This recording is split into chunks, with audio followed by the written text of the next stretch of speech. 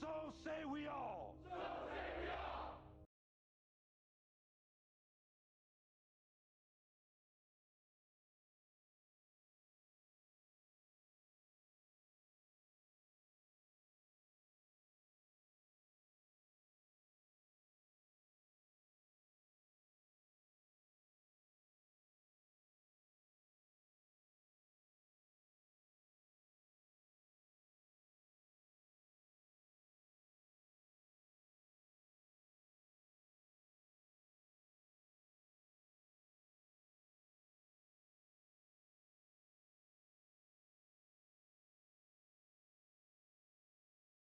Wow, this is just, okay.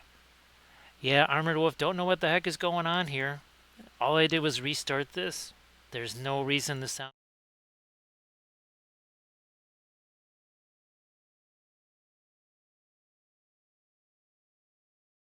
on everything. Sorry about that, Armored Wolf. Yeah, I didn't do anything different. There's no reason the sound should have been messed up. But yeah, unfortunately, I had to turn the sound on because otherwise we have no sound when we're doing this stuff here. So, yeah, here, well, I never got a chance to even have this. And I'm definitely going to have me some of this right now.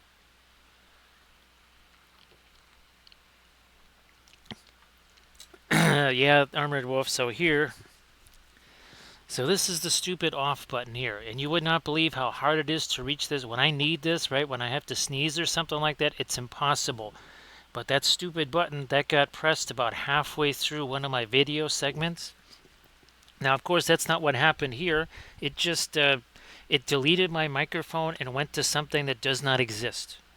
Yeah, it's not like it just went to, say, the default sound on the computer or something. It literally went to something that does not exist. So yeah, I'm sorry about all the craziness, and thanks for spotting the no sound, because again, I just used this, and of course there was sound until there wasn't. Now let me, I'm gonna bring this back down here. Trying to figure out what I haven't done actually is do any kind of ultramarine blue light. So we're gonna try a different lighting thing here. Yeah, that's actually ultramarine blue because I haven't done this yet. So yeah, this is like a whole new source light here that I've never tried. Yeah, Armored Wolf, I didn't do anything. This is, remember you mentioned the update thing? That's normally what happens when there's an update, but there was no update. So that's why I wasn't really looking for something like that. Yeah, it's actually a neat, kind of an interesting color there as far as what we're going to do for our lighting here. So yeah, Armored Wolf, it just gets crazier and crazier. Um, Now, the one thing is I did get a chance to test something out, and that is in XSplit. So instead of trying to, in my editing software, basically do a voiceover, I loaded that segment into XSplit and did it there, which kind of has its own foibles. Wow, there's a lot of armor on this Fell Beast here. Boy, this is quite the armored Fell Beast. Now this one again is from Medusa Project. You can see their logo over there. I was gonna, for a second, I was thinking maybe this he meant to be his Witch King, but there's yet another one that I haven't actually had a chance to assemble yet, which I'm pretty sure is his Witch King. Actually, the one I want to try to do tomorrow, it's a Navarrete Studios one, and I was hoping to do it actually almost like as a white Nazgul with snow and ice. Now, Armored Wolf, do you just by looking at it, do you think that AK Interactive stuff is going to actually work instead of the Green Stuff World stuff, which gets kind of wacky and only works when you really pile it on there? Because it seems like now, of course, that, well, what would you call it? The sample video, everything works the way it's set up in the video, but will it actually do what we want it to? Because what I was thinking, Armored Wolf, is for using that like on a river and basically make it an icy river. Uh, don't know if that would actually work. It would be really cool if it did. So again, hopefully we still have sound here. Again, I never know because I'll test it and it has sound, and then I go live and then there is no sound. Hey there, Horns fan, how you doing? So yeah, Horns fan, today was pretty much like I was a top 10 program in college football. It went very much like that. It went just about as well as a day in the life of a top 10 college program goes these days. At least on Saturday. So nice to see you there, Horns fans. Sorry everything is so late. Um, so I did a video. It was only an hour long. It took twice as long to redo the video. So I thought that this thing was going to be edited and rendered and uploaded by now. It's only just now starting to render. That's just how far behind we are on this thing. Okay, so we got a little bit of bluishness. So Horns fan, great to see you here. Horns fan, I haven't even looked to see what the matchups are this weekend. I have no idea. It's just been that kind of crazy. So let's see if there's anything we can find. Now I'm going to get... this one here. I'm going to use this. A couple of larger filbert brushes here. So, I didn't even see the pit. Oh, the pit just, well, they wiped out Syracuse, that's for sure. I'm going to roll with... Actually, you know what? I'm just going to take some of the Mars Yellow Deep here. Mars Yellow Deep. Perline Black. Oh, I don't have my Ice Blue out here. Let me see. Let's throw this out there, too. So, actually, well, there's going to be a couple of interesting potential games here, Horns fan, because you've got Indiana at Washington. You have Navy at Notre. Well, that's my big game. That's my game of the week right there. Is Navy? Well, of course. Now, actually, BYU has to play Central Florida, and if you remember, there was a bit of theatrics there required for the Cyclones to get past UCF. So we'll see how that one goes. Now, of course, a certain team in Burnt Orange is playing Vandy. Now, I guess you could put it this way, Horns fan. I guess it's going to be hard for Vandy to sneak up on anybody after what they did to Georgia there. Oh, no, Alabama, sorry. Let me get some of that, again, lighter tan down here. Of course, the two big games for me will be the Navy game and, of course, Illinois versus Oregon. And really, since it's out there in Eugene, I don't have any kind of expectations. I mean, it would be fantastic if somehow a miracle happens. I am not going to anticipate that. And that is, well, it's a middle of the day kind of game. Same as the Notre Dame Navy game.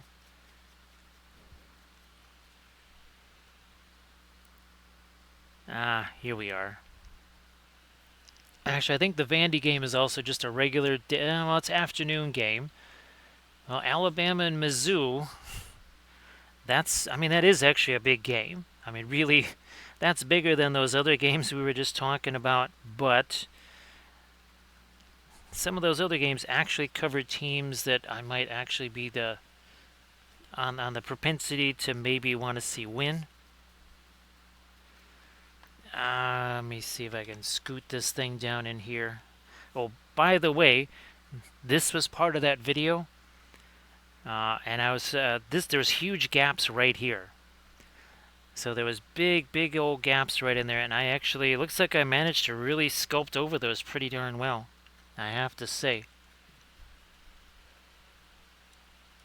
So we got Smoo and Duke. We got Miami probably gonna wipe Florida State off the map, even though that's a rivalry game.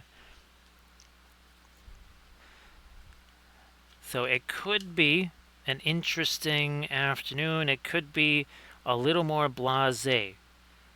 So here it's this is very conditional. There's a potential for a lot of interesting stuff this weekend. I don't know. I'm not feeling the super upsets, Horns fan. I don't know about you. I don't really foresee kind of some of the same madness that we have witnessed the last few weeks. Now I'm going to go a little lighter with this here. A little bit more of the ice blue in there. Armored Wolf, I believe, are they 1-6 or are they 1-5? I think they're 1-6 or something like that, right, Armored Wolf? I do believe that coach is headed for a firing. Because last year, this year, yeah, that's a little too much chaos there.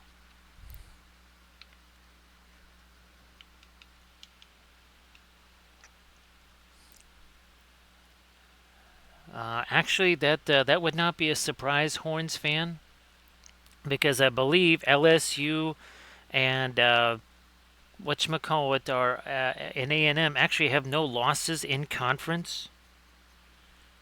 I could be wrong, but obviously Georgia has a loss, Tennessee has a loss, Bama has 2, Texas, so pretty much everybody else has losses.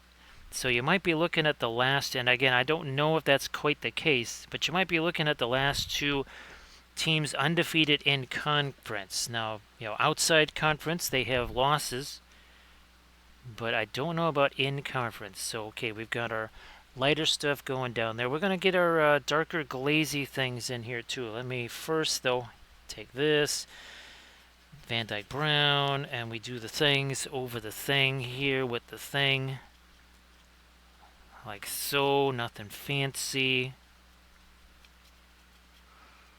So again, this is from, I almost said Navarrete Studios by instinct. This is from Medusa Project. So they are 1-6, okay. I do believe they were the number 10 team in the country to start out the season. Alrighty. So this is a little bit different here, Horns fan. This is actually ultramarine blue. I've never done weapon glow based on ultramarine blue before, ever. So that's something brand new. We've never seen it before. And of course, we have all kinds of midtones on here, right? So now we're going to start getting some of our darker stuff. I'm just going to maybe use one of these guys. Use one of these. No, that's got a lot of the red. Oh, I have a whole bunch of new ones of these things. Where the heck did they go? There's one. Oh, by the way, I modified this holder slightly because I needed the clip, but this extra length, well, as you can see, it would just be off camera the whole time. So I actually sliced this much off, hoping that it would work. Horns fan, hopefully it kind of actually keeps that motif. Now, I'm actually, ooh, you know what? I'm awful tempted to maybe chuck some of that Indanthrin blue out there. But what I'm looking for here is we've got the, somewhere in here is my ultramarine blue. That's not ultramarine. And not ultramarine, neither is that. There it is. That's what I'm looking for. Ooh, maybe this in some cobalt blue. Well, let's do the ultramarine here. So that's the Williamsburg ultramarine. Cyril, how you doing? So Cyril, this is a 3D print from Medusa Project. So you can see their little logo right over here. So Medusa Project, we did. I've actually painted 8 ring wraiths now, I think. This is one of 2 Knights of Umbar. So this is also from Medusa Project. And you can see, again, a nautical theme because he's for our Corsair army. Right there, he's going to go with those guys. Now, this is also from Medusa Project. That's Kamul the Easterling on a Fell Beast. Right there. And, of course, well, we've done a whole bunch of these. I've done a bunch from Navarrete. And tomorrow we'll be doing another one from Navarrete Studios. So that one's from Navarrete Studios right there. Now, the one thing I am going to be changing here is we're going to get rid of the foot and mouth disease. So that I did actually print all of the tentacles. This tentacle is supposed to be here. There's nothing that goes in his mouth. It's just a big empty chasm. There's not even a tongue that goes in there. So what I am going to do is see if I can't maybe cut this thing out of here. I'm not sure. We might just have to leave that in there because, well, it's going to be really hard to get that out of there. But yeah, this was our last stream right here. That's the Watcher in the Water that we painted. Oh, and now that this is all dry, we will be doing the additional water effects out here, especially those things hanging off of the tentacles.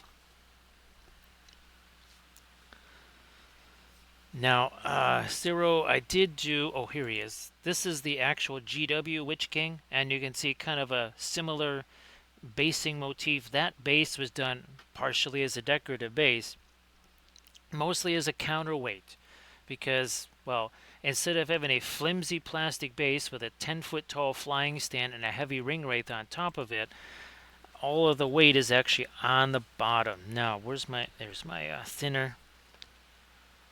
We're going to take this stuff here. Okay, maybe some of the fast mat as well. Well, that's a very different blue. Oh, I don't think I've actually compared those. We might have to do I could do a 3-way comparison of ultramarine blue, couldn't I?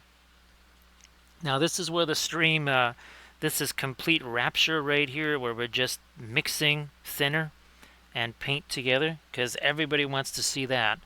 I mean, this is riveting stuff right here. I bet you just literally cannot take your eyes off the screen while this is happening. Yeah. So Armored Wolf, I think we're definitely going to have to, shall we say, have a refreshment replacement during this stream after today. Because, oh my goodness. Holy smokies. Alright, we're just going to let our ultramarine blue do its thing in here. So Horns fan, hopefully everything else just in general is going reasonably well there. And it's great to see you there, Horns. So sorry that I was just going in there all guns blazing on the video stuff, but yeah, I would have I was hoping to start this thing actually more like 10:15, and then along came the spider and said, no, I'm not gonna. Look at this. Look at how that just crept over to the other side. That's pretty wild.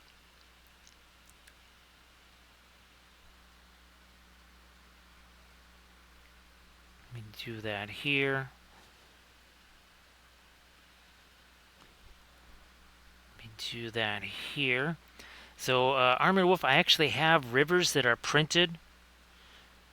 And actually, well, I was thinking, our Lothlorien board, Armored Wolf, where I want it to be all frozen over, that's where I was thinking. So that's already out, right, Armored Wolf? Or is that a product that has... Oh, look at this. Look at this, Horns fan. That down in there, that's looking kind of neat.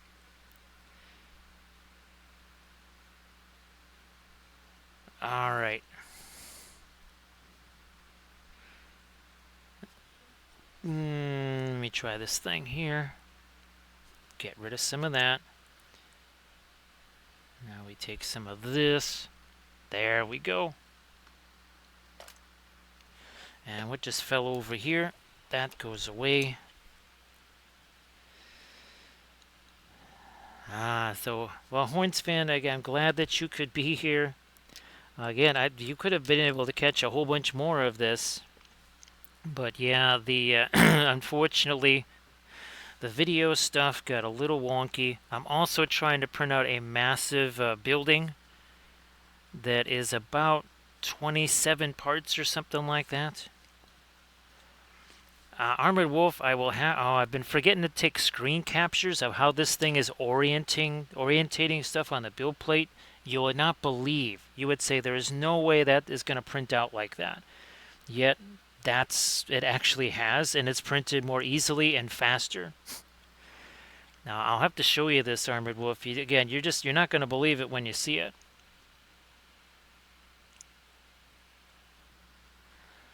Yeah, Horns fan. I'm hoping that tomorrow night's stream will be. I'm gonna like shoot for 9:30 something tomorrow night, like maybe a 9:35 start or something. Just who knows, maybe even a little earlier than that. Now here I got a little mix of violet and such. You know what? I'm actually got a little VDB in there, a little Van Dyke Brown. Let me try some of this. Set that in an angle. So Horns fan, definitely supposed to be a Friday stream. The Saturday stream is going to be later. Well, technically I don't even know if I'm doing a Saturday stream yet, because I might have to be somewhere. I'm not sure. So Saturday is very much up in the air. All I know about is tomorrow. I have a feeling that I'm just going to have to, the thing that I would normally do this Saturday, I think I'm just going to have to say ixnay on that. Again, it kind of depends, but there's just way too much stuff to do here, so I might have to not do that. Alright, we'll see you later there, Horns fan. Thanks for being here. Appreciate that. And hopefully you got yourself a good night's sleep coming up there. So again, we're just now we're doing the darker stuff here.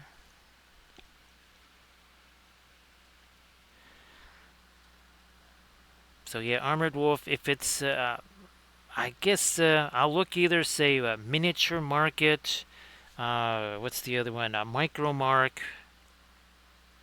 I don't think I'm going to try and get it on Amazon, even though it would be here pretty quick. I think it would probably end up being a bunch more.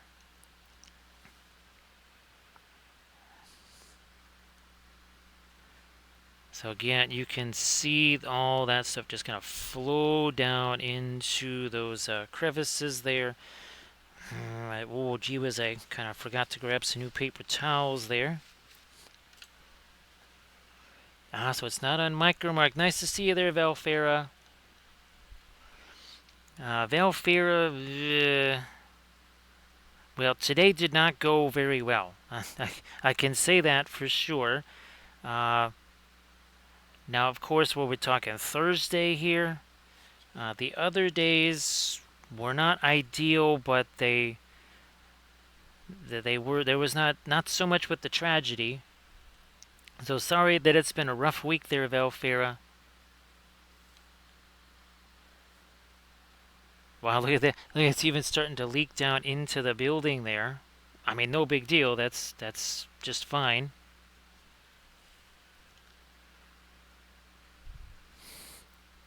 So again, this is one of the miniatures featured on that video that's going to go up on the Patreon page.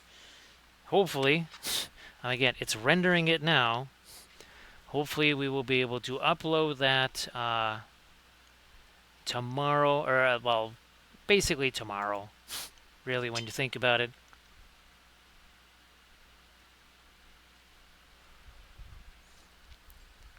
I don't know if you remember the Green Stuff World Ice Effects, Valfera, which didn't really work all that well. I mean, it worked okay in their little sample video, but in practicality just didn't really work at all. Well, it seems like AK Interactive has tried to do the same product. And I'm just, well, first of all, just trying to figure out, is it out there? Can you get it? Because I do have a whole bunch of rivers and other projects that I think we could actually test that stuff out. Because again, we know that the GSW stuff, sadly, that really, that just didn't work. Maybe on some limited things it could, but not as a generalized product there.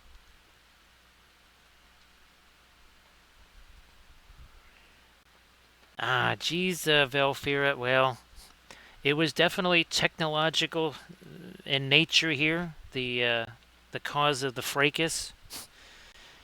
Basically, this stupid off button got pressed right in the middle of one of my video segments. So that's why I didn't notice. If it had been off at the start, I probably would have noticed that. But yeah, if it was going to be pressed, so it looks like there's a crazy dial there. Thanks, Armored Wolf. Appreciate that. Yeah, I'll just try and snag that tonight then, because I literally there's trees and rivers, frozen trees and frozen rivers that I need to do for Lothlorien, and I thought, well, okay, it would be a perfect way to try out this stuff, wouldn't it? So again, we're just letting this kind of flow where it's going to go. It's going to go where it's going to flow.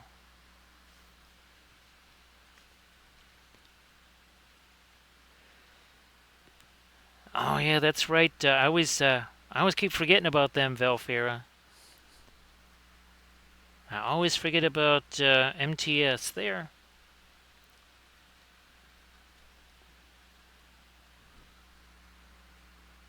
Pop it in here. And some more down there. Some more down here. Now, Velfira, there should be a bunch of interesting games this Saturday.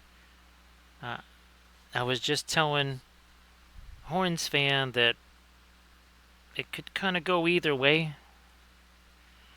I don't really. Something just tells me there's not going to be the mega upsets. I don't know. This Saturday, it's going to be more chalky this Saturday, Velfira. I don't know why. That's just my sense, is that it's going to be much more chalk than what we've seen of late.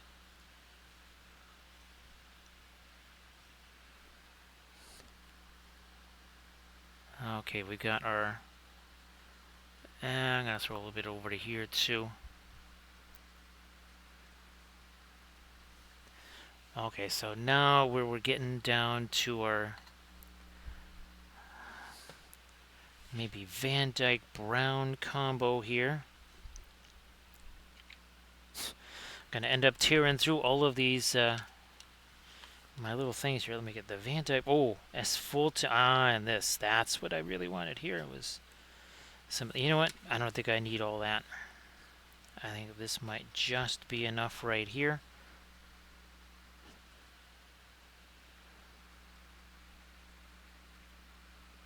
So again, it's going to be it's a messy start here. Things must be messy before they can be neat, right, Velfira?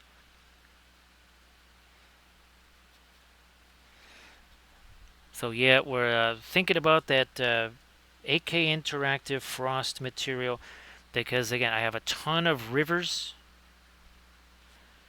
to do, and it would be very interesting to. I would like to do them with a frost, because I wanted to do that, and that's what I was actually going to do with that green stuff world product, until until it didn't work, and then we said so yeah, that never happened.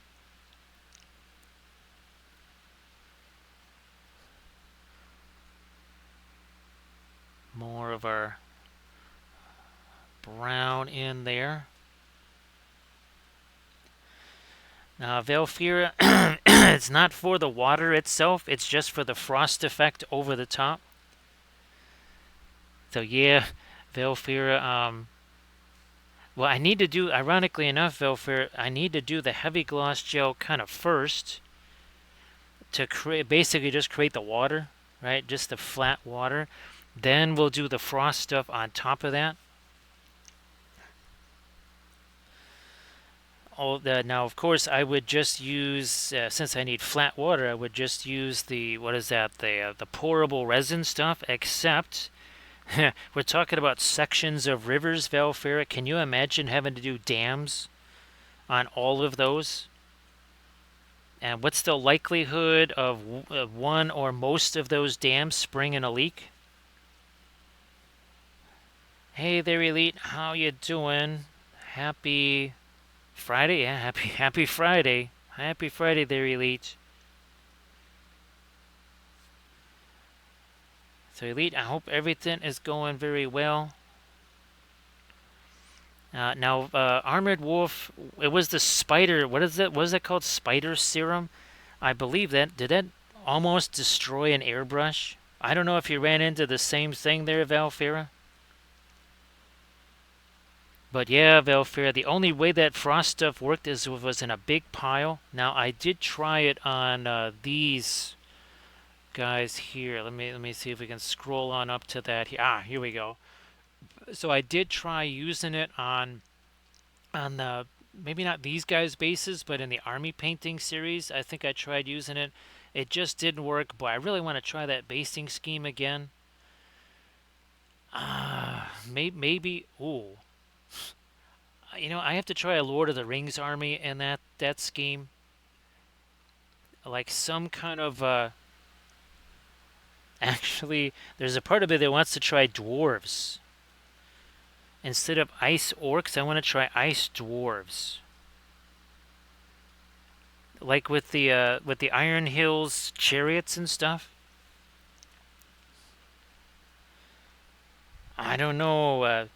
Obviously, doing something with orcs would be a little more lore, whatever. But then we also have Winter Lothlorien with Dark Queen Schmaladriel.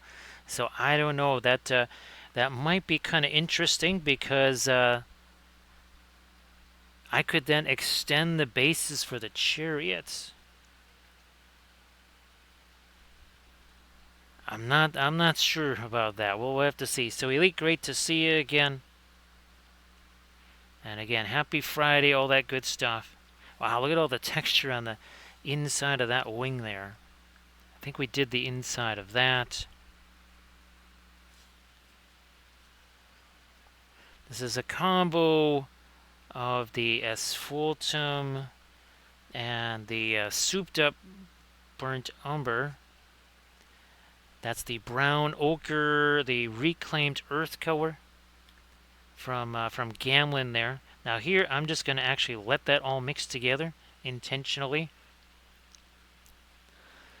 Thanks, Valfera. Yeah, so what I was wondering, Valfera, now if we had only surpassed it by 1 or 2, I bet you we would be back down under 9K, because you know how that goes. But I think we surpassed it by enough that we held on to that number. But I was all set, Valfera, to have to almost do that again. Because you know how it goes, all of a sudden you go to stream again, it's like, what happened to those 5 people? Okay, so now here you can see that is looking much more set up here. Not dry, but more set. Even this is looking a little bit more set down here. So, you know what? I think I'm zoomed in 1 level here, so I think I can actually do this. Other way.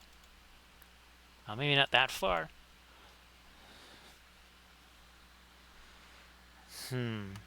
How can we do this here? I guess I'm going to have to just do this. This thing is pretty darn tall here. Actually, I might even do this a little bit too. Now, let's start maybe doing some of our lighter stuff up here. Grab this thing. Some of this.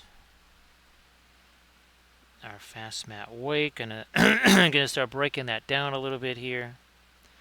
Oh, and by the way, 35 minutes ago this had no paint on it, so there's that too. There is that. Now, let's see what happens with this here.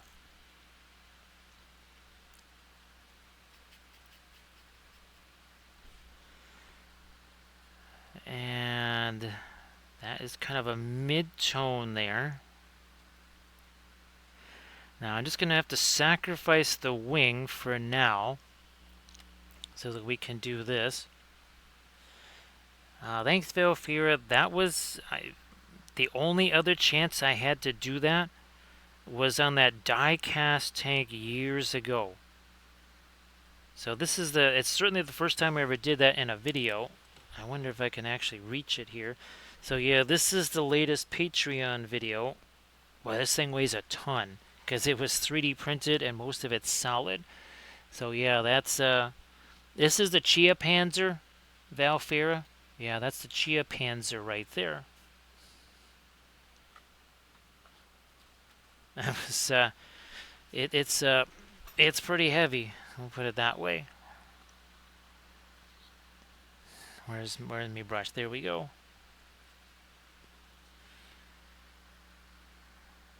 So yeah, we're most definitely gonna settle on all this stuff first.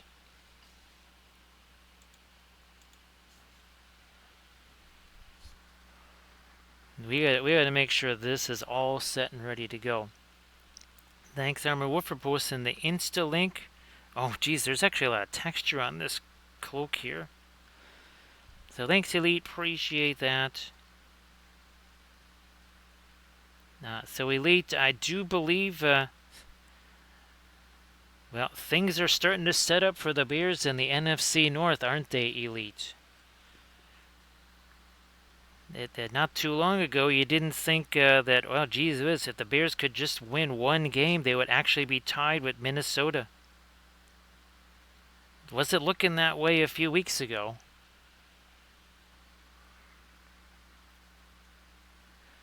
Yep, Velfira, there's another vehicle that I have printed out of theirs. Oh, that's right. I want to print out those vehicles at small scale. That's right. Yeah, I want to print them out at small scale so that I could maybe do a bunch of mass winterizing on them or something. I also have an Eldar vehicle that's all printed out.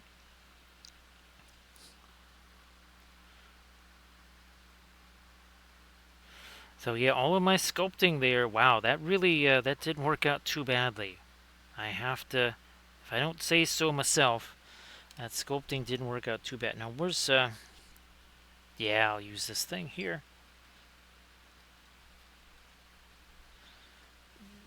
I've still got some of that. Or is that my, okay, that is not quite the same stuff there. Except I might still grab some of that for over here.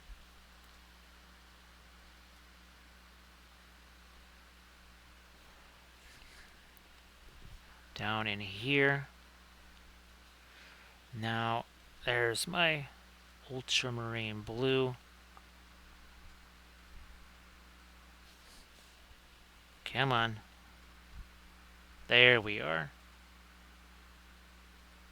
Yep, that, all of a sudden I looked at that and said, whoops, wait a minute, we kind of forgot a little something something there.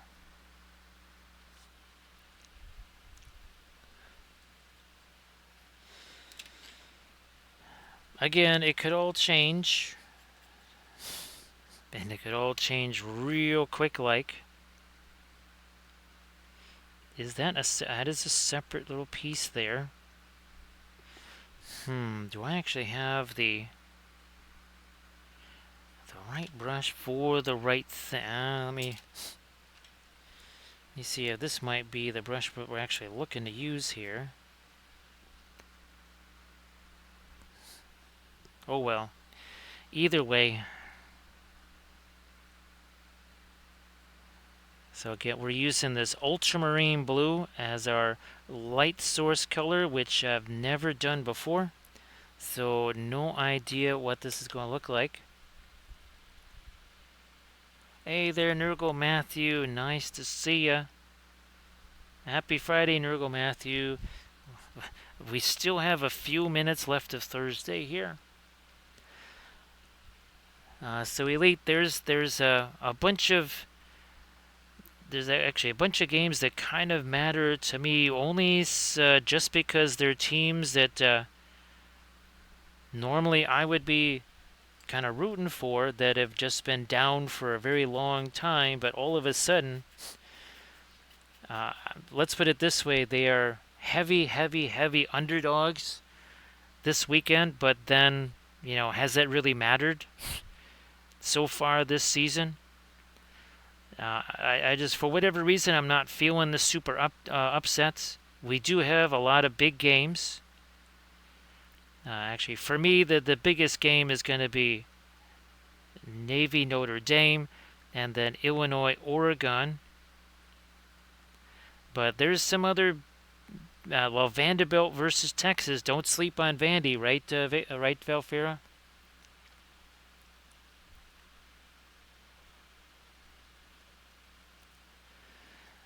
So Valfera, I haven't done any orc armies yet. Obviously, I want to do one that's very much a Mordor theme, like Plains of Golgoroth and the fiery lava stuff and all that. So I want to do one of those, but I was starting to wonder, what if we do like a super ice-based army? I mean, I was gonna have snow on the dwarf bases anyway. Now I'm wondering, what if I just went straight up icy with it? Again, I don't know if that's gonna work or not. I think at some point here we are gonna have to, well, maybe refresh the medicine, but also get some of this stuff off my hands.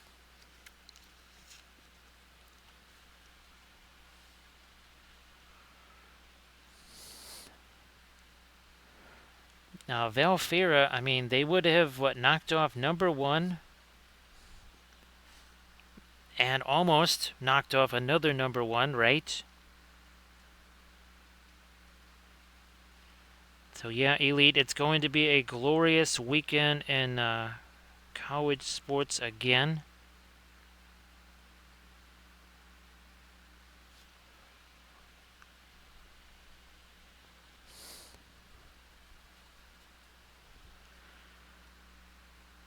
And, here, let me get some more of my lighter stuff here. This is still not the lightest light. We can definitely go lighter than this.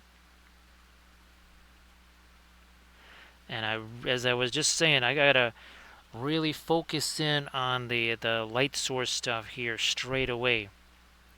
Because once I start look at this, right? So I gotta do this stuff first.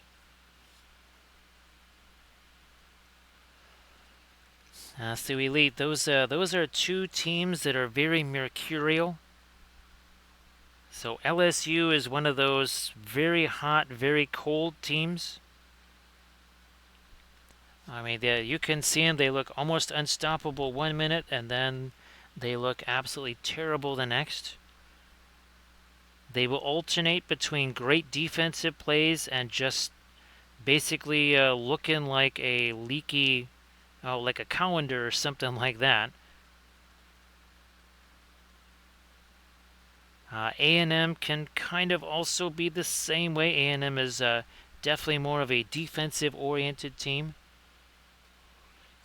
LSU used to be the kind of defense that if you were... I mean, let's put it this way. Alabama, LSU used to play games, and at the end of the game, it would be like 6-3. And that's in the modern era. That's not 100 years ago. That's just how brutal those defenses used to be.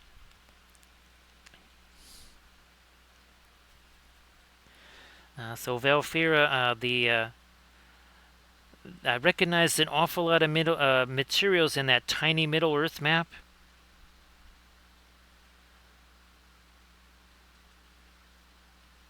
Now, there's some oh that they haven't done the files yet for that curio cabinet, have they, Valfira? Because I know you're in on that one too, right?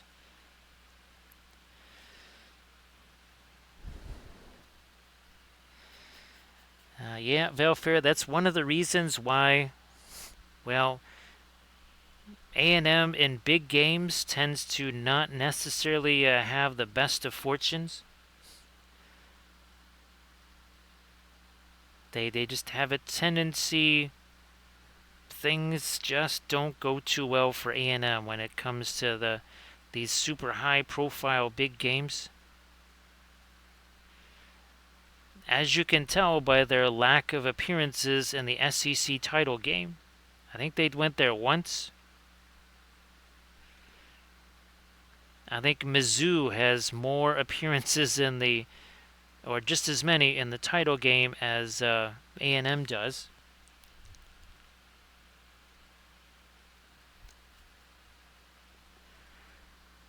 Yeah, Valfira, I got one more thing of filament because it was still at $42.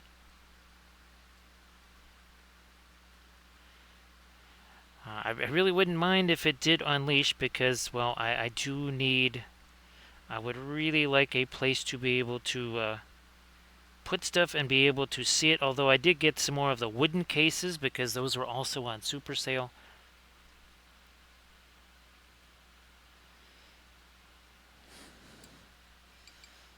Elite LSU is one of those places with the 100. Well, actually, LSU and A&M both play in stadiums that are in excess of 105,000.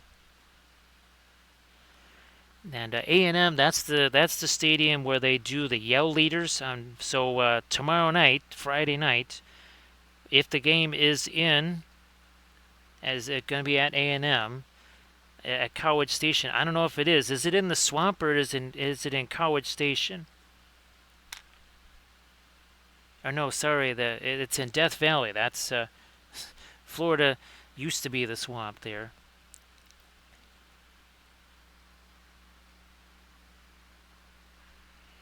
So it's going to be played in Tuscaloosa then.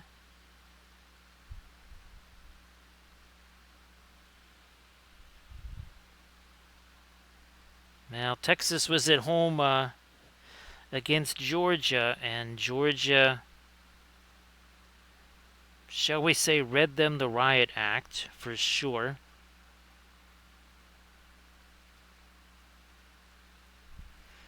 Elite, I don't know if you saw I mean, there was quite the show. They basically have the drones flying through the air that are making little. They make all this artwork in the sky, and then they even have fireworks trailing off of them.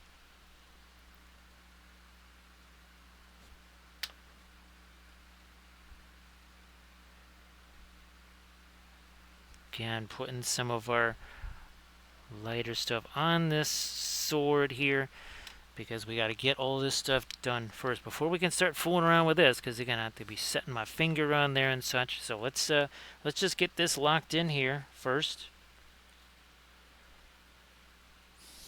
Dark Horse, we'll do this one in film noir. I also have the what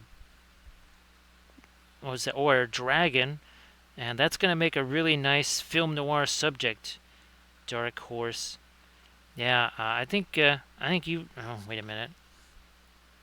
That was not supposed to go like that. Let me fix this up first before I forget. Let me just get. There we go. Okay. Now this should be kind of interesting when all the blue disappears. Wow, that got a lot lighter. Check this out. Is it? Yeah, see, so wait a minute, that was too much. There we go.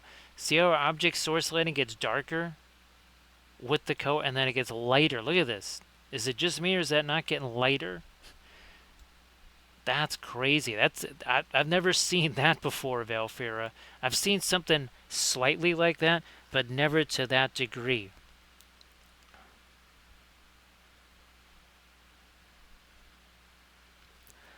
So yeah, Elite, that's an average college football Saturday there. with all those drones up in the sky doing all the crazy patterns and stuff.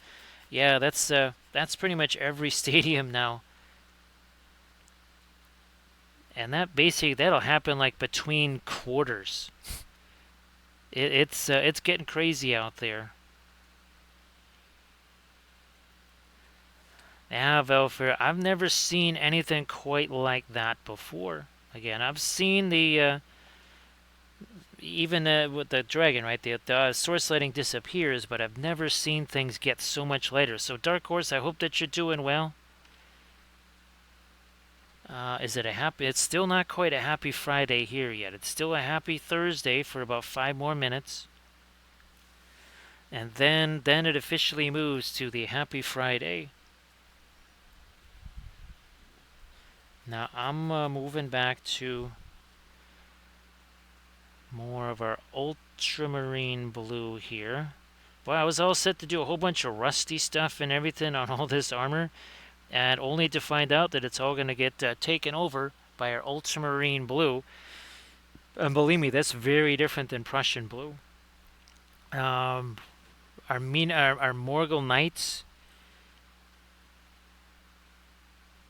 I could have done this. Oh, that's it. Well, maybe I'll do that one. This is the Navret Studios one that I'm babbling about here. The one that I want to do with all the snowy stuff.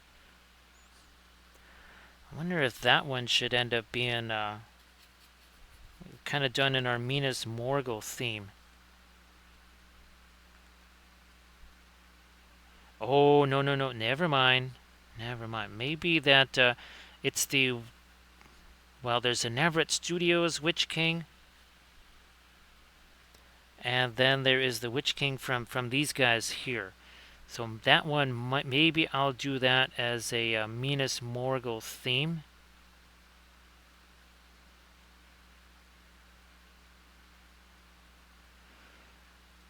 So instead of using the base that comes with it, maybe I'll try to base it like our Minas Morgul army, and then we'll have that same sort of sickly green, and then the blue glow instead of the flaming sword.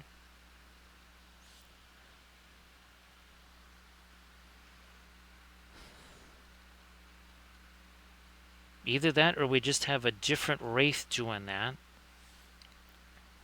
I need more my lighter stuff up here.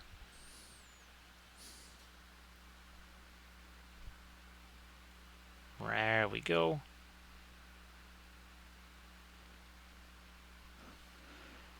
Let me grab this. So Nurgle Matthew, I hope everything's going real well. I don't know if you got yourself some fun stuff planned for the weekend. So Valfira, this the crazy work thing, hopefully that's not going to leak into the weekend. Hopefully it's just that, okay, well, sorry, once Friday rolls along, you wanna mess up machines and stuff with Windows 11. Have at it, I ain't around. That is too much. We're going to knock that down a little. So again, I'm just going to have to sacrifice some of the stuff we've done on other parts to get this locked in place first. We really need to have this settled on. So again, I might have to... obviously, this thing is one of the last things we will do, because I'm just going to keep hitting that with my finger. So it might as well just wait on that. Try and get a little bit more of the lighter stuff on that armor up there. So yeah, Velfir, I understand if you have to take off pretty soon here, because it's getting late into the evening. Again, my apologies for the lateness of the start here. That was definitely not the intention. I am sort of hoping to maybe get more like a 9:30-ish start, because I won't be filming tomorrow. That is one thing I'm definitely not doing. I am not going to be filming anything tomorrow.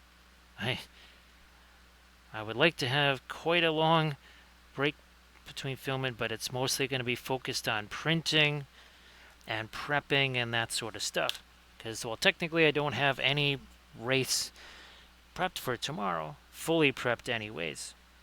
So I will be doing that during the day tomorrow. I was prepping a bunch more of the race, even some more of the gobos, and then trying to get these ready too. Um, I have to say I'm probably just going to put these on a base and maybe not do too much as far as basing goes. Because, well, first of all, they're pretty darn big, right? So let me, yeah, here we go. So yeah, I think we'll just get these two prepped. And, well, I sort of have one of these actually ready to go. I might just use this one here since it is all set and ready to go. Yeah, Valfear, well, this one, technically this wasn't even ready. I was still doing all the gap filling in the video. And that's pretty much how it's been going with all of these figures. Valfeira is some of them have gotten only prepped until basically about an hour before the stream. Not even sometimes.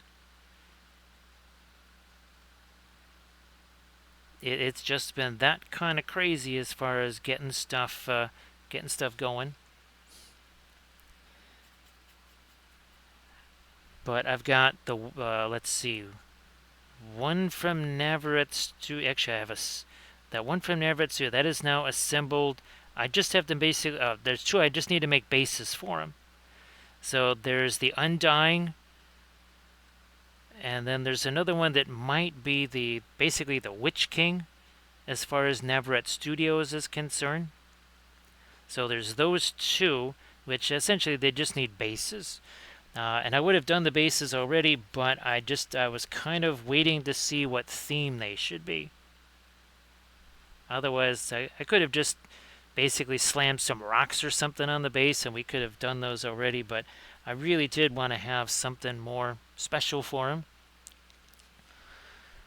Let's see. There we go.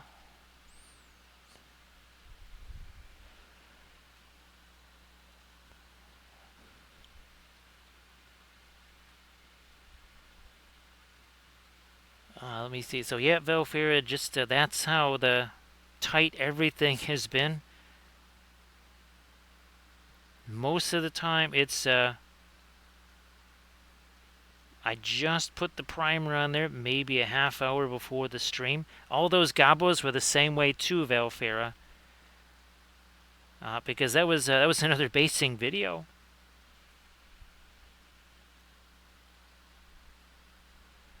So Dark Horse, one thing I am hoping to do, and I don't know if you heard me mention in the last stream, I was kind of hoping when you get into like December, January and stuff, for the Saturday stream, I used to actually start that at almost 4:30 in the afternoon, believe it or not. Talk about insane, right, Dark Horse?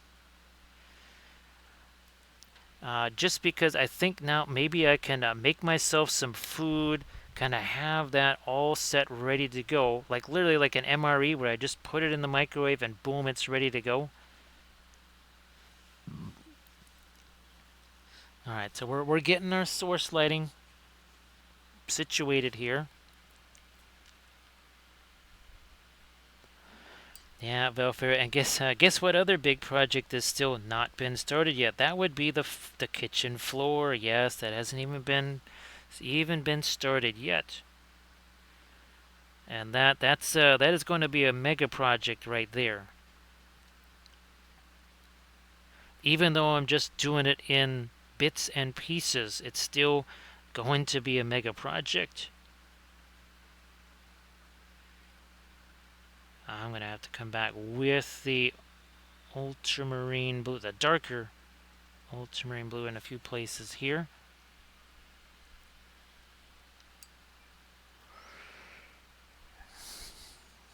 Well, I guess I'll just have to rely on this stuff here. I don't really feel like putting more of the ultramarine blue from Williamsburg out there. We'll just roll with the. This is the Alkid stuff here.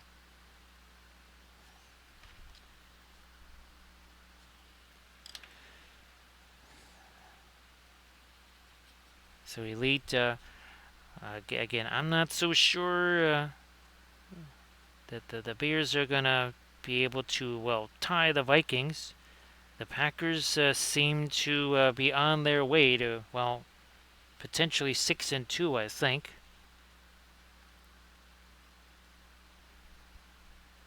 And then of course there's Detroit, right? Now there really hasn't been. There's only been that one divisional game, but we'll see what happens when the divisional games really start getting intense there. Valfera, unfortunately, those are not done yet. That was just that one section. There's still the entire east side and half of the west side. So that still has to happen too. However, that will be a much simpler prospect than the kitchen floor. Yeah, it will be. It'll maybe be dicey at times, but it won't be that crazy. Whereas the kitchen floor, that's just going to be all crazy all the time.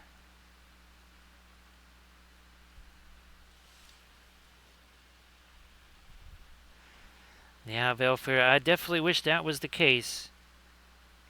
But, let's put it this way. That articulating ladder, which I thought I was going to have, I don't know, a month and a half ago, that only was then in my possession just this last week. So I tried doing it as fast as I could. Once I actually got it, now you can see we're starting to go with some more of the, even more of the darker stuff in here. That is our, not indigo. That is the Payne's Gray from Williamsburg right there.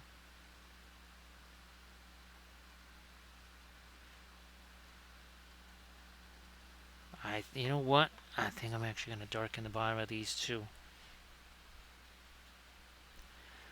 So yeah, on the west side, there's maybe about half of a little bit less than half of the house to do. There is technically one window on that side, but it's the one window that actually got replaced.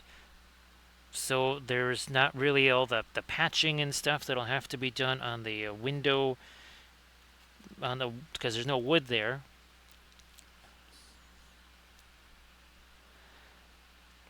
Yeah, Valefair. Well, unfortunately, I'm the youngest of seven by 8 years, and the one that's closer to me, he lives in Alaska. Now everyone else is in their 70s or more, and they're not really they're not quite physically up to that, unfortunately. So I have to save the cookies for me, Valfira, because I need the energy, right? So technically that means I should save them all for me. Now this is some violet and some of the perline red. That's going to go in here. Violet, perline red. So it's kind of like our poor man's perline crimson there.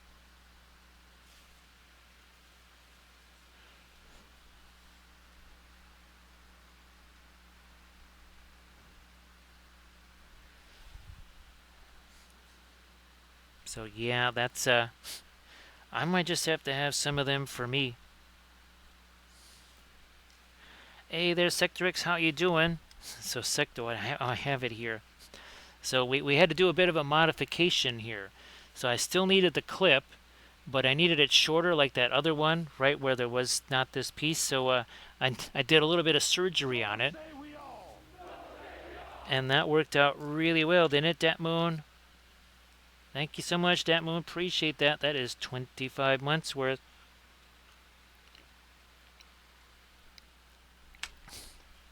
Sector X, well, if they should land on the ground or something like that, I can just claim sibling rivalry, right? Now, is it this moon or is it this moon?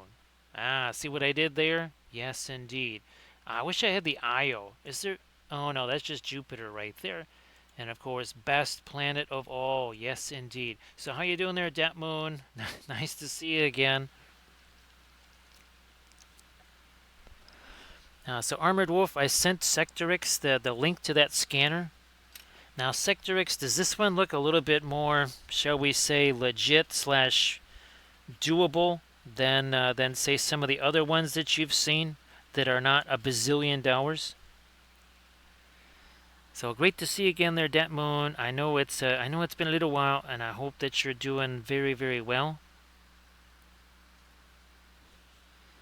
And of course, thanks for joining me here. Appreciate that.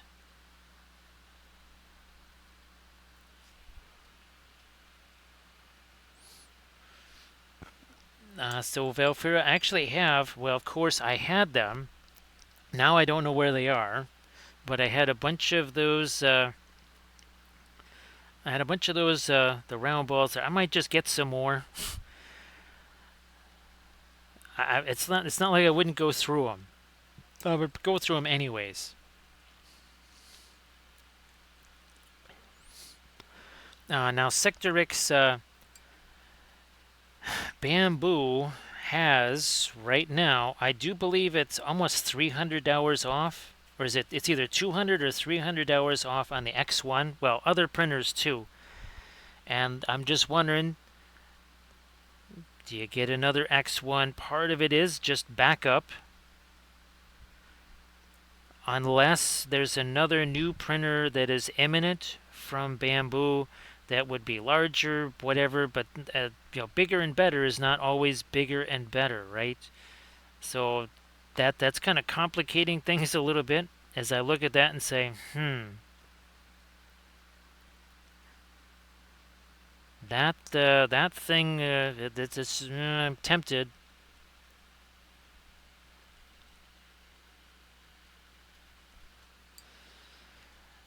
Yeah, I think. Oh gosh, was it $5,000 or something? It was basically, it takes all the leftover filament and I guess it. Well, now this is the 5K, 6K one.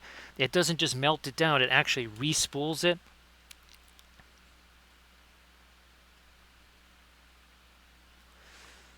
So Sectrix, yeah, there was a part of me that thought, well, get something like the A1 or whatever, because it would be even that much cheaper, and then I just print the small stuff there and only print the big stuff on the Bamboo. However, there's the devil you know versus the devil you don't, and knowing well, and I'm still finding right with the X1 carbon. Let's say, oh, you didn't know about this. I just don't know if I want another printer where I have to go, okay, I didn't know that.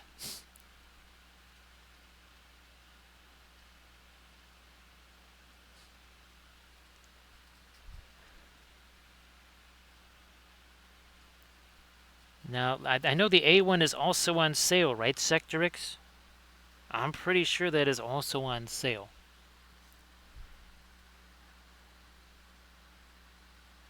Which I don't know if that drops it down to about 400 or something like that. Now I'm trying to get me some lighter stuff here on the armor, this Fell Beast here. But I was all set to do all this rusty stuff, and and instead it's all source lighting.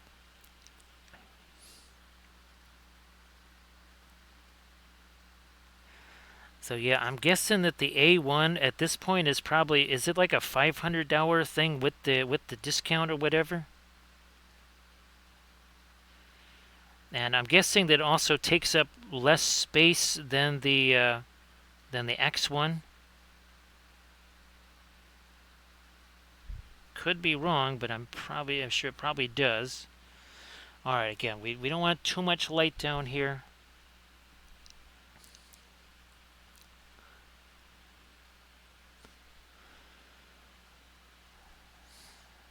So yeah, maybe as much as I would love to have the the second X1 would also come with a couple more of those build plates.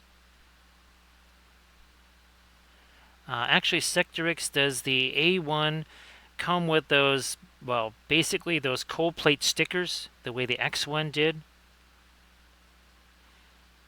Needless to say, I am making darn sure that I don't scratch up this build plate sticker here.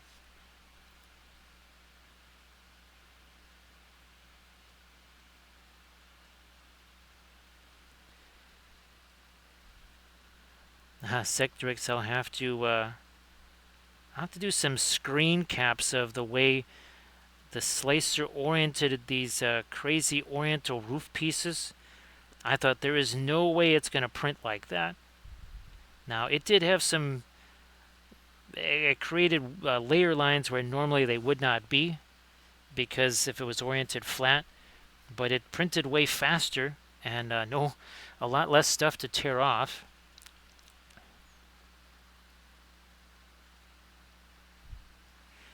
So maybe that's another thing that you're also getting with the X1 is a whole bunch of extra replacement parts that maybe you're not getting with, say, the A1. Thank you so much, Karko. Appreciate that. So, Karcom, how you doing? That's 3 months worth. Thank you so much.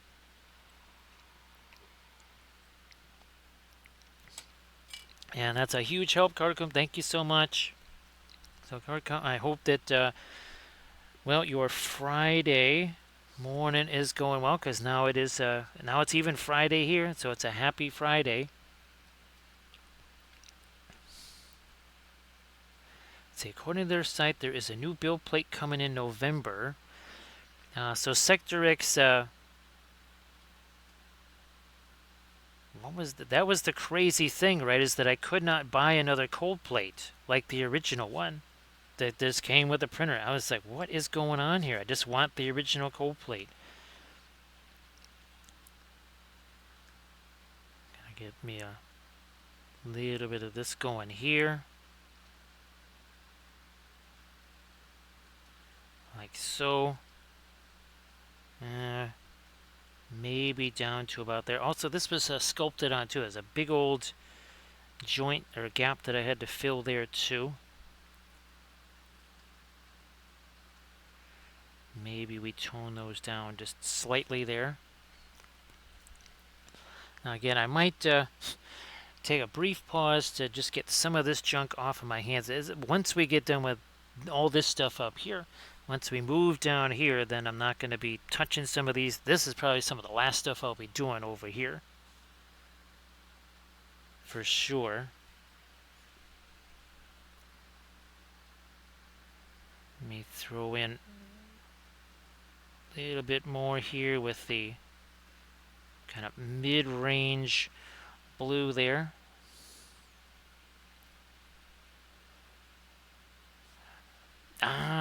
That's got to be this one, right? It has to.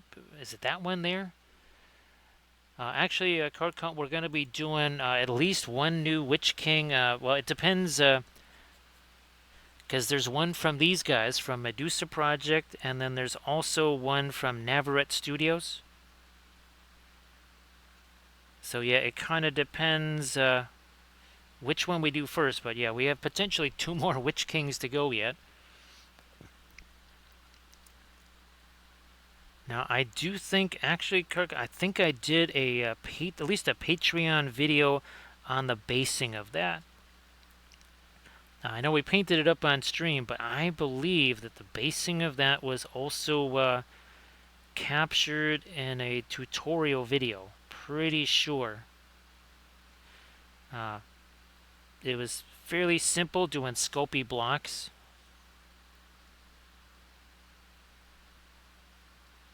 Here, let me get this going here.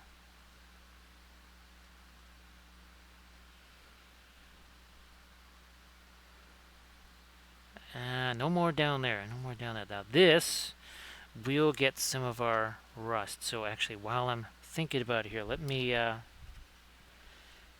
probably got a bunch of red on it, but we'll just use this right here. We're also gonna say hello to Grand Oracle.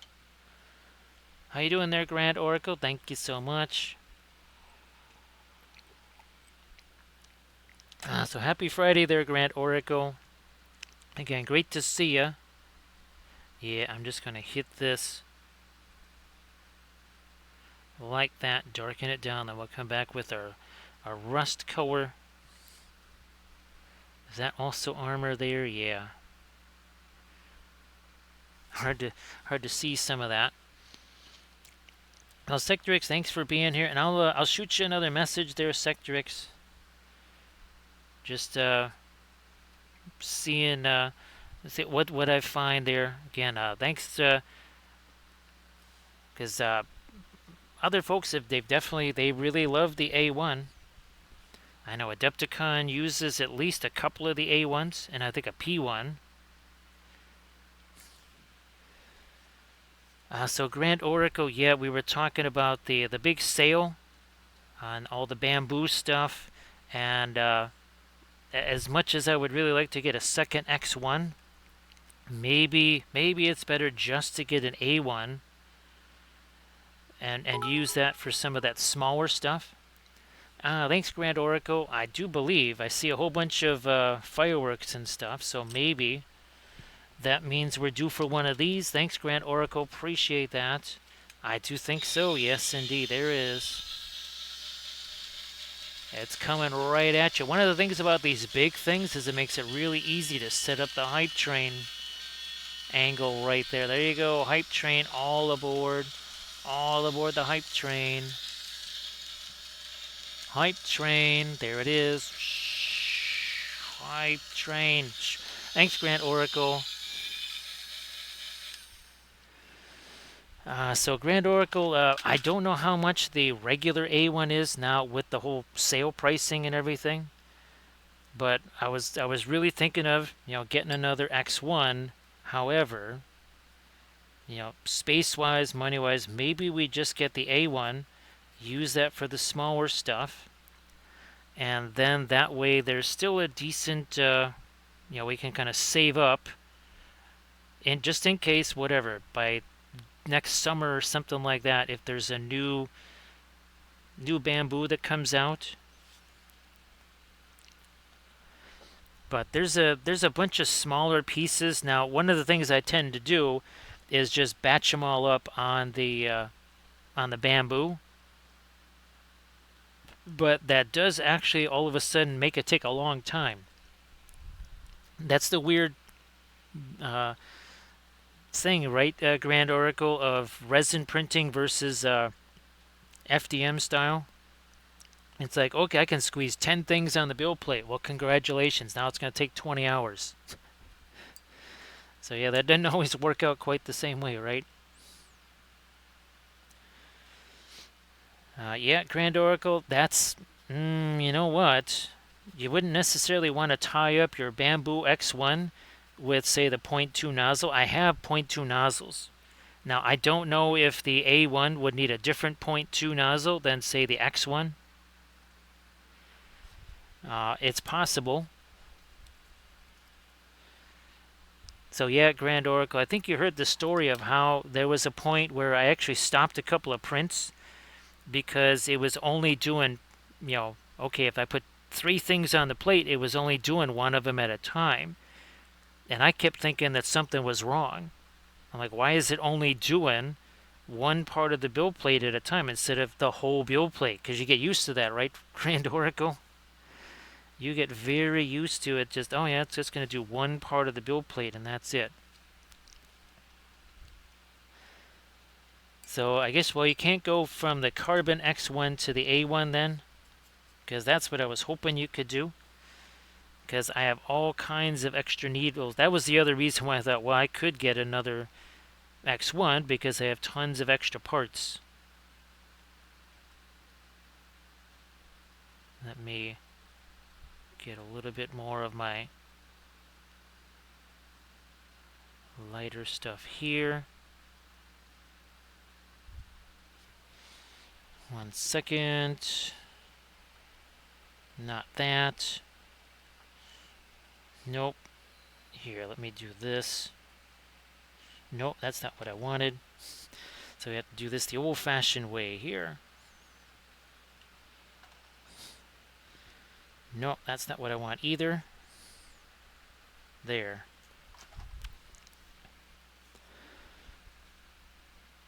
Yeah, Grand Oracle, That was, I think I told you the story of the crazy story of the bill plates,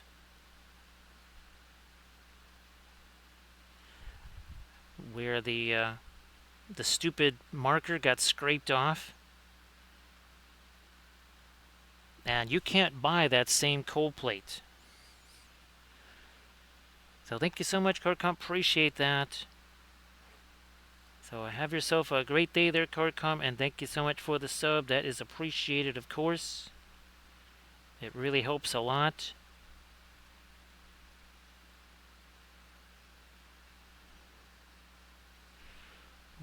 No, we'll leave that alone, because we don't want that to be as light as what's happening, say, over here.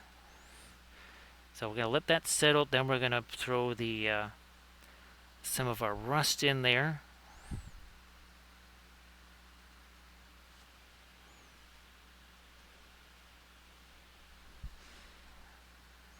I don't know. Some more that might reach over here, although I still might have to redo some of that just because of my finger hitting that. But wow, that is some very rough texture there. That is some really rough texture.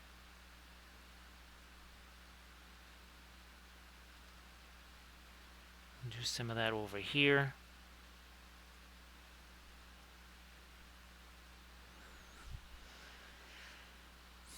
Maybe a touch more on the end of that.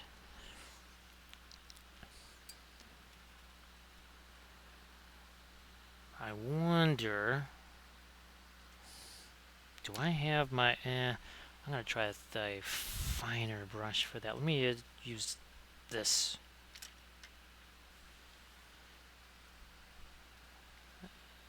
The ice blue, more of the ice blue maybe here.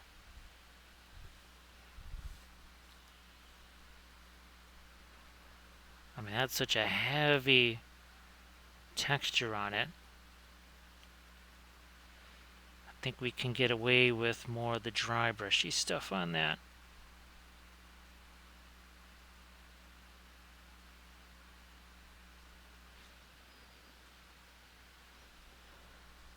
More here.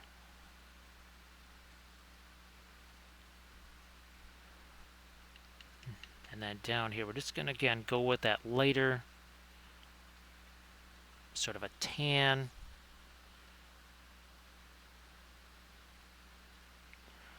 Down there. I guess over here we could at least maybe get some of that rust going on that side.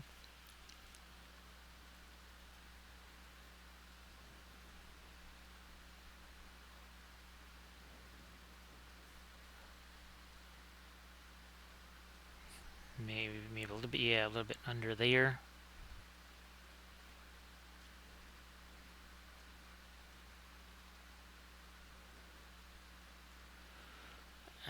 Back to it here.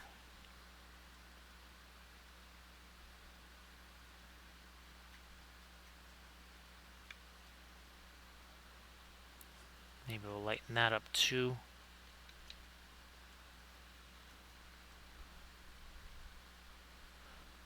I mean, you can really barely see what's going on in there.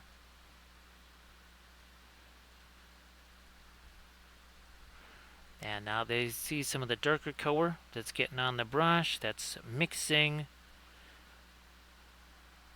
because that was we did the lighter dry brushy stuff, then we did the darker stuff. Now here, let me grab, I'll try this brush here. I'm going to grab me some of this, and I'm going to hit this right here.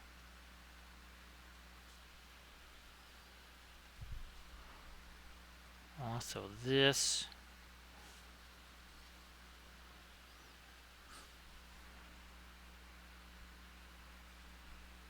I guess there was supposed to be something over here too, like a reins or something. Yeah, I guess there's another piece that comes out of that, but whatever. We'll just ignore that. for reasons.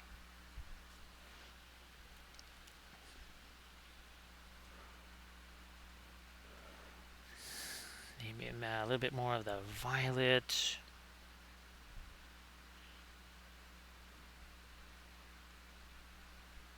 You know, I might just hit these and make them darker straight away, then come back and get some of our light on. Let's do that first here. I know you really can't see that too much. Ah, there's more of them back here.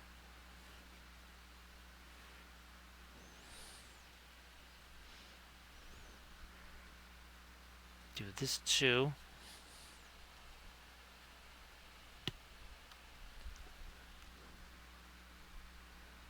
More of our dark stuff up in here. Maybe even hit those a little bit.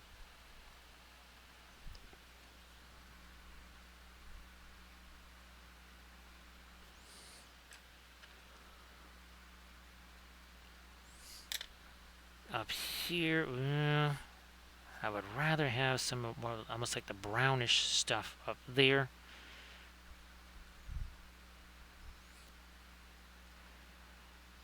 I'm try and darken this down before we get back in there again with the rust stuff. I wonder if I can actually get my lighter teeths in here. Let me do that.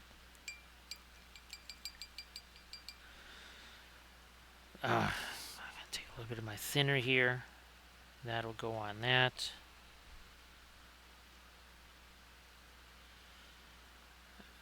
Suppose I'm just going to have to throw some other fast matte white out there. No, not a problem.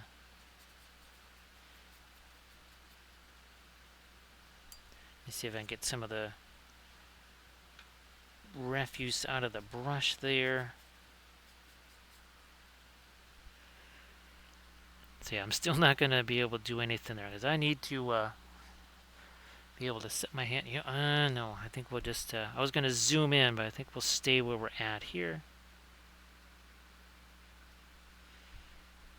Let me hit that. Oh, by the way, this is only not even 90 minutes in. This is, well, 87 minutes and a level 1 hype train. And again, thanks for everybody for making the level 1 hype train a possibility. So we appreciate that. Because again, it definitely helps a bunch.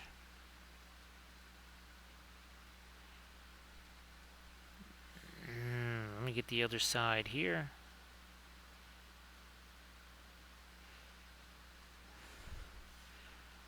There's some teeths down here. And this is not our lightest light either.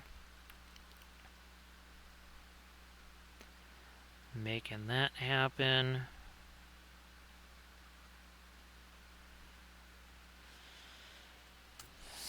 Perline red, not perline crimson. Well, heck, we'll let some of our lighter blue, I guess, mix in there.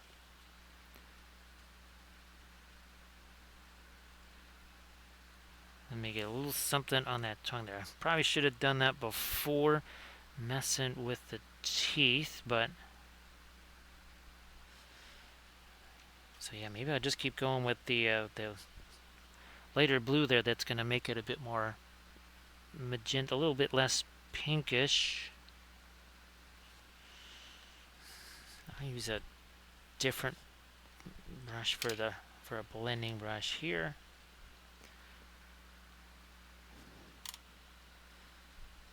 Turn them around and do the same over here. So all of this stuff, there's really no point in me messing around with it until it's time to get to that.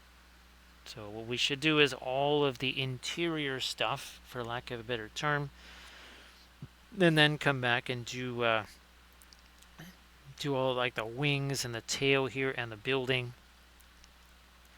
At least now that has started to set, so we can start putting our rust in there.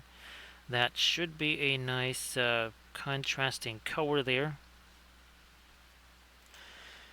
I think maybe now I can get at the teeth right here. So there's some up there. There is the eye there, and then there's a couple of teeths down there.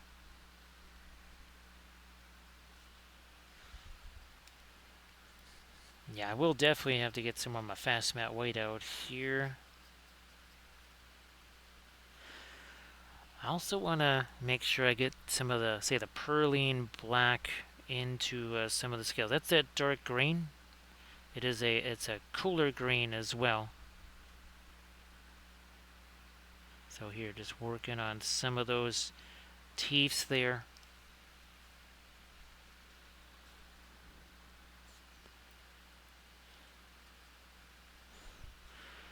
Let me put some of it over here. Like you do. There you go. Those teeth, they're not definitely in a row. They are pointing at all kinds of wild, crazy angles, that's for sure.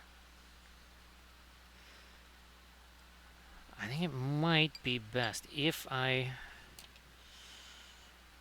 try. Do I have my? Okay. Do I have some? I do have some rust color out here. I'm gonna start breaking this down.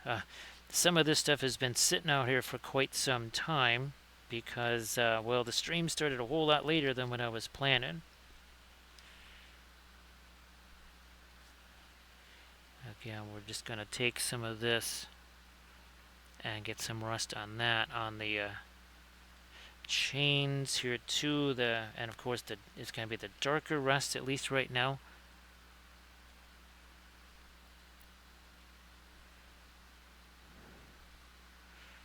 This is the one true armored Fell Beast. All the other Fell Beasts not really quite so armored.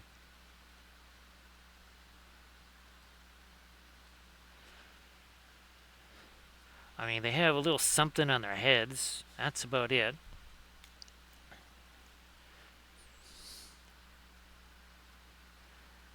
That didn't quite go exactly where I wanted it to. Try some of that over here, and then there we go.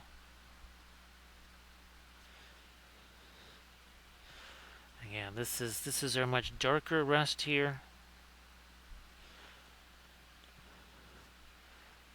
I think I might be able to get away with some of it over on this side as well.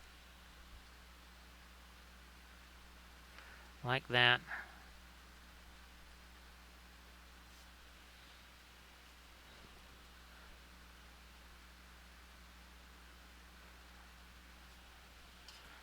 Okay, that worked.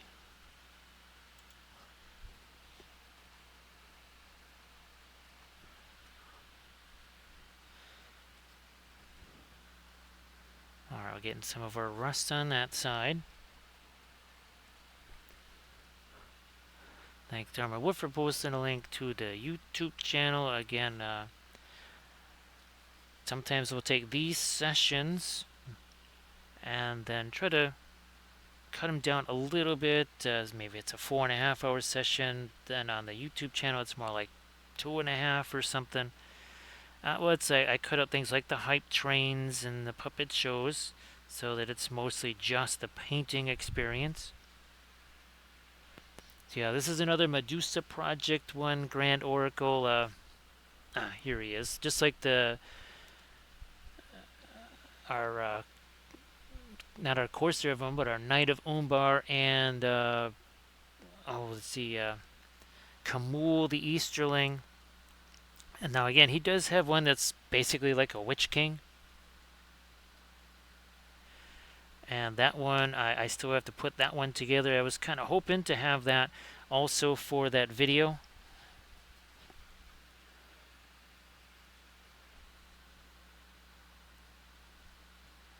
Actually, yeah, now Doji, I've had this one for a little while. I wonder if maybe it's not on there anymore. Maybe it was, and now it's not on there. Grand Oracle, I guess, sorry I haven't done the new emote for that. I guess I need to do that hype train emote then. And hopefully Grand Oracle will other things are starting to maybe fall in place a little bit better. And get me a little bit, not too much of that, because we have the red in the tongue over there, so maybe not too much. Let's go with maybe the darker rust even, say, over here.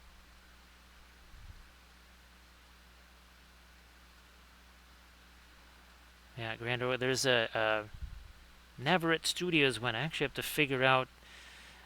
Sometimes it's hard to figure out what it is they really intended it to be for, like which character they actually meant it to be.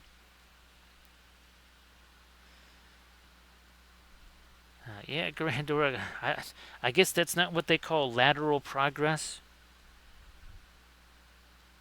Because sometimes that is about the only progress you have is lateral progress. And I think you know what I mean about that. Is sometimes you're just like, well, okay, we'll just have to say that this is good enough, because it could go more wonky.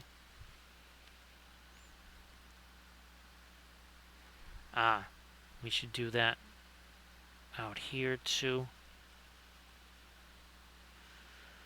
Again, we have barely messed with any of this stuff, mostly because, well, we're to do this, I have to be sticking my hand on all this, as you can see by my finger there, and nothing on the building yet, because as you can see, I'm kind of wiping some of that off. So there's going to come a point when I am ready to maybe get down to these things, then actually I have to wipe this stuff off of my hands, because, well, then at a certain point, I don't want to transfer it back onto the figure. I don't want to do that. Might grab some of my darker rust and throw some of that over there, and then we'll do the lighter rust again,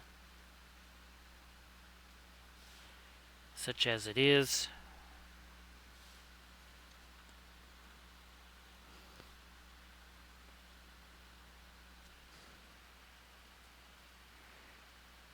Now this is really, really, really, really dark, because that's not really going to catch our light. So there we go. I think that's a bit better there.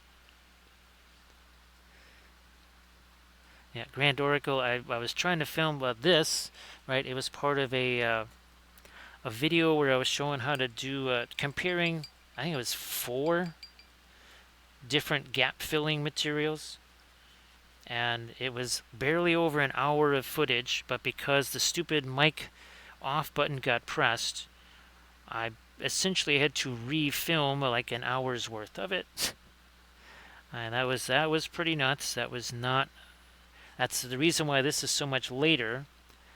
The video that I thought was actually going to be up already on the Patreon page, which might still even now be rendering and not even ready for upload.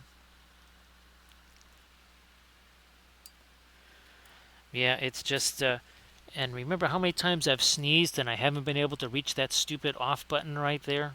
Oh, and then when I went to stream here, all of a sudden my sound was messed up because it basically went to the invisible microphone that does not exist. Yeah, there was no reason for that. It just did.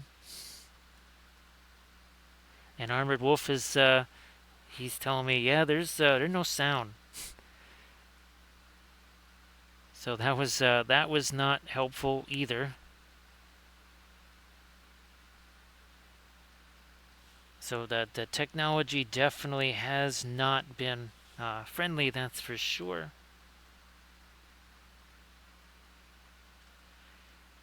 Let me throw in a little bit more of our light there, or the dark there, to get the cracks and such.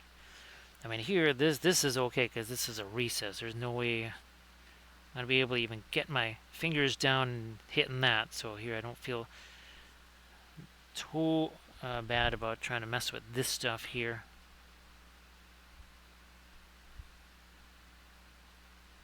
There. Hey there, Doji. Nice to see ya. So happy Friday there, Doji. And of course, Doji, if you want to share share your stuff in the chat, please go ahead and do that. It's great to see you again.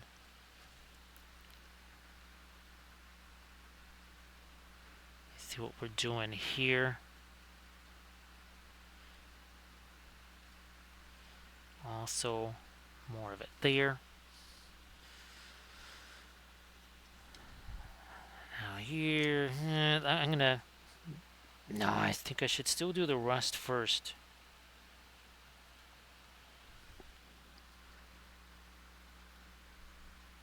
Yeah, I think I should still do the rust first there. Everybody please check out that Instagram link that Doji just shared, and please everybody check that out. Some fabulous oil painted miniatures. So Doji, hopefully you're kind of next, your next up in line projects there. You're going to be able to start hitting those. Because like you said, some of the one-to-one terrain project, well, those are going to have to be set aside for the winter. And then you can get down to, well, some 28 millimeter stuff. Either Landrast.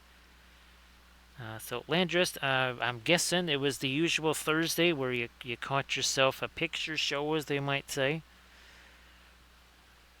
I don't know if that one was any good or not. Yeah, I'm still trying to figure out, you know, when are we doing this whole War of the Rohirrim thing?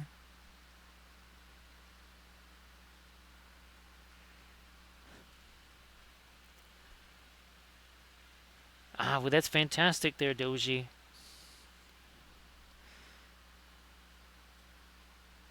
Yeah, Landrest, well, there haven't, I guess, well, those things really have become much more hit than miss, that's for sure. I mean, I haven't seen any of them, but it seems like there's one rare success story, and then everything else is mostly dismal. Now here, I can definitely do more with the lighter rust. Here, let me get the saddle, if that's what you want to call it there.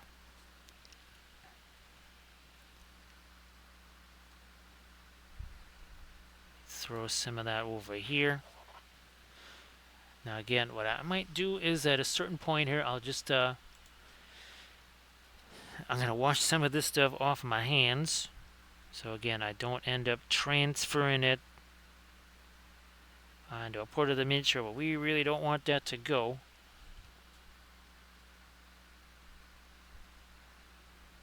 Again, that's some of our lighter rust color right there.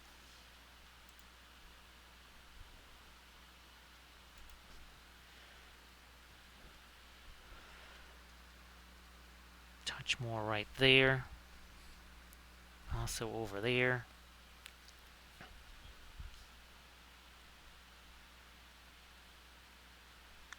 Get rid of that. Hey there, Inganes. Nice to see ya.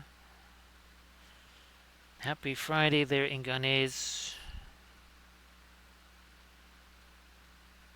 So this one here, again, this is from Medusa Project. Last one we painted from them was the Knight of Umbar. Before that, Kamul the Easterling. I'm pretty sure the next one of theirs that I'll be painting is the, basically I think, his version of the Witch King.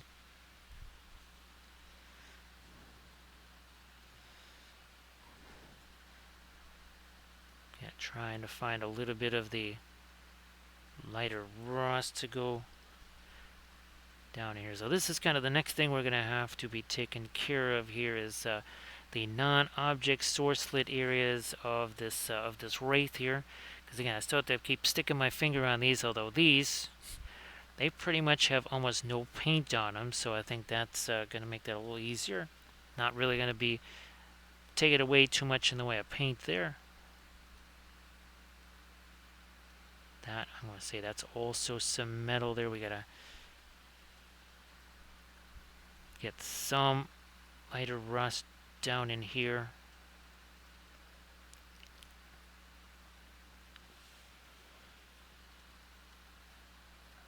Some over there.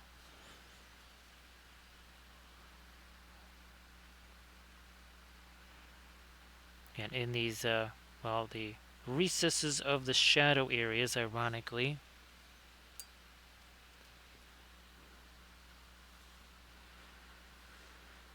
Oh, and by the way,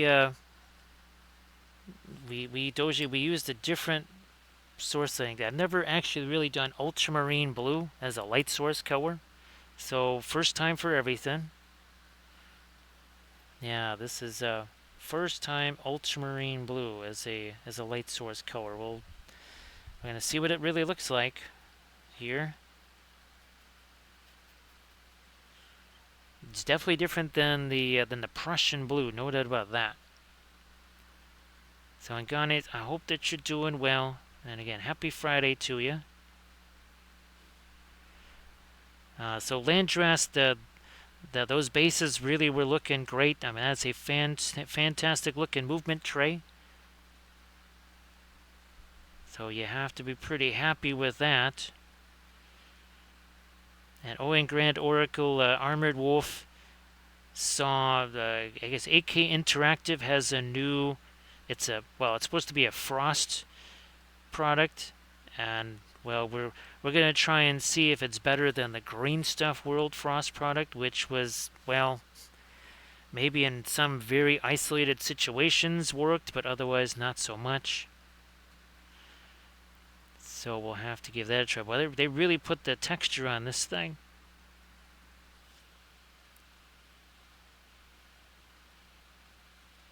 Yeah, Doji, and what's weird is that it's so translucent looking, but it doesn't actually paint all that translucent. I wouldn't necessarily call it a staining color, but it certainly has a little something in it as opposed to, say, regular ultramarine blue, like from, I don't know, Williamsburg or Windsor Newton that has just none. So there's at least a little something in it. You know, that I think I still want to make sure I get some of my green in that.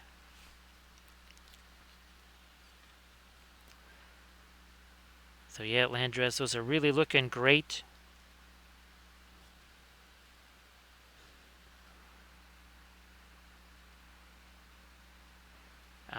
Never really did anything over here.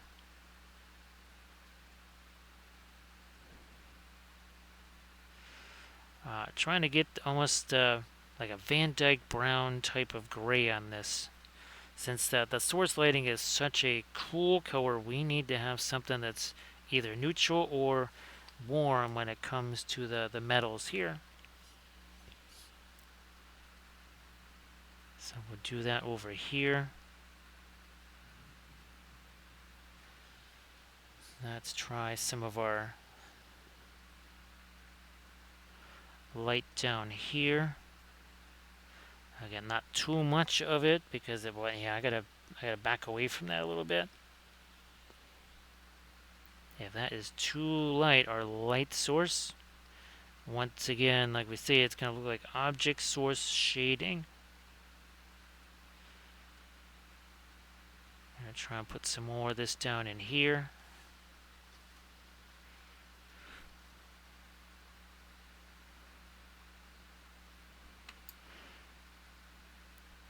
But yeah, I think what I might do then is try and get rid of some of this stuff that's on my hands here. Yeah, let's try and do that here.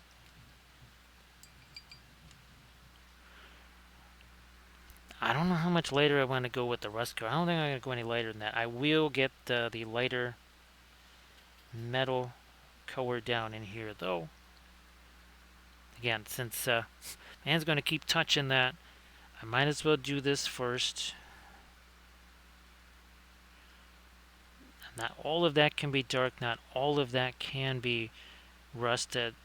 Some parts of it, the rust would be, ironically enough, weathered away.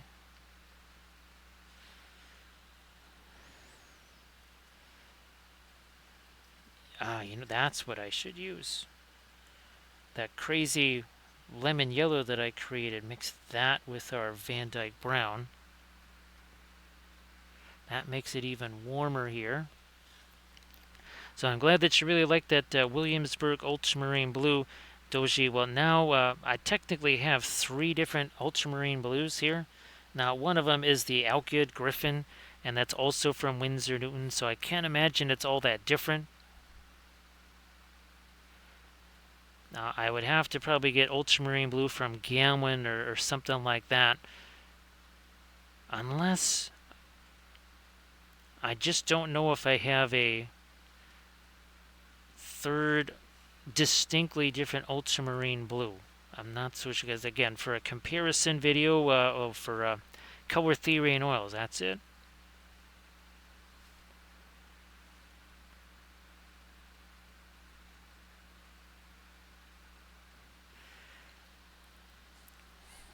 And of course, well, here we're going to be getting more of our lighter tan, even maybe some of our green in there as well.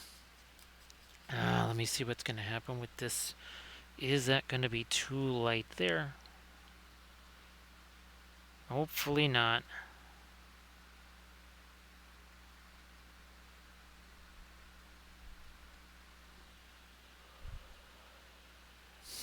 The Schminky line. I swear I don't think I have any of there. I thought maybe I had one. Maybe I ended up getting one of the Schminky colors. Let me get some more of my light down there.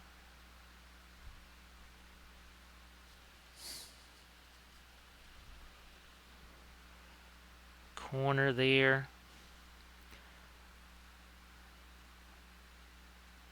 And then on this, can't all just be the really dark metal color there. So I'm probably going to have to clean that one off if I really want to use that as a blending brush.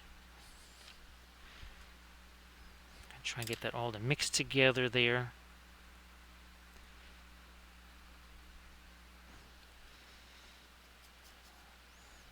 So this is relatively light here.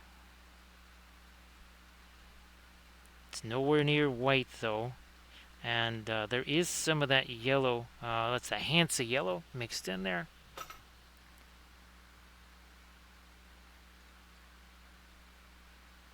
Let me try and get some of this here.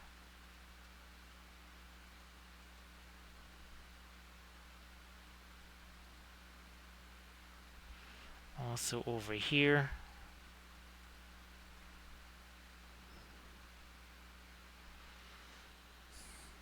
Now that, see that, let me get the dark up in here and just take away some of that. More of my dark.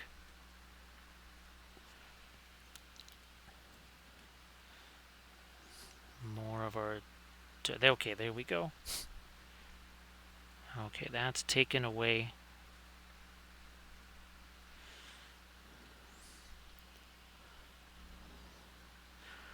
Now, all of this stuff is hollowed out. The chest here is hollowed. The building is hollowed. I think everything else is solid, of course.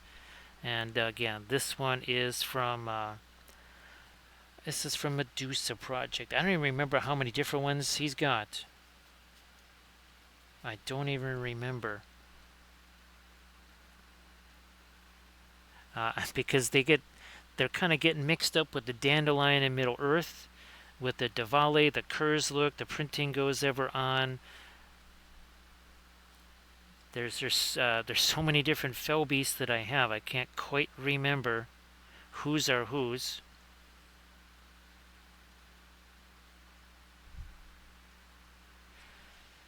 I'm gonna go a little lighter on that here. Let me see what happens with this. Here.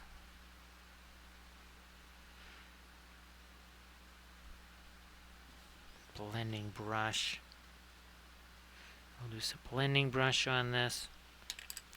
So see you later, Doji. Well, and again, I hope that you have yourself a fantastic Friday, and of course, I'll catch you again on your Saturday. Again, I'm not. I don't know if I'll be still doing my regular Saturday stream here. It's very much a 50-50 thing at this point. It might end up being on Sunday night. That I'm probably not going to know until well into tomorrow. I might know by tomorrow night's stream if that's going to happen or not.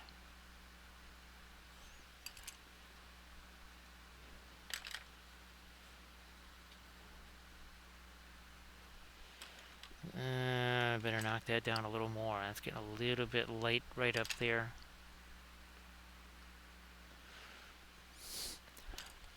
Okay, so again, I'm just going to try and get some of this off of my hand because we've pretty much, I think we've wiped off just about as much as it's what's going to come off of these little fins here or whatever. And again, I don't want to transfer that around. Also, I got to get some of this paint off of my hand. So I shall return. Don't go anywheres. Here, once I let me get my Albi back screen. That's where it is.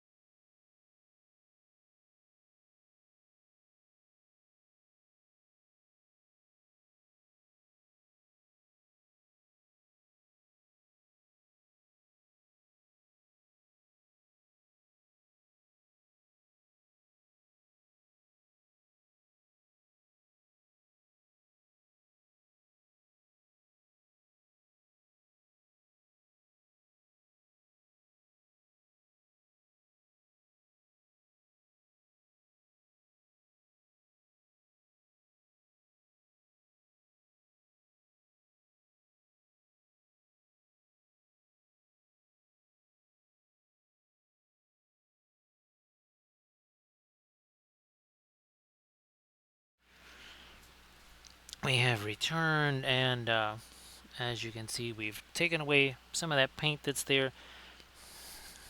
Dish soap, warm water, and it's pretty much gone. Does not take much to get rid of that stuff. Now let me see if I can't maybe sharpen up a few edges here.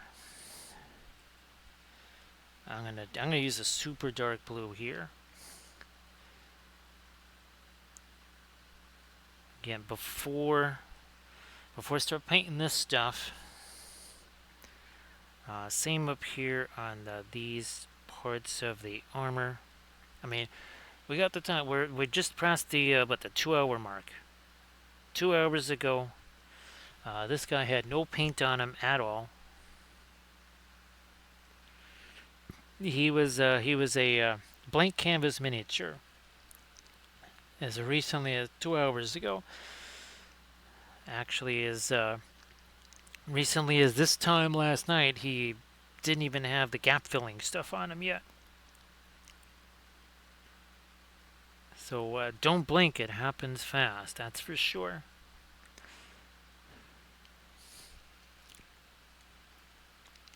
This is the from Williamsburg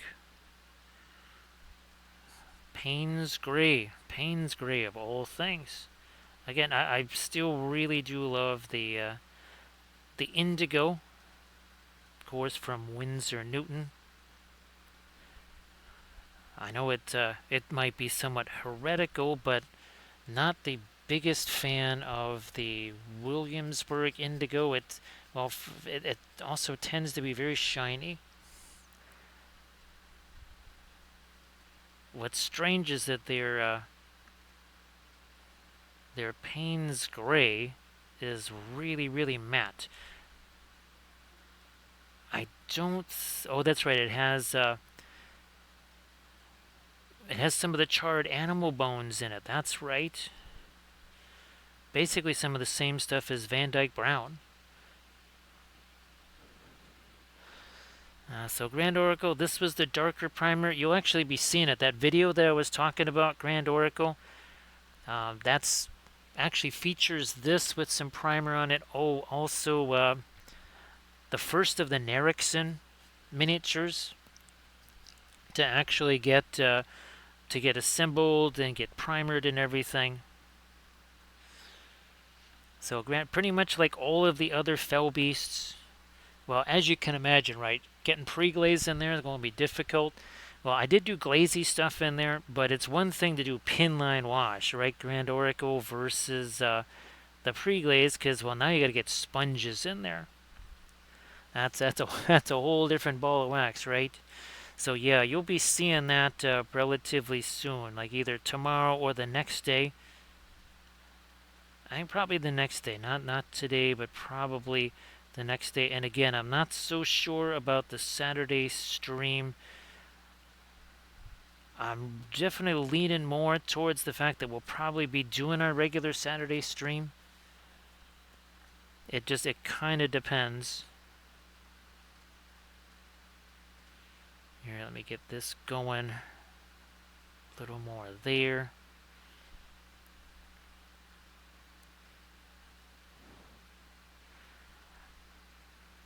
Trying to do this again before I start doing all this stuff out here on the wings, because once I start doing that and then the building, right, I'm gonna lose my balancing point from a finger there.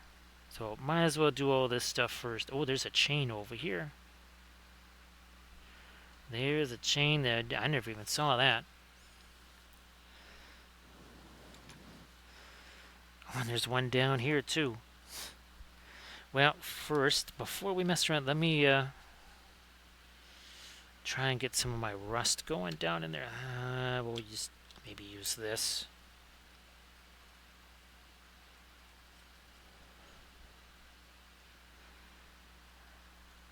All I want to do is just hit something there.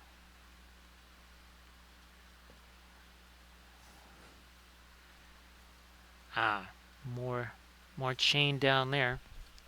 Thanks, Armor Wolf, for posting a link to the Patreon page.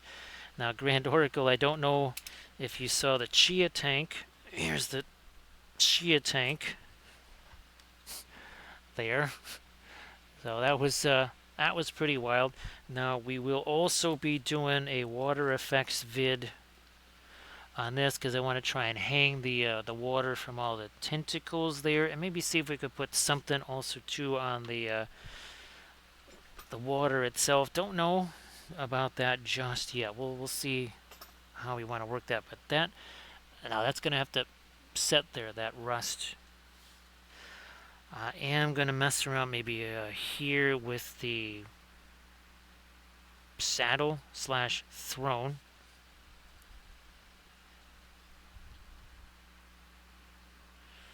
Too much thinner on that. Thanks, Grand Oracle. The only other time I had a chance to do something like that was on one of those crazy die-cast toy tanks that I did in the Badger airbrush booth back in, say, 2016 or something. So, and I never had a chance to film something like that. So that was the first of its kind. Not had a chance to try that before.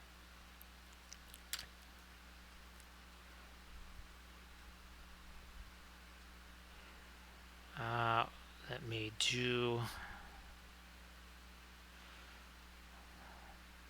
some more of our light down there. Okay.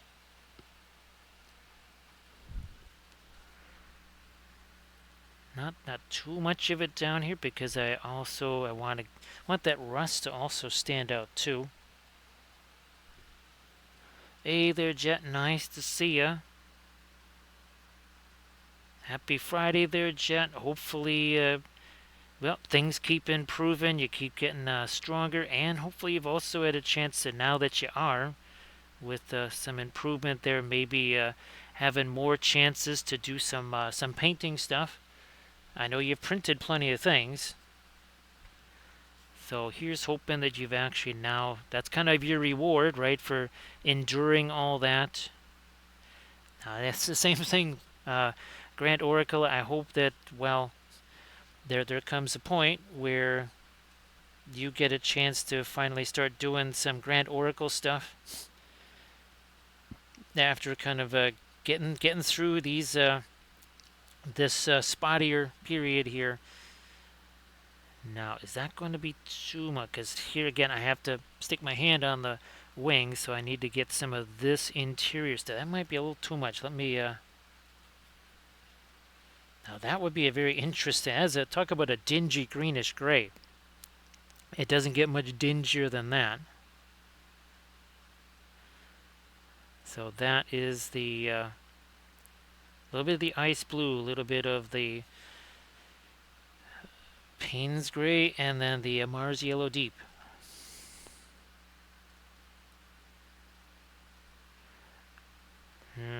Can't carry that too far. Now this is the part that I sculpted over here in that that gap filling video. Yeah, and this was one of the segments that I had to, well, essentially narrate over it because the sound got wiped out. I mean, on the plus side, it did mean that I could experiment with something that I want to use for future videos where it's not possible to be filming with my regular just voice and sound live, where it'll have to be added after the fact.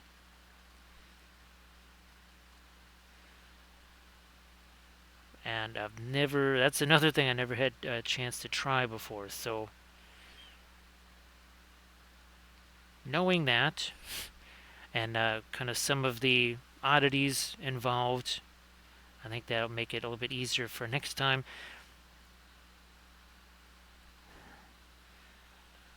Now here I'm going to try to take the Perlene black. That's that dark green.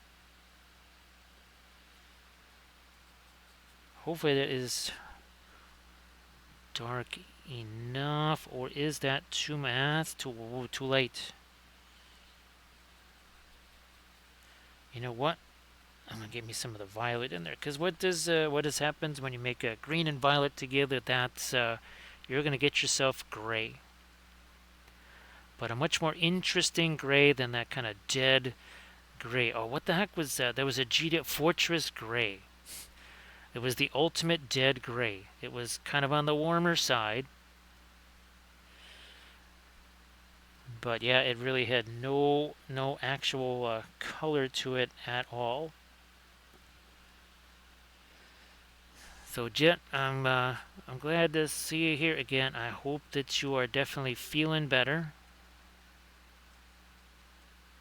Kind of each day again, getting stronger and stronger, and that does translate to some more, maybe some more miniature painting time for you. I'm gonna go back to the. Well, that's why this is actually a dark. This is not even a mid-tone, but we were so so efficient at creating the darks there. Holy smokes! It looks like it's a light. It most definitely is not.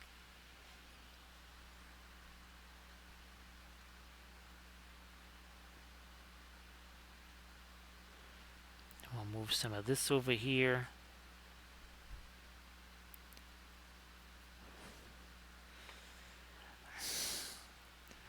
I think I need to get this on these fins or spines or whatever, because again, I have to set my finger on the outer portion of the wing. So let's keep doing this here. I think we're better off just making them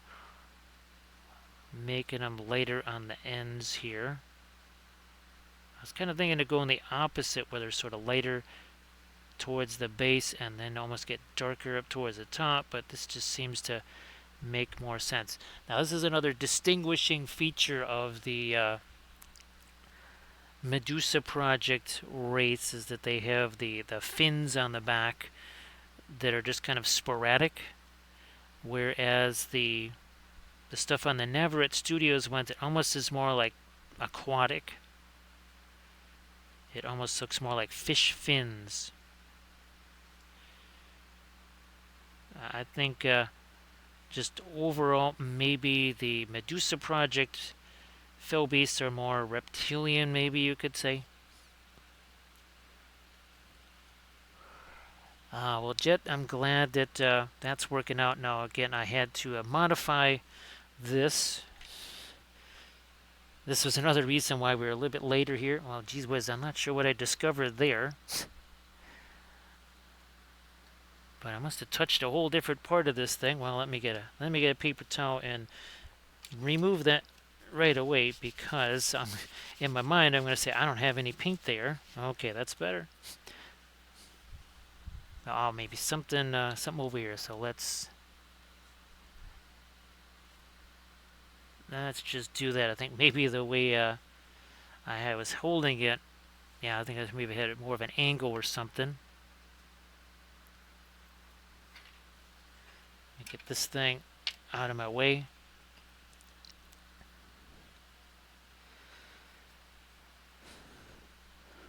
Yep, I'm gonna have to set my finger there so that I can do this. Now again, this is where I was sculpting in the texture, so we're gonna basically paint some of it back, and I did discuss this during the video.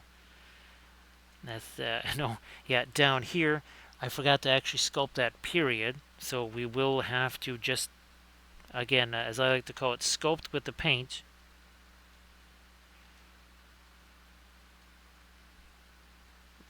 Sometimes you really don't have any choice but to do that. It's maybe it's an older miniature, or heaven forbid, mold lines and seams never run through any critical part of any miniature ever. That never happens. Certainly that would never happen. As I mentioned in the video, the Medusa Project figures, there's more pieces and parts to them, so it tends to require more post-printing cleanup work before painting. It's just kind of the nature of the sculpts here. Whereas the Navarrete Studios ones, it tends to be rider, two wings, a head, and a body. Here, this was torso, wings, head, another piece on the head, the rider, tail was a separate piece, the legs were separate pieces.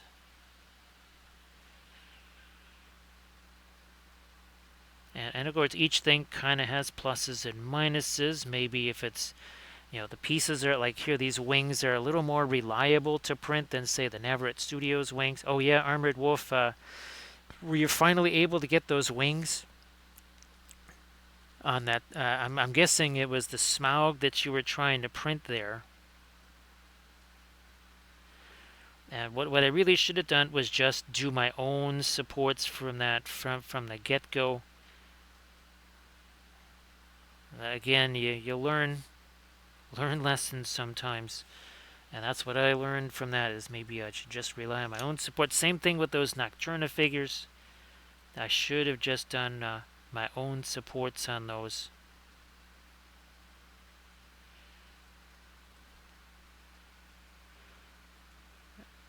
Okay.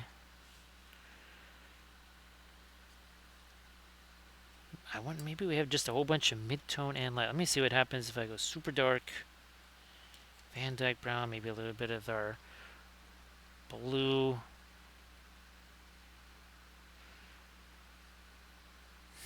Okay. I might just use this just to see, does any of that light...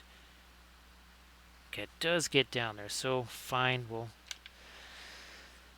put some of that down here. Okay. Get some of that down here. Yep, I'm gonna put some more fast matte weight out there. I gotta get me another tube of this Grand Orc. You can see we're tearing through that tube as well. Alright, good enough.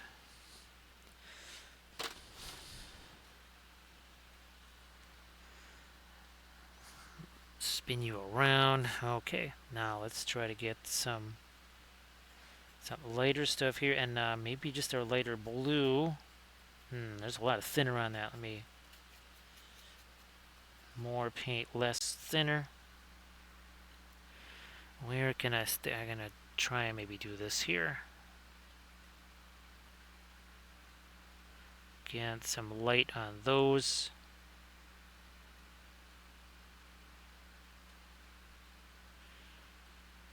Here too. Some light down there. Not on that side, but on this side. Blending brush, ready to go.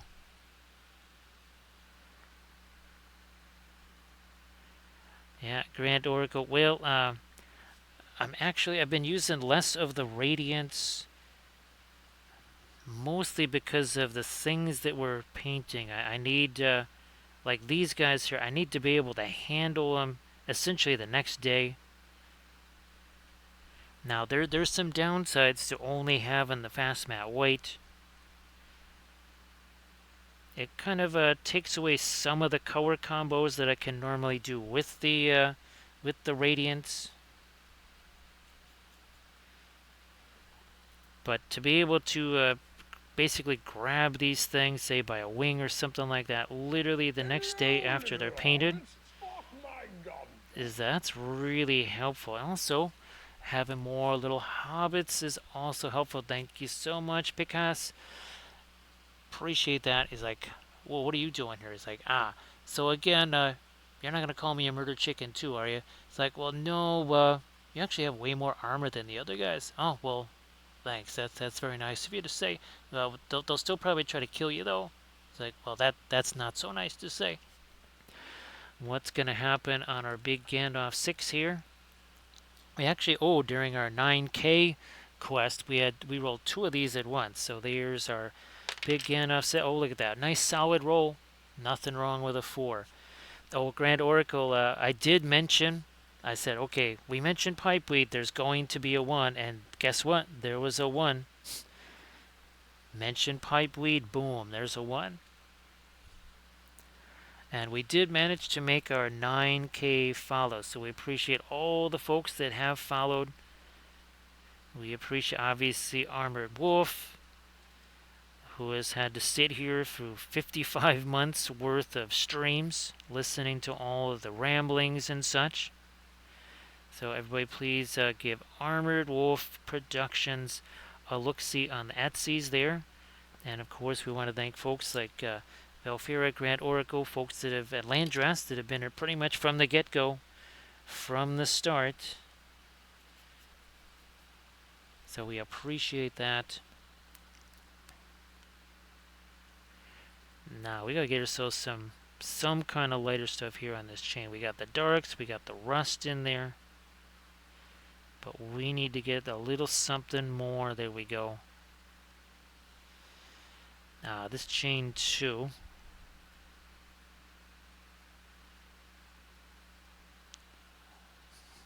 Yeah, you know what? Overall, we just maybe need some more light on all this. We have plenty of darks in there.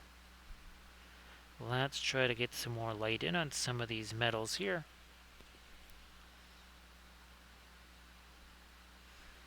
So again, we appreciate all of the follows. Didn't really imagine that. Well, basically a little over 4.5 years ago, we would end up kind of at this point. So we appreciate again all the little hobbitses that have followed. Is that metal there too? That is also metal over here too.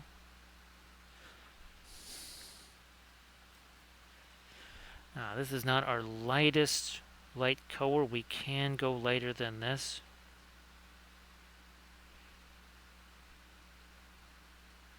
Bit more over here.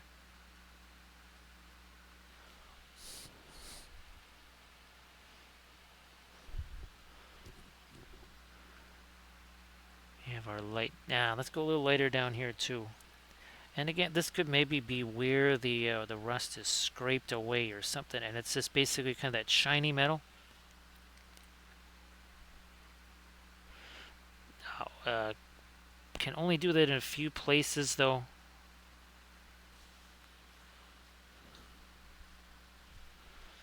Not too many. Also too, not too much thinner, because then that's just gonna go down into the recesses. It'll essentially act like a pinline wash, and we definitely don't want that.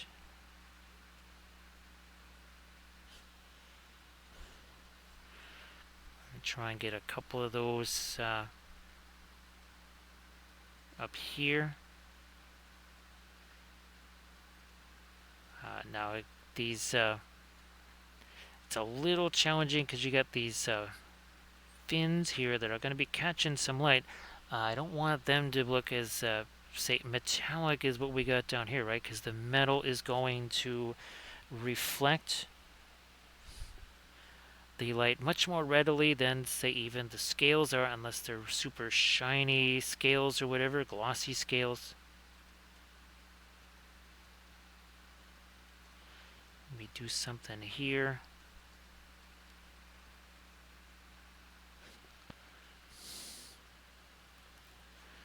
We'll do something up here. You have a little bit, a little bit more of our white there. Oops, that went where we didn't need it to go. But there's no mistakes with the oils. They're just makeup sponges or blending brushes. Either way, it's a way to make those mistakes, whatever unwanted brush strokes, just go away. It's like Elrond has a conversation with them.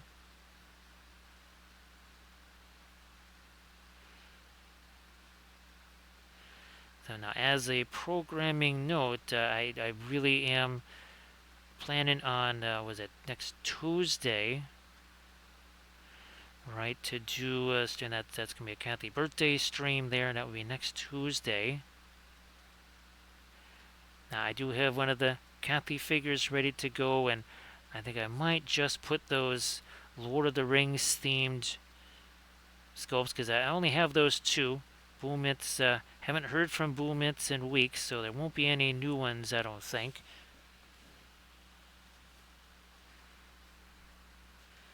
So we'll just, we have the Golem and the Galadriel one, so we'll just try to paint those up.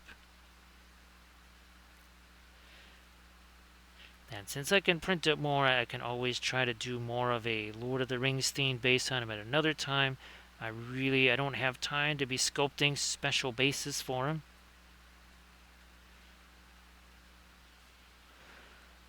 So I think we're just gonna just stick them on some kind of a base or whatever, and maybe even just leave the base just kind of almost blank.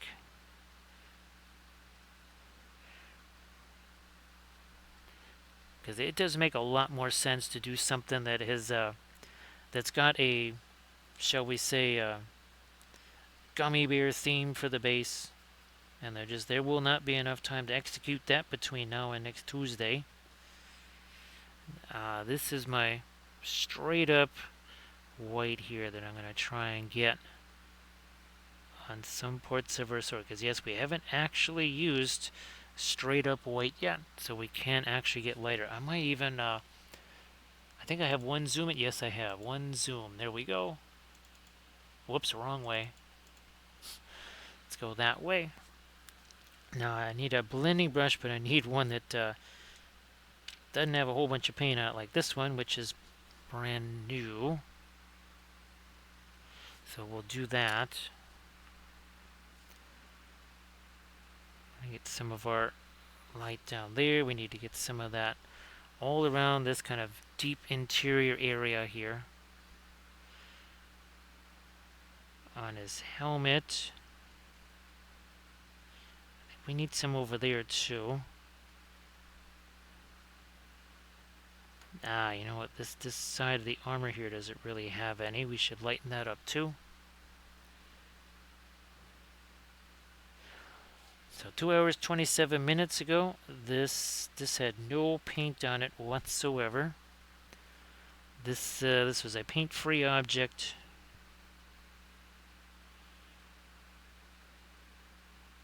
We did a little bit of dry brush stuff. Obviously, we established our source lighting immediately. And then after that dry brushing, we then went after it with some of our glazes. It was, again, really unusual to have ultramarine blue as the source lighting color.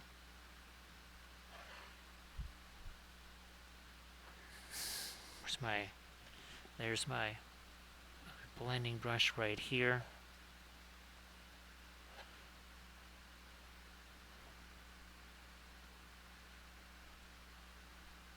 Smoothing that out. Now we do have to get some of this on the edge somehow over here, but not too much. The sword, it's not. The edge of that is kind of on the smushy side. It's not terribly sharp, so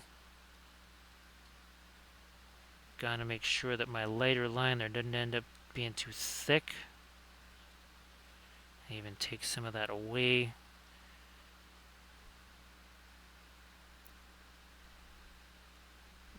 Pushing that down a little more, and now back to that blending brush here.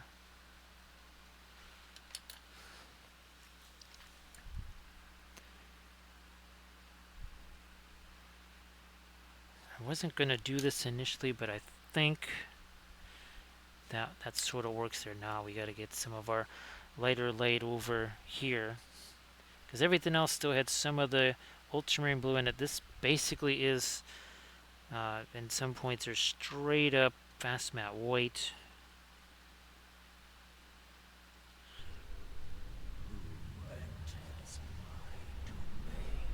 How's about we welcome in Commander Mittens? How you doing there, Commander Mittens?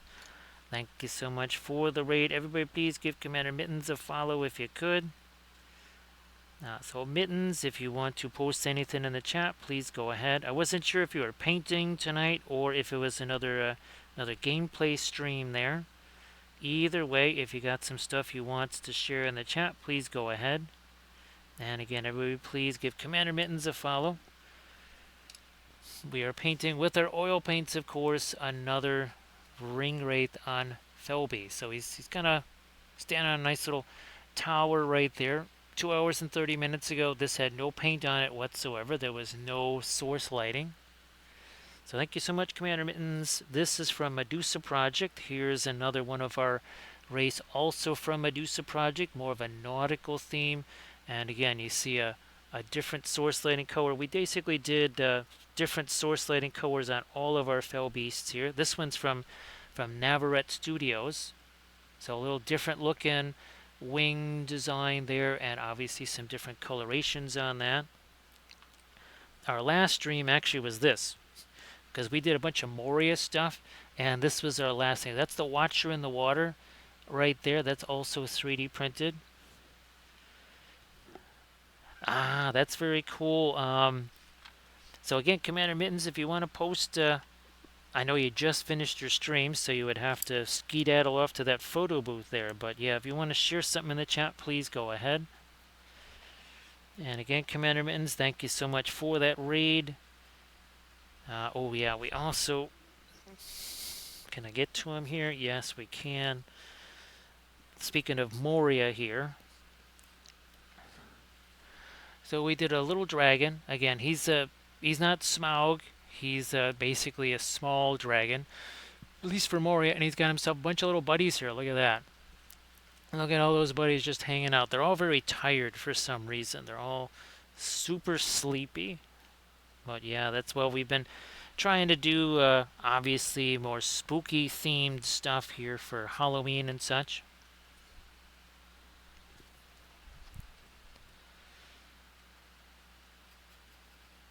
So again, thank you so much. Appreciate that, Commander Mittens. There, I get me more. I'm just now getting back into some of my lights here.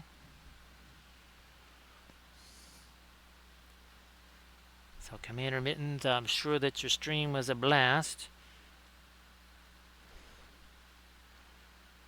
I wasn't sure if, the never-ending Lumineth project. Oh yeah, Commander Mittens, no problem. Take your time. You can get that posted on the Instas, and then you can link that over here. And again, everybody please give Commander Mittens a follow if you could. Well, there is an awful lot of texture on that cloak there, and that's actually sculpted in. So there we go. Everybody please check out that link that Commander Mittens just posted. And again, please give Commander Mittens a follow. So Mittens, I'm glad that everything is going very well. Yeah, we need to catch up maybe a little bit more of our light here on some of these surfaces, because again, they're super close to our light source over here. Maybe his fingers down there should get some as well.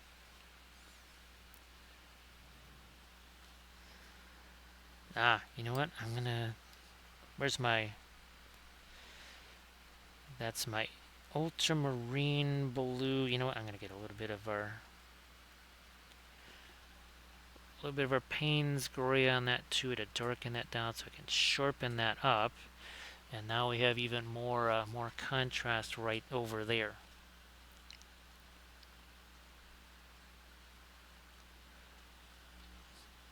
Yeah, okay.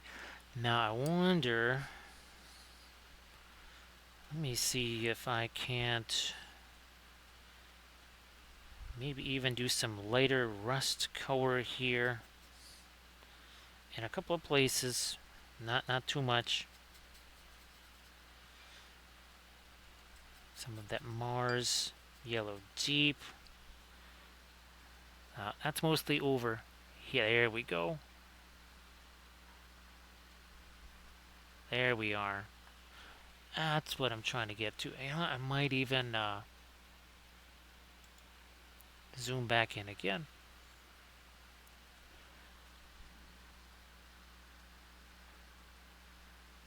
And this is a little bit more of a pinline wash approach here. Ah, yeah, there we go. right in there again with that's a much lighter rusty color. And all of this is with regular oil paints, straight out of the tube.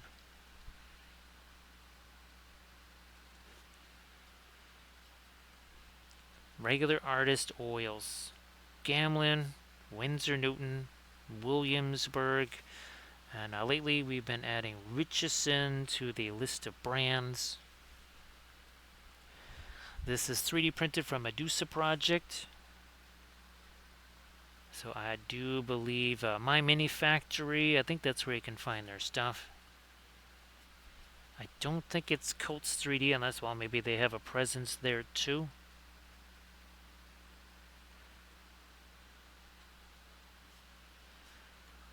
We have, I think we painted 7 different Fell Beasts just over the last few weeks.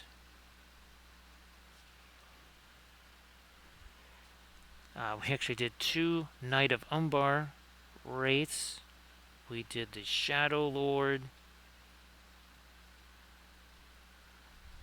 I still actually have a few more wraiths to go. Yeah, well, technically a bunch more, but we'll save some of the other ones. Who knows? Maybe we should save them for Halloween next year. Because that way we'll have like 3 dozen Fell Beasts.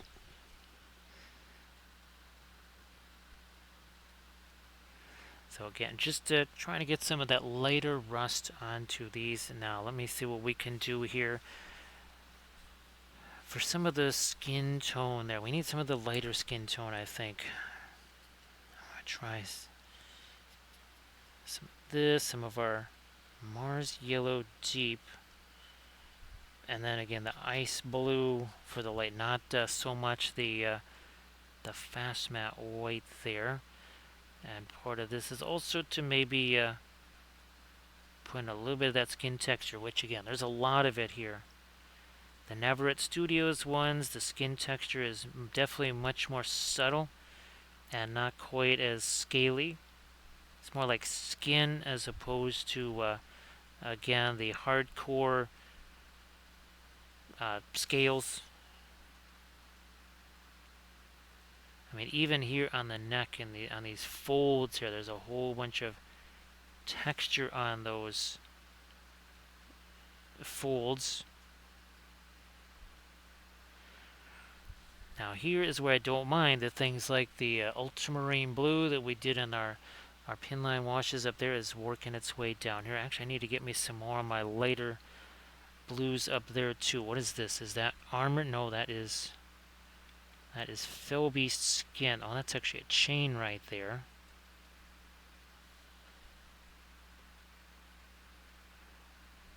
Get a little bit more of the lighter skin up here.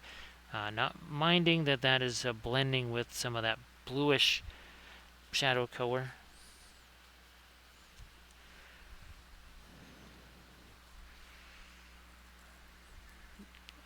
Over on this side here, again, I don't want this to get too light because it's sort of in shadow right from the primary, well, I guess that's the on-camera light source versus the ambient light source. So again, more of this lighter stuff here. We also have a blending brush to make sure that those edges are also not too sharp. So again, everybody please give Commander Mittens a follow and check out that link that Commander Mittens posted. So Commander Mittens, hopefully just in general, the streaming has been going really, really well.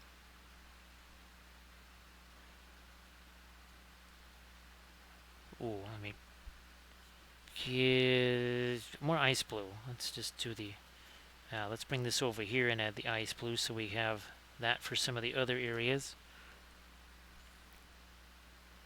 Again, caress the brush, don't crush the brush. Look at that. See, my hand is almost, it's darn near off the end of that brush.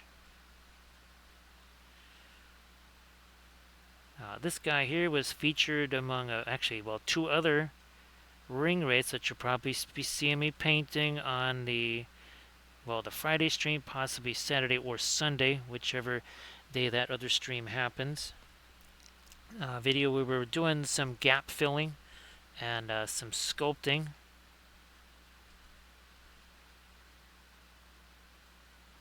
We used 4 different materials, or was it 5? I think it was 4. Regular green stuff, plastic putty, green putty, and it's called matte putty. That's basically like epoxy sculpt.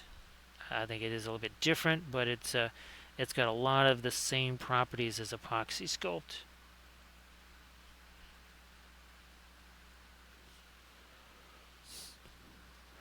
Let me throw a little more of my light down here.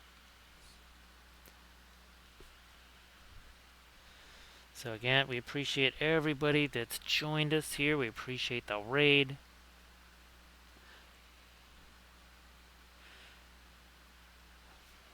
So 2 hours and 41 minutes ago, first thing we did was we established that source lighting immediately. That was the very, very, very first thing. We do that all the time. Part of it is, well, if we establish the source lighting right away, we know what areas we don't have to paint with, say, ambient colors. I think a lot of folks, they'll paint the whole miniature and then they sort of superimpose the source lighting over the top, and then they get a little bit, they get a little bit nervous because they say, I don't want to ruin it, because they have basically painted a whole miniature. Whereas here, all of this stuff was just going to be, well, shades of blue. I mean, well, here, okay, we've got this light source here. We know a whole bunch of that's just going to be orange. If we start out painting that, we don't have to worry. Well, here's another one. I mean, there's tons of green. That's the only ambient light part right there. With all of this green here, why would we sit there, paint it in all the regular colors, and then essentially wipe it all out with the source lighting? It's again not really the ideal use of time, which not many folks have in infinite supply. So save some time. Also, it saves some worry, because let's say maybe does the source lighting, you say, you know what, I don't even know if it should really hit there. Well, then you just paint your stuff over it. And of course, using these, there's all kinds of different versions of these lights out there. Look at this. There's 3 of them right there. All different colors of light. And again, you can do this and say, all right, where does it reach? Where does it not reach? You can get dozens and dozens of those on Amazon. They are really not that expensive.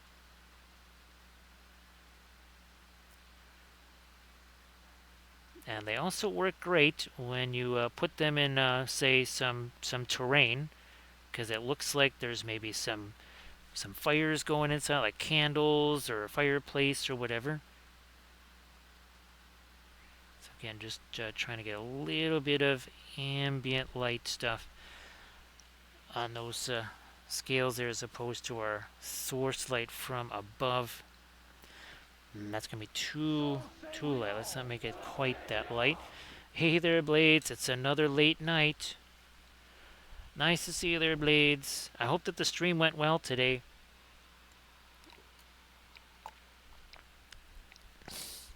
I'm sorry that I couldn't join you there, Blades. It was, well, I was trying desperately to film a video and then get it edited and rendered, and it didn't go so smooth. Just, well, the microphone button, which, again, you know how many times I've had to sneeze on stream and I can't reach that stupid button, or I can't find it? Yeah, you'll be amazed at how easy it is for that thing to get pressed into the off position. And that's what happened, and I basically had to redo the audio on 3 segments.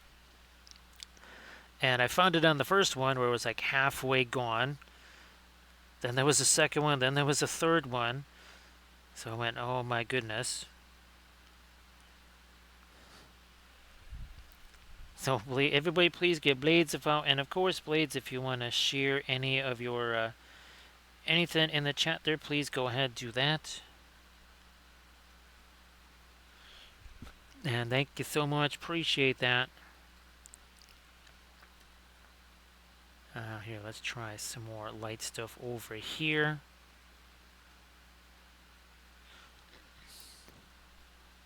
Same down here. A little more light along the edge of that. Still not quite gonna mess with those. Again, the building is the last thing that we'll screw around with, because then we won't have to be sticking our hand on it. But there's still a bunch of other stuff up here.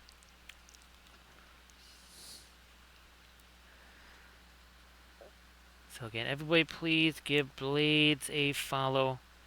So Blades, ironically enough, well, I need to stream next Tuesday, and hopefully that could be an earlier stream. I mean, that might be like an insanely early stream, at least for me. That might actually start in the 8:30-ish range or something like that. Again, no guarantees on stuff, but at least that's what I'm going to try and do. Hey there, Heavy T. Nice to see ya. Welcome back, Heavy T. I hope that you're doing well. Of course, happy Friday, because it is, well, now we're almost a couple hours into Friday.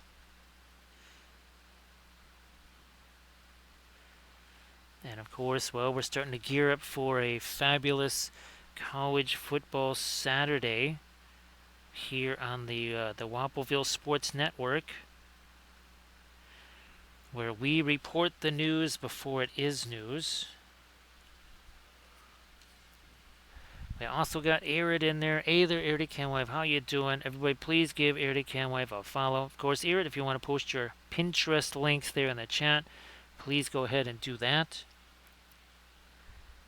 Hopefully the stream was also a good one tonight, Arid. Again, the same thing. Sorry I couldn't join you there. I was desperately trying to get that video edited and then, of course, get this thing ready to go for the stream.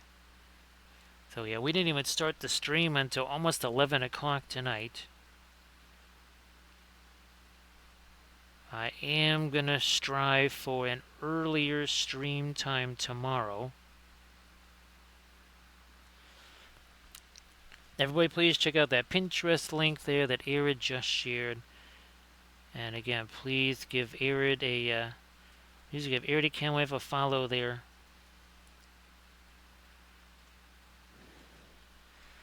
And let's see if I can maybe start to lighten up some of this stuff down here.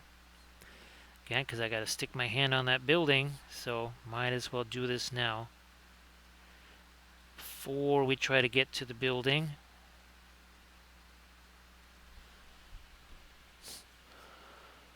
Ah, that's good.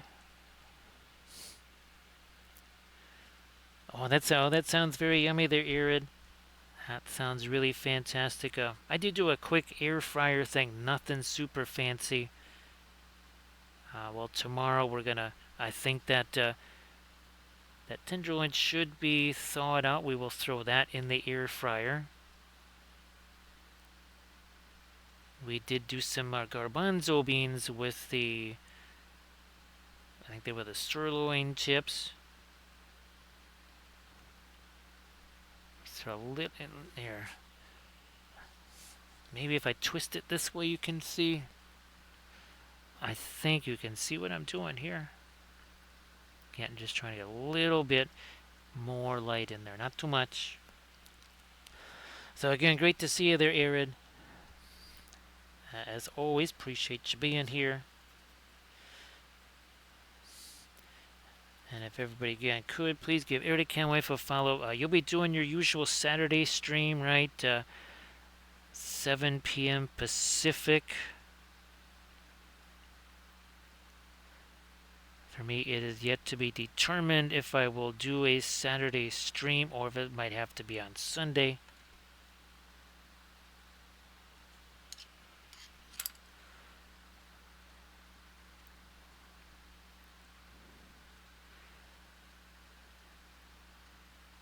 And here, let me try doing some of this here.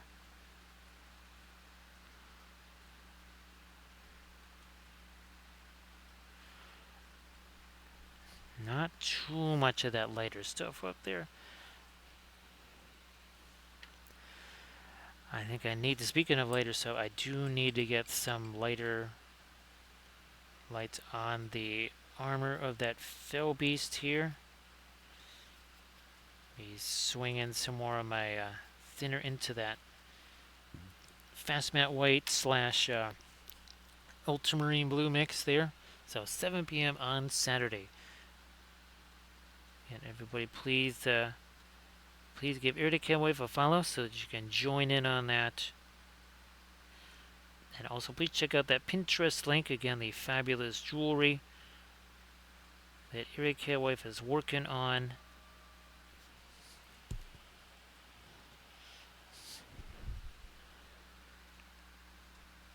Let me try a little bit more of our, like, right there.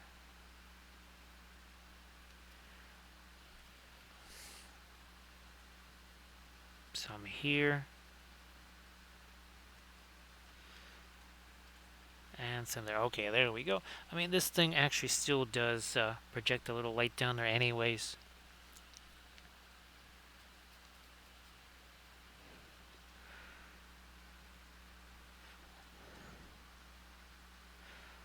Now, you know what? I'm going to try and get me a little more light on the knuckles over there.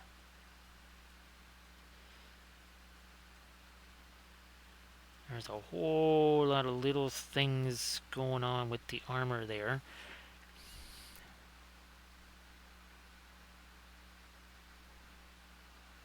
This just either needs some kind of more rust, or in this case, I'm just going to try and get a little more of my light going on those. Here, that sounds really, really, really good. That sounds very fantastic, I'll tell you that.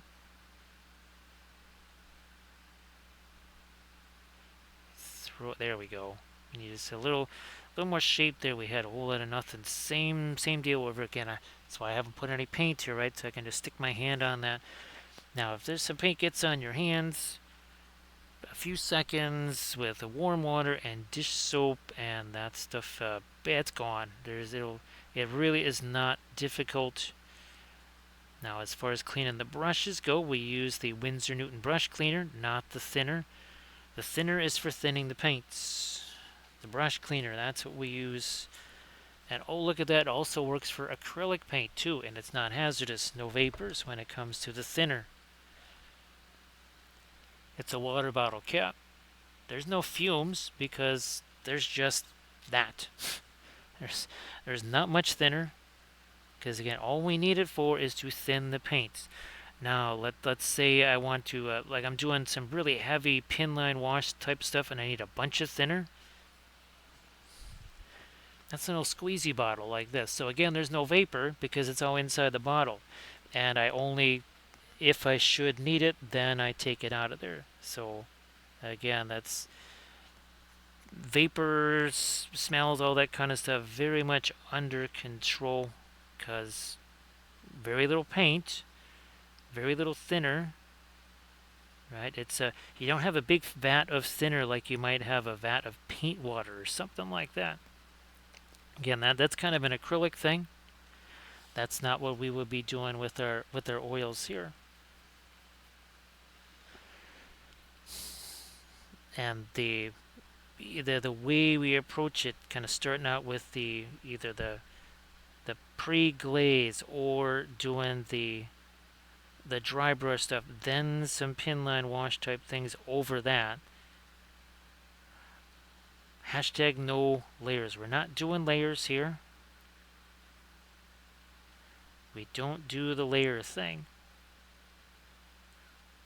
Now that's obviously a perfectly valid acrylic type approach, and that's fine. That's really not something we want to do with the oils. First of all, it doesn't really even work very well. But the other thing it does, it's going to significantly ramp up things like drying time. We don't really need that. I'm going to grab this brush here. Maybe we'll see if we can. Okay, I'm going to try and backtrack here a little. So here's some of that dry brush stuff we were talking about. That might be a little too light even. And what I want to try and do is just basically drag this brush down in here because there's already wet paint in there. So when we call this a dry brush, see that? See that there's darker paint on there now? That's because the paint that's already here is wet. So even though this is a dry brush type of a stroke, we're still actually wet blending there. So imagine that, yes, a dry brush with the power of wet blending. That is one of the chief ways that we kind of keep that that amount of paint down and therefore the drying time, which means that this guy, by this time tomorrow, if he's not completely dry, well, he's pretty darn close to it.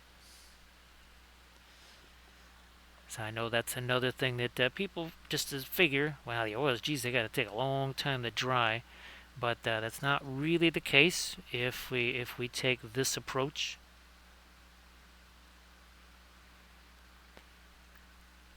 I mean, even here, I'm just going to, again, that's a dry brush type thing, but it is mixing with color that's already there, as evidenced by, see that darker color that is on the brush. And we'll do a little bit of that up here too. Right there.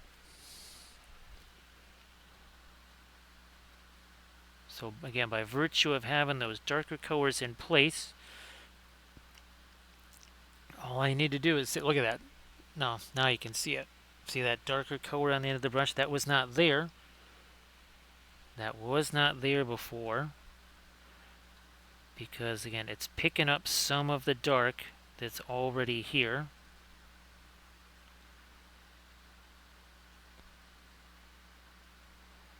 Like that. Blending brush, blending brush.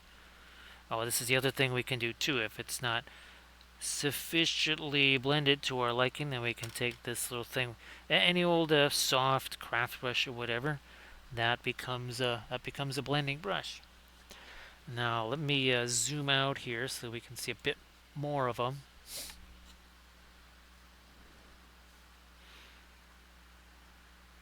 I mean, even down here, that's such rough texture.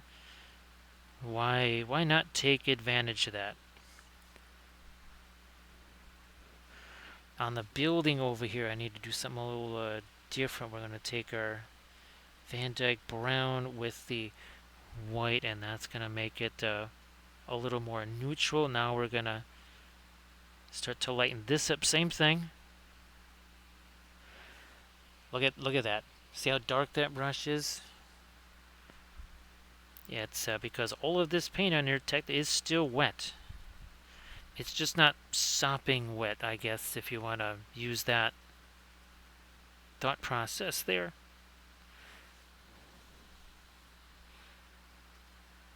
Let me get a little bit more of my lighter stuff on that. Again, look at, you can see the darker paint. Well, that means I got to go back over here, and we have to refresh that brush then. No, that's in shadow, so we should not do too much stuff up there. I mean, there's a big old Fell Beast sitting on top of it. If that's not going to cast a shadow, I really don't know what will.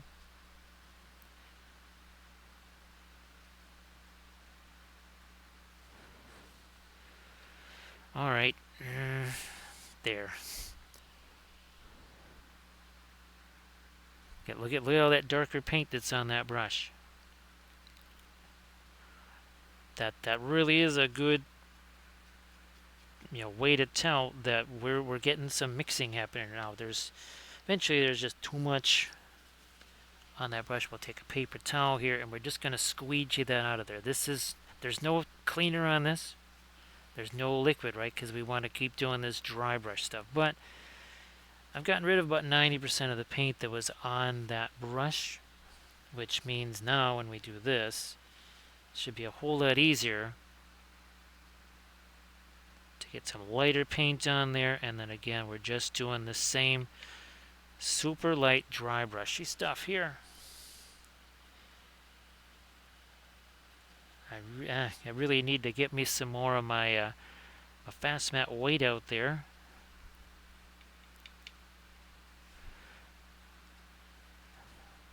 I don't think we've done this wall yet. I don't think so.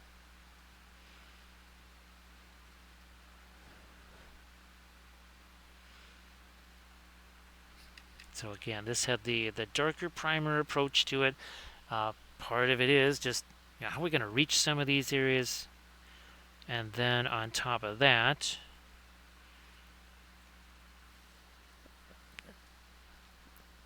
just faster, right, to be able to just do the dry brush stuff over the top. Now here, let me get my fast mat white out here, like so. And again, we want to say thanks for all of the follows. We appreciate that. Well, now we're at 9,008. So we appreciate all the new little hobbitses that have joined us in the last few weeks.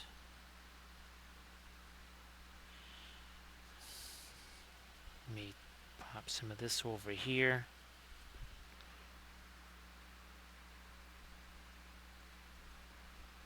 All right.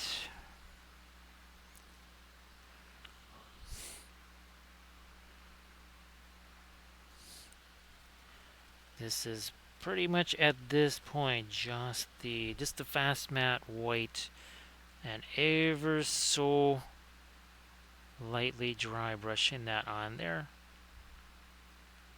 Now here, because we've got the flat brush, I can even now start to maybe pick out individual stones that maybe are lighter. See, look at that.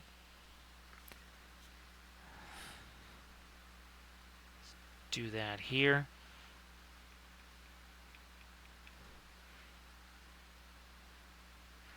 This is another thing that also saves a bunch of time, using larger brushes. Why would I want to use a teensy little tiny brush to be painting these, well, large blocks? Doesn't really make much sense, does it? So again, now we're getting even more variety in the blocks here. I'll certainly do some of these out here. Let me get again some more of the fast mat white. And we've only just now crossed the 3-hour mark on our stream here. So again, 3 hours ago, he was just that darker primer. It was just a couple of different Stynylrez colors. I think I did mix a few inks in with them just to get some tinting. Well, really to make like the lighter primer more of a mid-tone, and creates a few different colors of dark instead of just black or blacks mixed with brown. Now I think this is the last wall. We haven't done any of the lighter stones on here. There.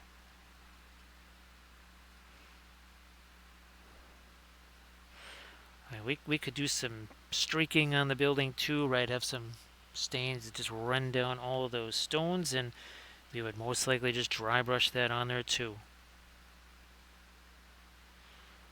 Something you want to keep in mind with the oils is that your lighter colors, those are opaque. Your darker colors, they're going to be more translucent. So that's another reason why that layering approach will be far less effective. Because I think a lot of people are used to, now I'm going to take this darker color and I'm going to cover over all this other stuff. Well, that's not quite the way it's going to work with the oils. It's not going to cover in the same way. And also too, well, this dry brush approach, ironically enough, it's easier to cover things with a dry brush approach than it is with that kind of standard layering approach. Because, well, the layering approach is going to have a whole bunch of paint there, and when you get a brush that's chock full of paint, it is actually less likely to adhere. With the oils, less is more. More is always way too much. Now here, this is such a sharp, flat brush. And you can see what I'm doing here. I don't even have to paint a line. I might get a teensy tiny bit of thinner there. Now here, I'm just going to position it there. Look at that. So no need to even try to paint the light area of the stone. Over here it might be a little more difficult because that might not fit in there. We'll have to maybe do it more a conventional way, but out here or over here, watch. 3 presses with that brush, we got ourselves a straight line. Look at that. That's there we go. It almost looks like a, oh wait a minute, it's not a pointy brush. Well, thank you so much, Grand Oracle. I appreciate you being here. And again, sorry I didn't get a chance to shoot you a message the last few days. It's just been way too bonkers here. So sorry about that. I will try to shoot you a message tomorrow and just kind of see how things are going. So again, I appreciate you being here. Thank you so much for the hype train. Appreciate that. Alright, a little bit more thinner there. And I'm hoping that we'll have a very fun, well, Fell Beast ready for tomorrow night. And again, I would like to do the Undying. He's basically the Nurgle Fell Beast, for lack of a better term. No, this crack over here. Let me see if I can hear it right here. I need to get some thinner in that, but not too much, because then, well, becomes a pin line wash, and that is not going to be helpful. But now, there we go. I don't need to highlight this to death, but I want to get something there. See, that kind of brings that out a little bit more. So again, Grand Oracle, thank you so much for being here. Really appreciate that. Come on, there we are. A little bit more of a light along the top of that block. I can even, paint in some really small kind of micro cracks or something like that, should we feel the need. I think what I can maybe do now is start to fool around with some of this stuff on the outer portion here.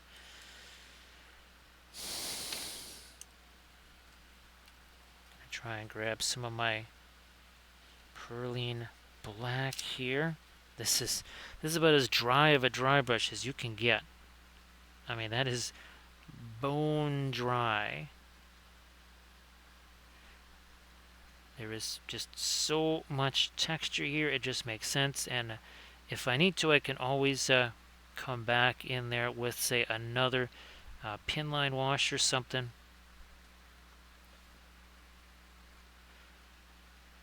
Come on.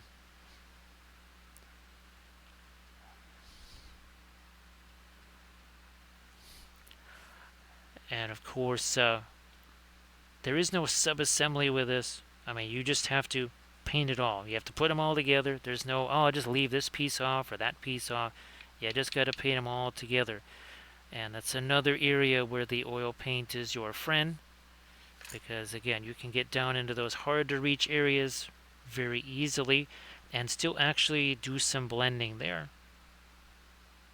I like to refer to it as blind blending, where you're pretty much just sticking one color in there, then another color, and then you just kind of let the two things blend together with another brush that has no paint on it.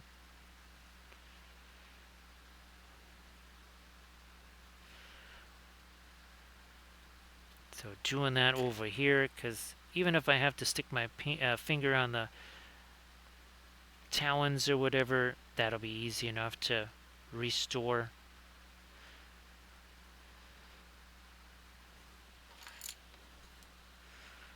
Again, there is so much texture on this.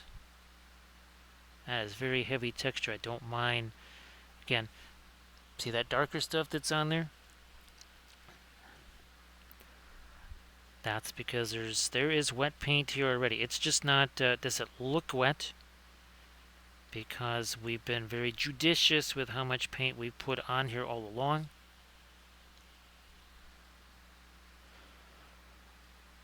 Been very, very aware to not overload this thing with the paint. Most people, when they're first starting out with the oils, one of the things they experience is, shall we say, some extended drying times. As in, like, holy smokes, that took forever to dry. You almost kind of start to know when it is you're starting to get a handle on things when the drying time starts to go down. So I know some people, they want, what was that, like a barometer of where they're at in their development on various things. That is one way to know. If you say, well, it took a week and a half or 2 weeks for that to dry before, but now in 2 or 3 days it's dry, that's when you know, okay, I'm starting to get the correct amount of paint on there, if you want to call it that. I mean, it's not terrible if it takes a long time to dry, it's just inconvenient. The other thing is, too, we try to work on multiple figures. Right, the last stream I was doing just miniatures and not a monster. We had a whole slew of goblins. I think it was 6 of them we were working on. And again, the advantages, I can kind of work on 1, 2 or 3 other ones. Those are basically the paint is having a chance to set. It's not drying necessarily, but at least it's having a chance to set. And that gives me more opportunities for, again, doing things where we can do the dry brush stuff. We can come back in and do this sort of blending type stuff here. Hey there, Browning Revel. How you doing? So Browning Revel, right now, not doing the commission thing just yet because there's a lot of stuff to do around the house here as far as just doing home repairs and such things. Hoping to get that out of the way at least somewhat in the early part of next year. So right now, just unfortunately not time to be able to do the commissions, because part of it is, if I'm not streaming, I'm filming. Like literally today, I was actually filming parts of a video until maybe 10 minutes before the stream. So yeah, once maybe that also starts to diminish a little, then we can get back into the commission things.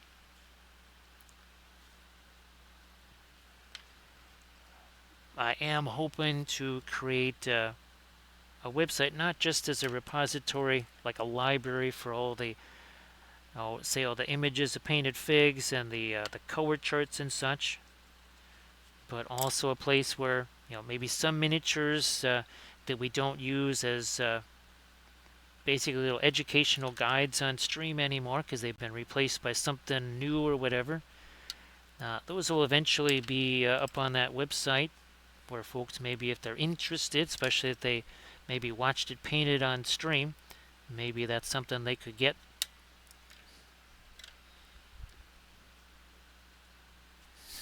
Okay, let me, there's a whole bunch of crusty stuff here, because again, I was just doing a couple of videos here.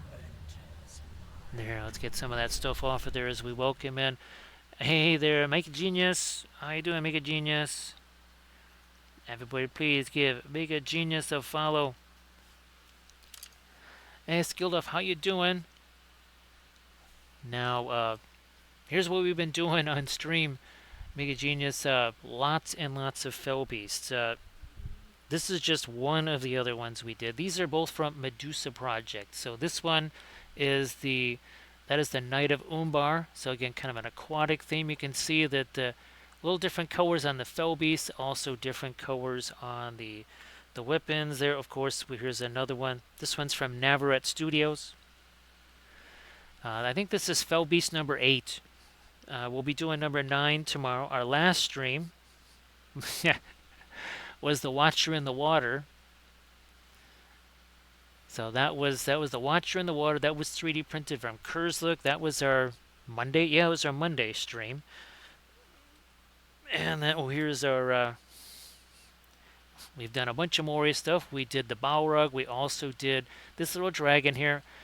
I want to say this was our Friday stream. I think this was our Friday stream.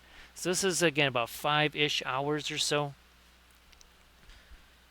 I forget what I think I was working on the Watcher, right, Mika, when I rated you there. Now, this is a recent video right here. A little different theme to that. So that was very fun. We had to turn it into a Chia tank because we wanted to do that whole extra camouflage. Now, some vehicles have a little bit less camo and a little more freehand. We actually got an Eldar vehicle that we're fixing to do.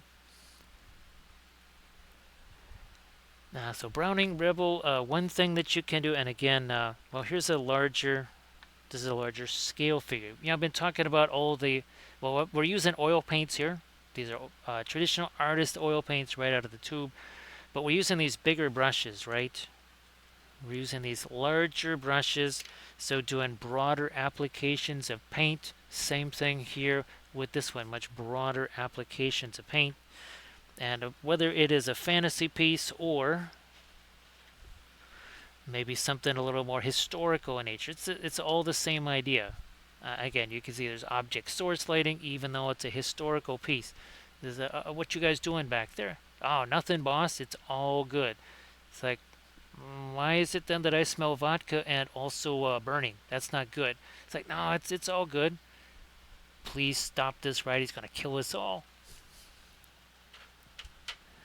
And of course, works well for more of your traditional fantasy type stuff. Again, we just had to do a lot of more dry brushing type stuff, or even it works the same way for, say, something like a sci-fi fig or this guy here. I promise we will be getting back to our Shatterpoint stuff.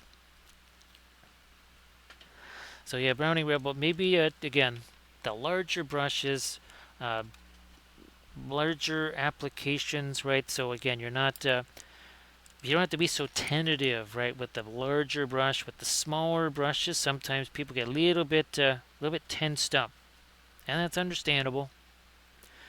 Now we're gonna kind of go back to a little bit of a pen line washy thing here in some spots. Not a bunch, just a little bit here. Just a little bit to kind of restore some of that darkest dark. We're taking the Perline Black, that's a dark green. We are mixing that with our Payne's Gray, also a very dark color.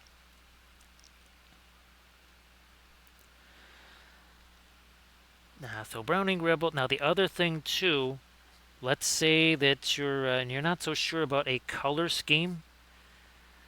That's where we started doing things like using AI to generate a color scheme. So,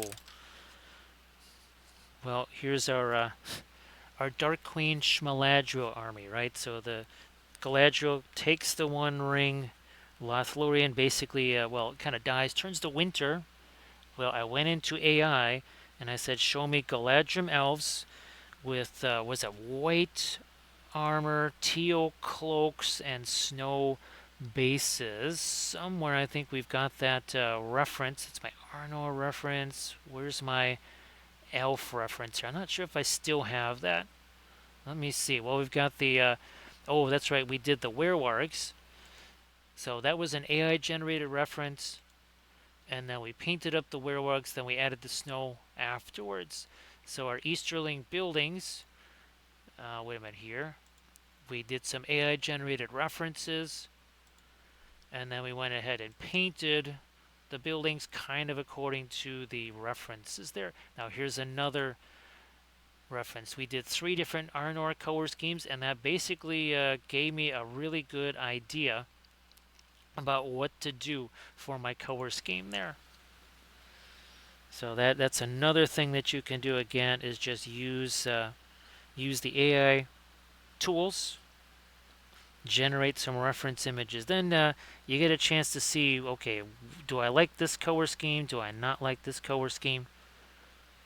Make a Genius, how has that commission been going for you? And of course, you want to share anything in the chat, please go on ahead and do that. Sorry I didn't get a chance to mention that sooner. Ooh. Let's get some of this here. That's our supercharged burnt umber. That is the brown ochre. That's going to go down in here. Yeah, like so. Some of that down here.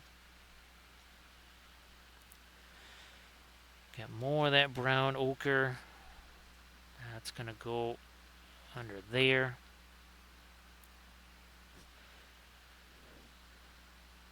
But you see, we're just touching the brush to it. We're not swiping at it, right? Because we don't need that to just, not looking for that to all mix together. Back to the, again, the supercharged brown here. Down in the crevices, maybe a little of the Van Dyke brown too while we're at it.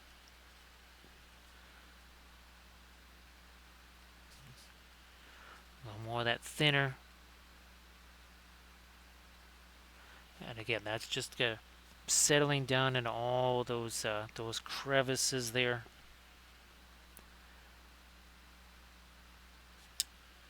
Let me get a bit more of the, there we go. So you can see how that moves. The oil paints have true capillary action, like genuine actual capillary action, because water does have a tension point. And the oils don't have that. That's why you can do things, well, you can call them panel line washes too. Getting this brown out of that brush there. And now let's go back to, again, the Payne's gray, the Perline black. And you can see I'm just a little teensy bit of it, and then we gotta let it flow where it's gonna flow. I know that's a little something that people have to get used to, that if they're not familiar with the oil paints, this idea that you're not super controlling where your where that thinner's gonna go. One nice thing is, though, it's not water, therefore no watermarks. You also have more time to manipulate it. But again, as I mentioned earlier, by this time tomorrow night, I mean, this thing may not be 100% dry, but I'll at least be able to handle it. I at least should be able to pick it up, maybe not necessarily, well, I probably could be picking up by the wings because there's just so little paint on the wings. Now, obviously, in here, there's much more, there's going to be more paint there because we got a lot more going on. So maybe that's an area that I'm not going to be grabbing. Also, that's pretty fragile, so I'm not going to be picking them up by that anyhow. And again, this is a printed Fell Beast with a Zazgul from Medusa Project right there. And again, here is the other one that we did that's also Medusa Project. That is Kamul the Easterling. Now, one of the things I would say, the Medusa Project ones are probably the most playable because the wings tend to be, well, not where the base is. The Navarrete Studios ones tend to have really nice dramatic posing. However, they can also, the wings are maybe going to, where there's a wing, it's in the way. So that might be a little more difficult to play with or transport because, again, the wings are sticking out. Whereas, again, these not so much. So, again, we're going to darken that up, darken this up a bit.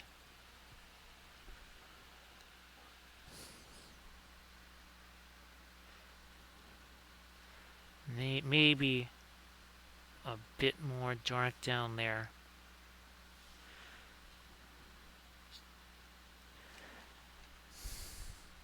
I'm tempted to see what happens if I take my light color here. I think that might just do it.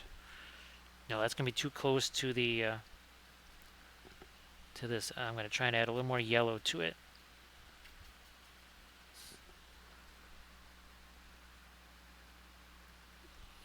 Yeah. Let's see how this is gonna work out here. Let's see what that's going to do.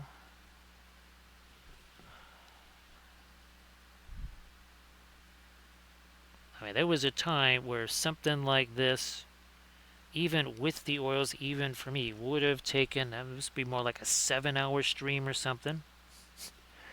All of this is 3 hours, 26 minutes. Actually, subtract about 5 minutes because I did have to actually go, actually had to go get some more of my, shall we say, my medicine and check a few other things out.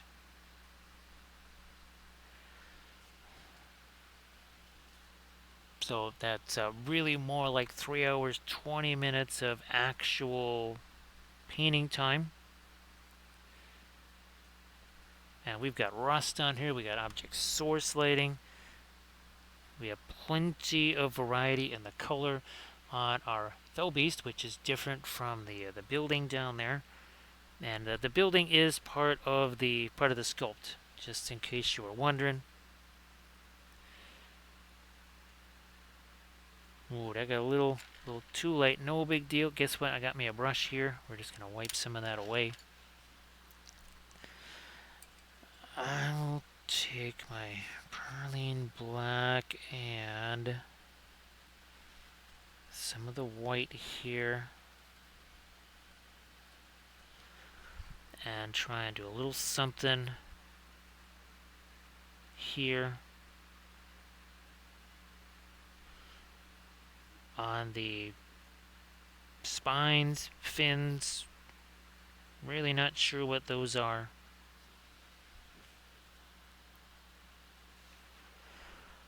Now up here, almost grabbed the wrong stuff. Nope, that's in shadow. I might do the other side.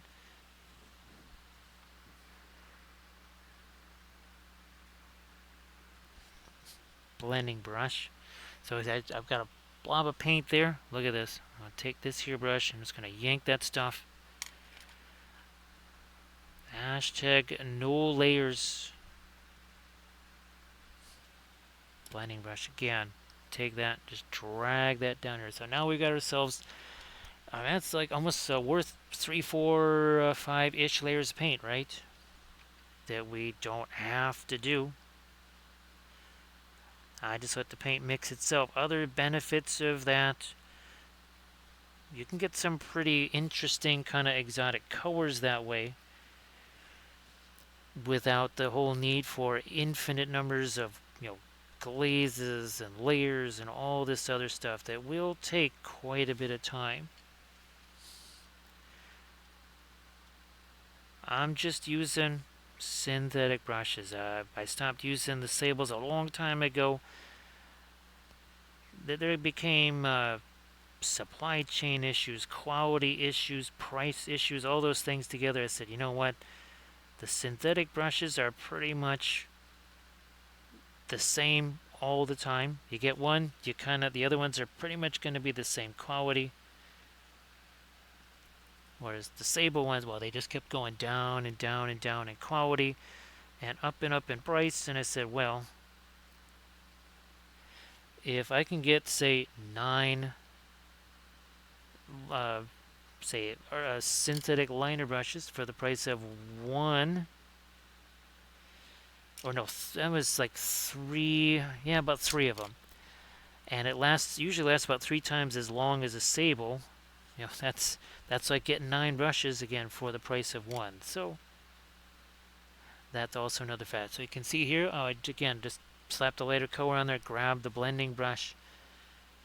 We'll do that on this side over here. Believe me, these things used to take a lot of time Now they're just, I can kind of just pop them off at a moment's notice. Look at that. We have, again, a nice little blend from kind of the lightest light there to a mid-tone to something that is darker. Now back to my greenish gray here again to just find a few little highlights along here. Remember, we just did a little bit of that pin line washy stuff here.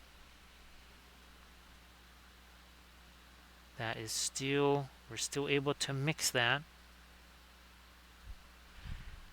Because again, it's basically a dry brush on top of the pin line wash. And that's generally how these things work. It's almost kind of almost like a cycle of dry brush, pin line wash. Now here, I think some of those chains need to catch some light there. Let's try this. Kind of a mid-tone gray. We got the rust in there, but we do need something else here, something like that maybe. Same over here. Oh, look where we're holding this brush, by the way. It's almost at the end of the brush. As we always say, we caress the brush. Do not crush the brush. You don't need to have a death grip on it. That is not going to be terribly helpful. Now, do we? Oh yeah, we got some more of these cracks we can do. Let's get to some of these now. We did a couple on the one side. Oh, that's right. I think we had a raid while we were doing that. And again, please everybody give Mika Genius a follow, and we appreciate all the raids. And again, we appreciate all the follows too. And we appreciate everybody on our last stream. That's when we were able to crack that 9K mark. So we appreciate everybody that took the time to do the follow thing and get us finally over that mark. It took a little while. I'm not going to be holding my breath for 10K. But we appreciate getting where we are now. I'm going to try and do a little bit more of my light along some of these cracks. I might even take my Durex and extend some of the cracks, kind of do more of a micro crack type of thing. Yeah, I think we'll have to do that. Hello, little hobbits. Spark my gum. Oh, thanks, Browning Rebel. Appreciate that. You shall not, well, you're probably going to pass, right? Because you're just going to fly over my head. He's like, well, that's what I was thinking of doing. It's like, you're not going to drop anything, are you, on me? He's like, well, that was kind of the plan, too. He's like, dude, I don't even have a hat on. Now, it's going to happen on our big Gandalf 6 here. Poor Gandalf might get, oh, there we go. I think he's rolled 2 or 3 of these tonight, so it's a good solid roll. Whenever he mentions pipeweed, uh-oh, that's what happens. And of course, well, that's when the Dunlending show up, because they are the DEA guys of Middle Earth. They set fire to all the pipeweed. Yeah, so that's what they do. They find the pipeweed, they burn it down. So if you got yourself some pipeweed fields or something somewhere, well, don't let the Dunlendings know about it, because, well, you won't have too much of that anymore. We have painted a sizable Dunlending army, that's for sure. I gotta get me some more of those Creebane going. I was kind of hoping to prep a few more bat swarms for our Moria army. That did not happen.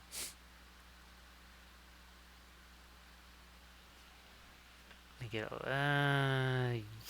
sure, we'll throw a little more of that light up on top of that talon there. So again, Browning Rebel, appreciate that.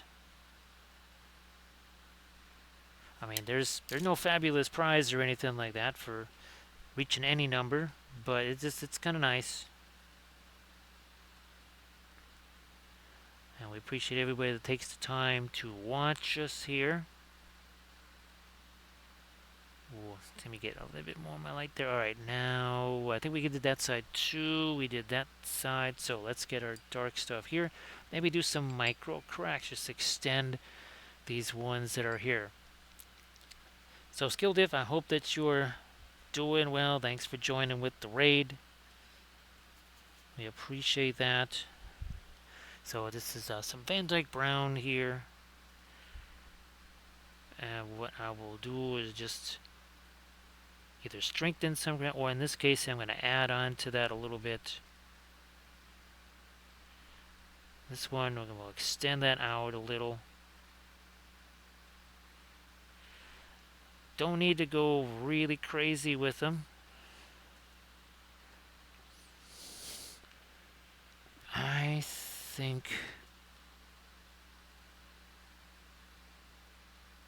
let's push that up this way.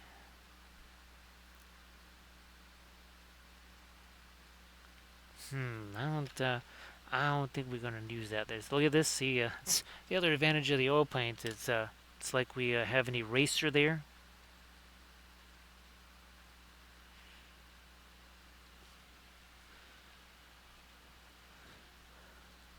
Oh yeah, over here.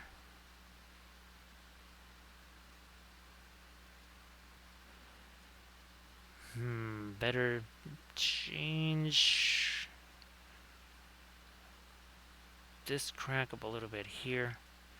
Now I was thinking about doing some stains on this. Let me one of these guys should work for it. Maybe this. This is also again going to be as much of a dry brush as we can manage here, and I'm going to use this as kind of an origin. Same up there. So again, see, that's kind of a dry brushy thing that we did for that streak. Well, I don't think that's going to do too much of that. Maybe this one.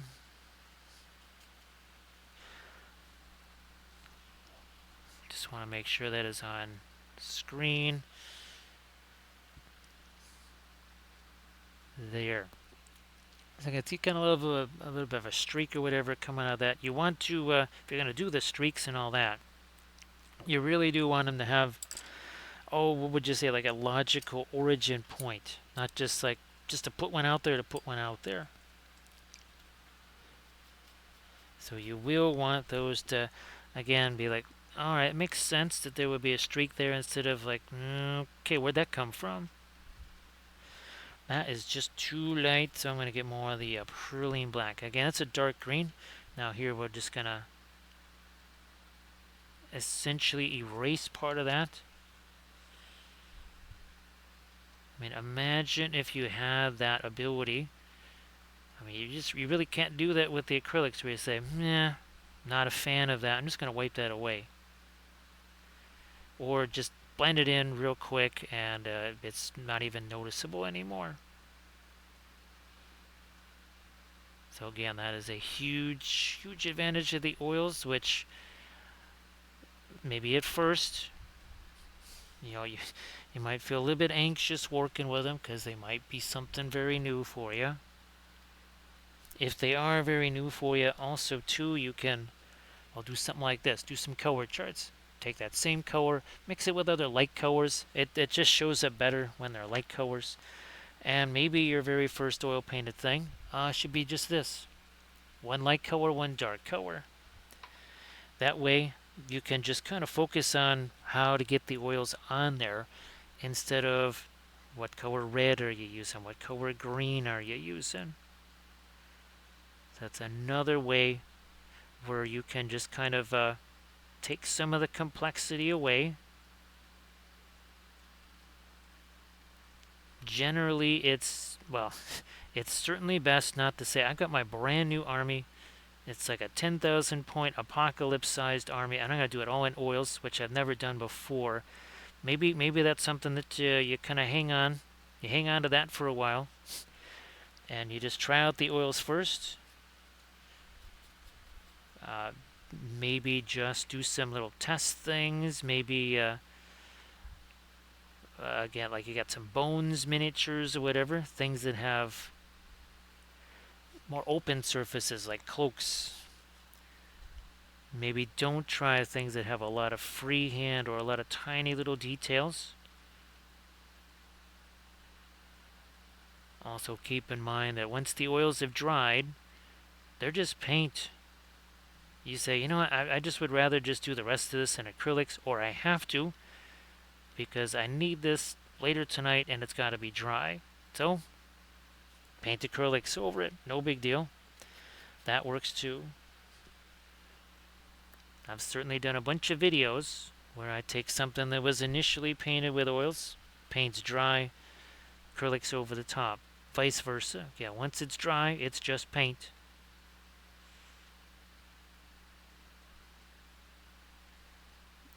Now, I don't really ever seal the oil painted stuff because it's so rugged. If you want to seal them, well, something I like the Brush On Army Painter Anti-Shine because it's brush on. I don't need to be taking it outside, or it's not a spray can, and I don't have to worry about all of a sudden my miniature turning into Frosty the Snow Fell Beast, because that's not a happy time. But again, the oils are very, very, very rugged. So there we go. See, we've dropped in a few of our lights there along the wing. Now let's do some of that over here. And this is, again, just a synthetic brush. But you can see I'm almost using it like now it's a filbert brush. If I hold this thing on its side, it's like I want to say a 3/8 inch brush. If I use it like that, well, it's just a regular old liner brush. So here I'm using it more like a liner brush. Then over here I'm kind of dropping it on its side, and now it's almost acting more like a filbert brush. No, there we go. Just gonna blend that again a little bit more.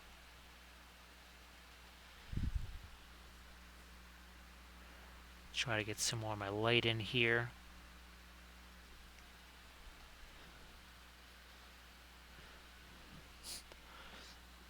So 3 hours, 43 minutes ago, we just got underway with this. The source lighting up there it's real complex. It's ultramarine blue and white. That's it. That's all it is. We essentially dry brush that on to kind of kick things off. Then we did some darker glazing over the top of that, the pinline wash stuff. We moved on to the other areas, did dry brushing there, did more of the pinline wash stuff. Let me pick out a couple of more of my lights there.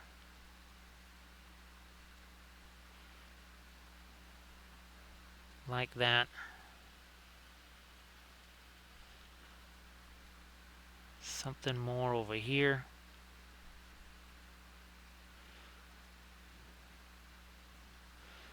Something down there. These chains, we got the rust on there, but we don't really have our lighter metal color. Let me see what this will do. Let me break this down some more. What's thinner? Welcome back there, Arid. I'm sure you're feeling a whole lot more refreshed now, too. That is very, very envious of that. Wouldn't mind doing that myself.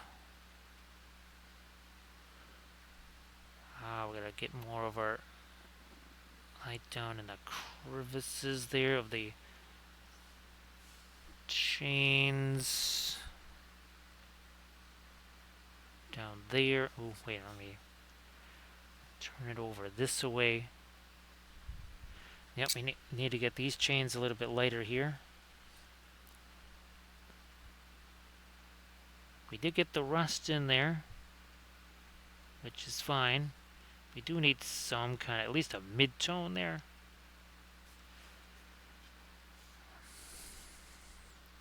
Now we have nothing here. I'm gonna maybe, instead of doing a bunch of rust there, let me try to do some metal over here.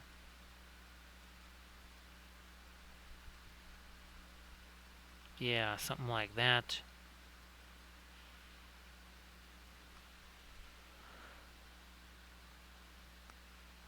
There, okay, let's do some more of our... A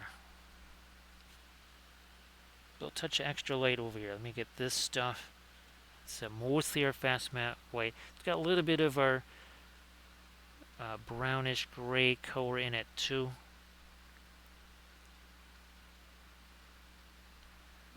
Come on, there we are.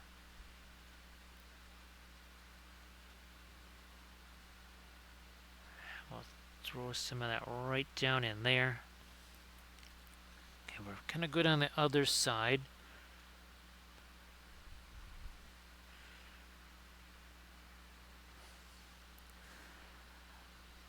Look at these teeths here. Let me lighten those up a little, maybe. There's a couple of them. There's one there. There's one there. There's a few more down here.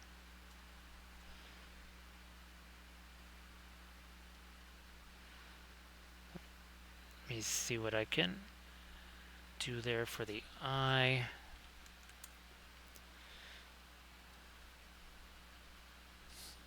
Hopefully that is not too much thinner on that. Okay, yeah, we did that one.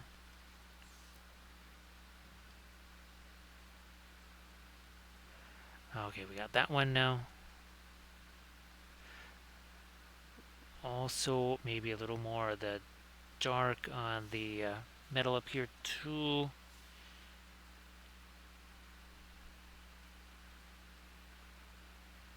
Something like that.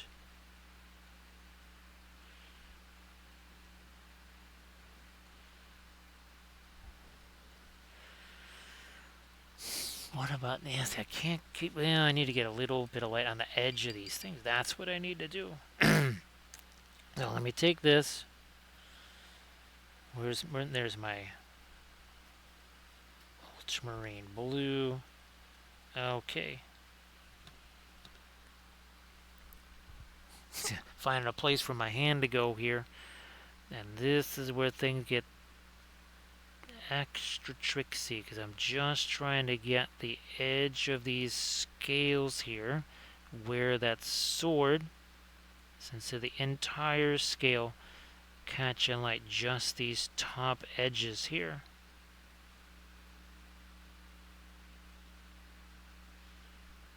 Like so.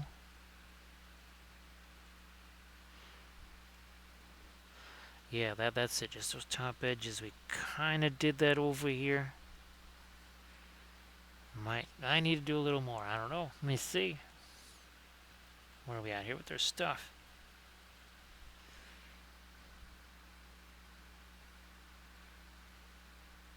Touch a light up on the top of that.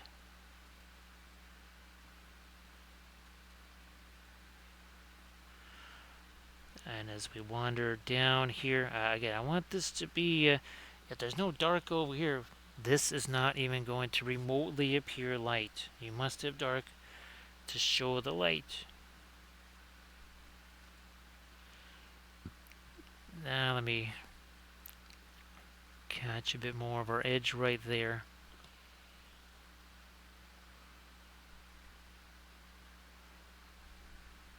Can't make that much lighter. What's going on with this here? I think I did get the edge of the sword.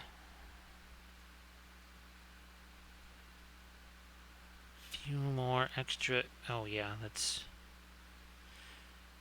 need to catch some, even if that's maybe just reflected light there, but that is all metal there, so we really should have something happening there that's a little lighter. I move of this. Let's get some light on the top of the chain there, shall we? Now this is a bit more of the fast matte white, and definitely not a bunch of thinner in it.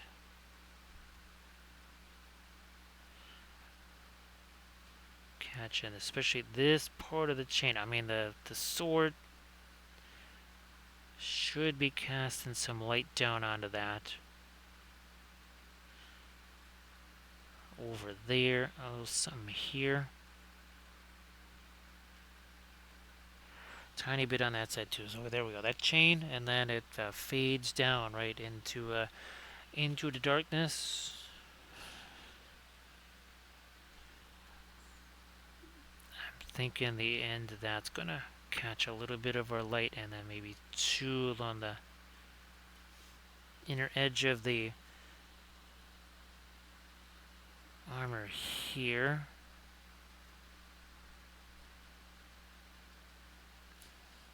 Lighter blue. Again, that would be our ultramarine blue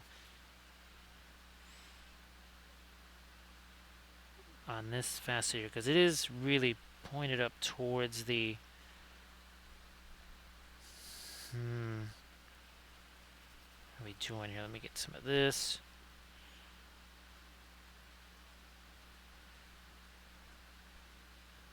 Touch more of that over here too.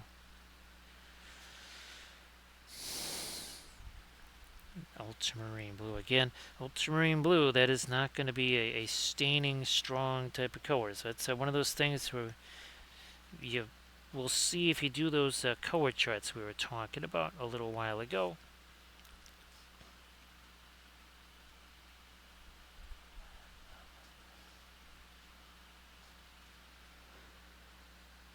Taking some of our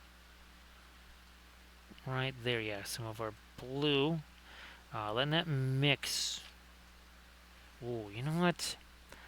I might just do a little bit of my rust over there. I wasn't going to initially here.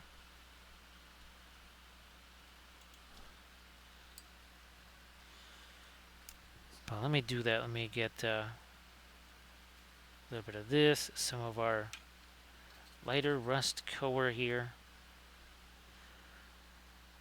That is a shadow area, so we can't do too much of it, but just right there. See where we put that stuff?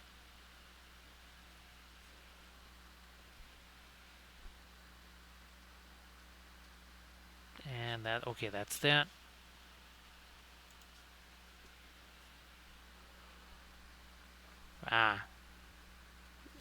More of that over here on the saddle slash throne.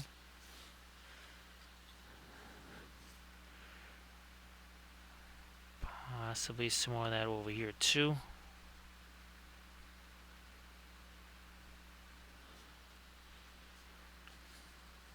There is an area over here where we never really did get the lighter rust. We got some of the dark rust, maybe even a little bit of the mid-tone rust, but not the lighter stuff here. And also too, I needed to get rid of some of that blue, because that also does provide well, a color contrast, maybe not a value contrast. But also now you got this kind of orangey red instead of blue. I mean, because you're going to make this so dark before you say, like, okay, there's just no shape there at all. What's going on? Now here, I might even try for some lighter rust. Let me get some of this. That's the Hansa, or sorry, that's the Scarlet there. The Naphthol Scarlet from our Fast Matte series. Once again, there's no rust over here. We're going to get a little bit of it down in there.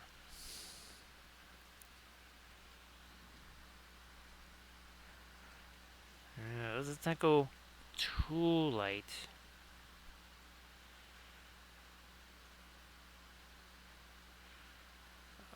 Okay, we'll do that. Putting this, again, this rust in here. It does act as a nice little contrast and foil to all the bluish stuff that's going on from the source lighting up there.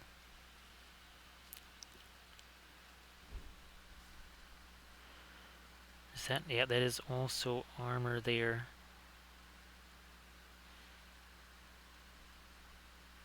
Getting some more of that down into these chains.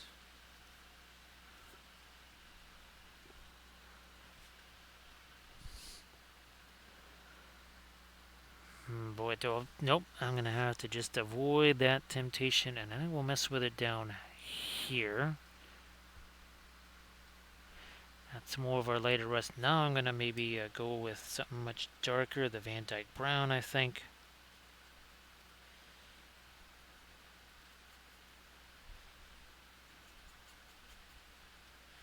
More of that here. All right.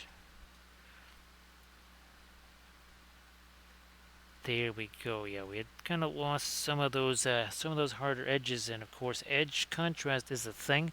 We're not talking about edge highlighting. We're not even just doing along the edge of it. We're also doing some shapes in there too. But yeah, if you don't have sharp lines involved with your metal areas, then it's no different than skin or a cloak. You definitely want to have as sharp of an edge on that metal as you can. And it doesn't have to be an extreme light next to an extreme dark either. It could almost be a mid-tone next to a light or something.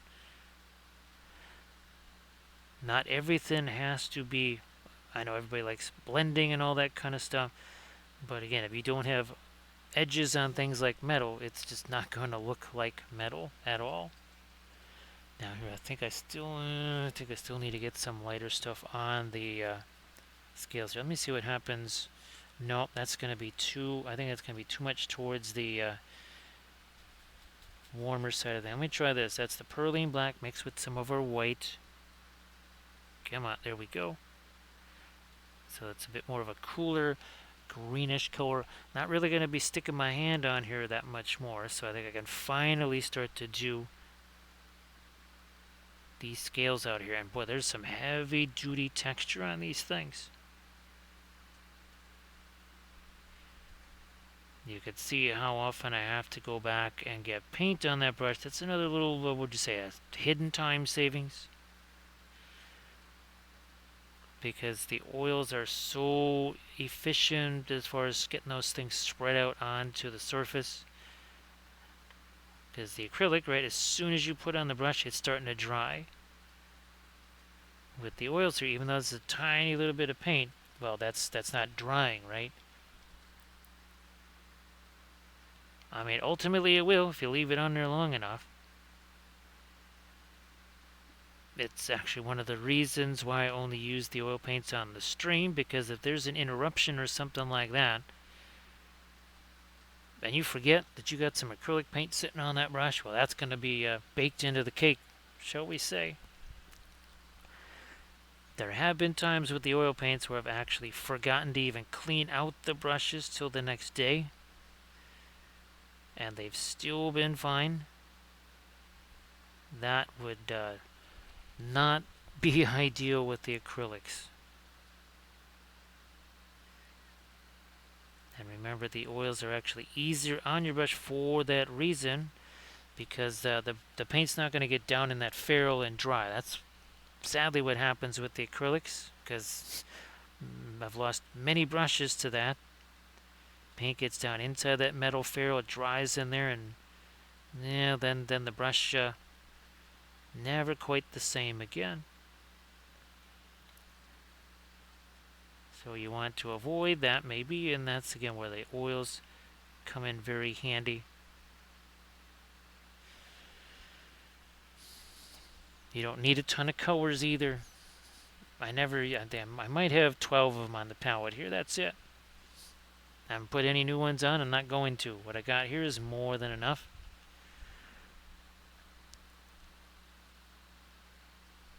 And I know people say, well, I don't have to mix the colors that I want, and that's understandable. Fortunately, but with the oils, this is my canvas. This is my palette right here. This is my palette. This is where I'm doing a lot of the mixing, not so much on the palette. Cuts down the need to be able to mix that perfect red or whatever. We tend to put a color on here, maybe another color, take a blending brush that has no paint on it whatsoever, and then essentially blend those colors together, which is a whole lot easier, right? Letting the potentially red and green mix together instead of slowly on your palette adding a little more red, then a little more red. No, just stick the two colors on the figure, take a third brush that has no paint, just blend the two of them together. I mean, nice and fast. Right, Rathu, how you doing?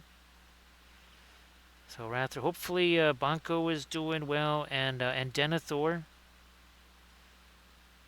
I hope that you guys have had a chance to do some hangouts and such, and play some games too. And hopefully the thing with the kids has been going very well. And they're learning lots and lots and lots about miniature painting. Let me do this a little later here.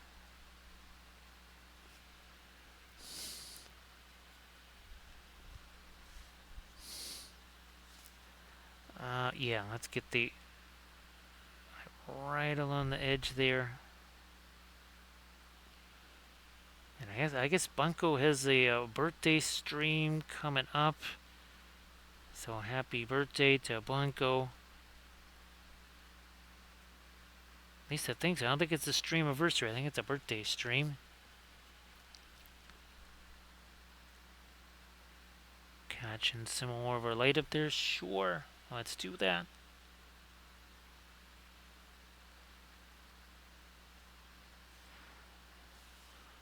Now down here where we added those extra darks, we're going to try and come back with, here, let's get a little bit more of the yellow tone in that. So that's fantastic. And again, I'm sure there'll be a fabulous birthday stream. I think it's going to be, I don't know if it's 24 hours in nature, but I think it might be.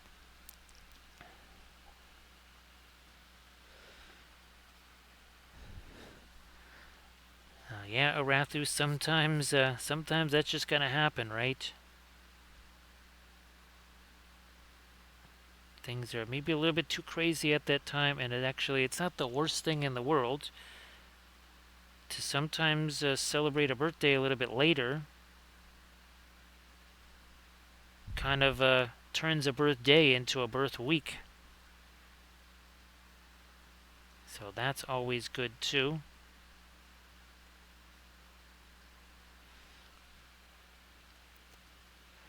Yeah, I think some kind of a nap, something like that. I know, what is it, when Spark Minis does those 24-hour streams, I think somebody will kind of come on and sort of at least do a few hours of the stream. So some rest can be achieved. Throw out, there we go, a little bit more of my light in there. Maybe some more of it down here.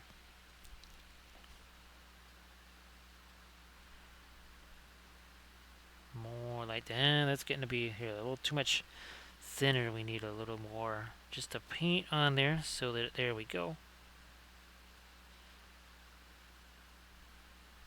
There is some more texture over here that I want to try and get.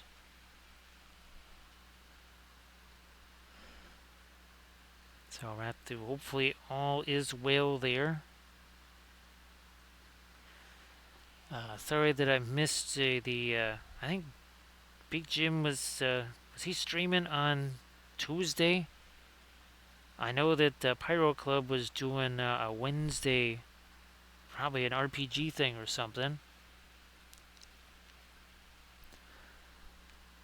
Now that's fantastic.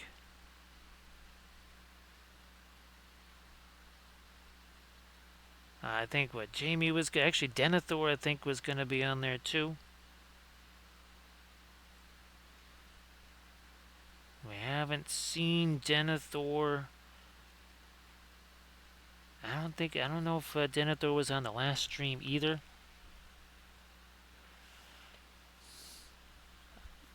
Might try to get some more of my lighter stuff down in there. And that would be more the kind of this brownish color here.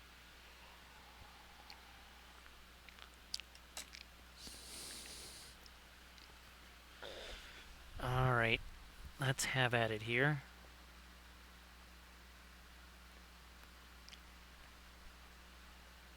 Like that.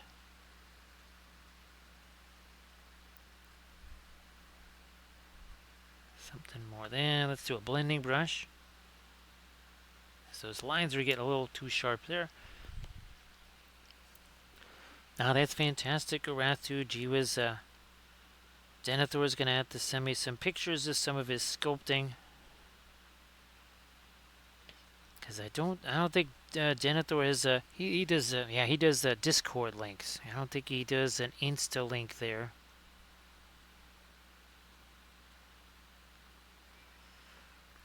So if you want to shout out Bonko's birthday stream there, so that folks can give Bonko a follow and join in on the celebrations. Nah, that's too much.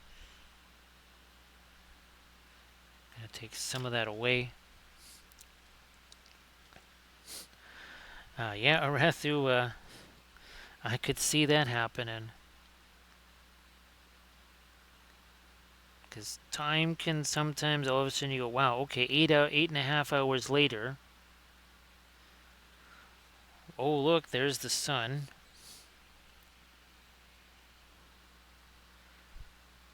Catching me some more of that light. Let me turn this over a little bit here.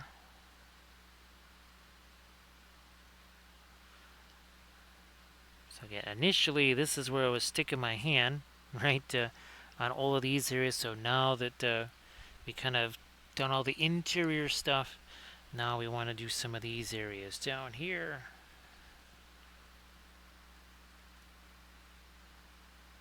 Catching a few lights on the edge of the scales there.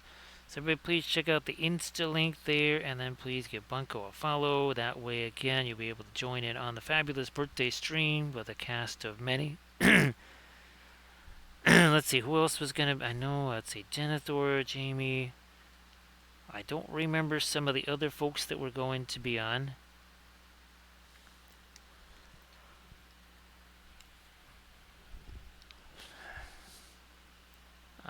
Let's see, maybe I should go... I'm going to try to do some little some darker in here, maybe the Perline Black and the Payne's Gray together again. Let me try this here. So again, about 4 hours ago, a little over 4 hours ago.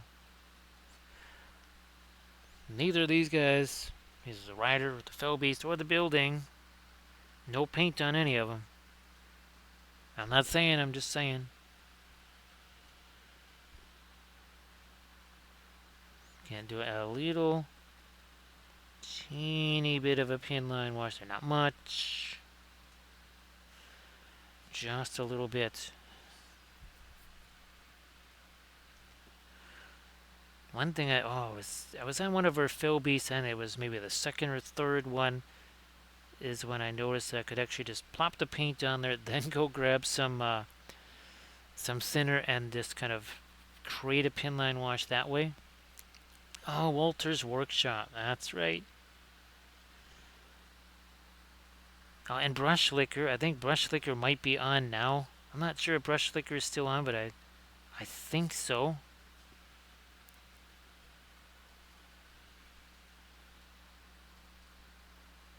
So I guess they'll join. They're going to join in the Discord, or is it? I only ever did one multi-stream.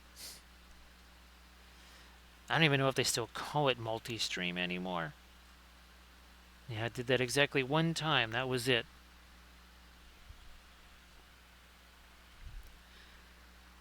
Let me fire in some of our... There we go.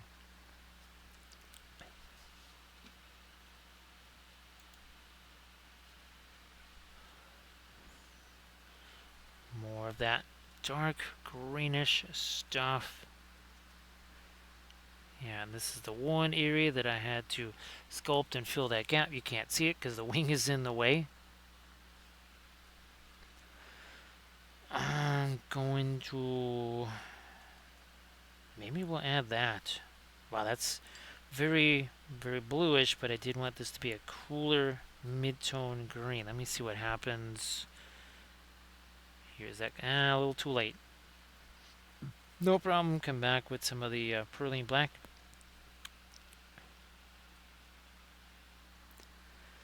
Okay, that makes sense. Yeah, I have not. There was only one time that I ever got a chance to do the multi-stream thing.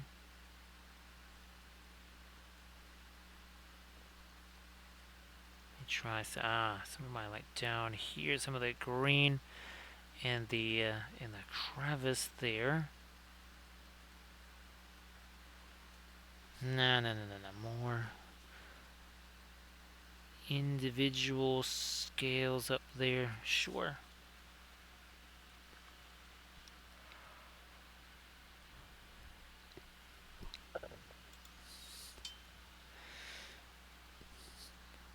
More of that right there. Not up there. That should be shadowy. This thing here, though, this is where I sculpted in some stuff. So I'm going to also try to paint in a little bit of texture there. Also something up here. There.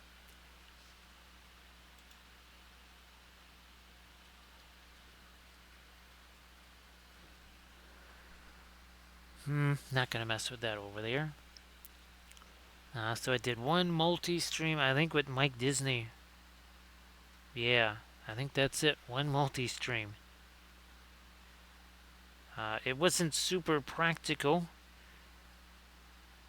because, well, people would obviously they would ask questions about the oils or whatever. Because I mean, it's the nature of the beast, right? Not a lot of folks do the oils, so there was tons of questions, and I really didn't want to be interrupting Mike, so there was a lot of questions that kind of went unanswered. Because again, I would have had to just be Mike would not have a chance to say very much. So I thought, well, that doesn't really work too well for multi-streaming.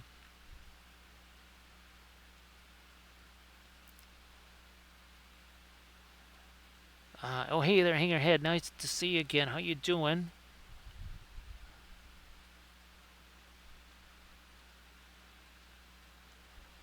So Hangerhead, yeah, that is definitely something. Well, again, now here it's a larger figure, right? So I can work here. I can kind of let this set for a while. Then I can work here, let this set for a while. Now, if they're smaller figures like the gobos that we did last week, would I have 6 of those things? Yeah, it's 6 of them. So that, well, there were times where I could just kind of let, okay, these 3, 4 gobos, we're gonna let maybe the object source light color have a chance to set. I'll work on the maybe it's the non-object source lit areas and a couple of the other gobos. So glad that you're doing well there, Hangerhead. Appreciate you being here, of course.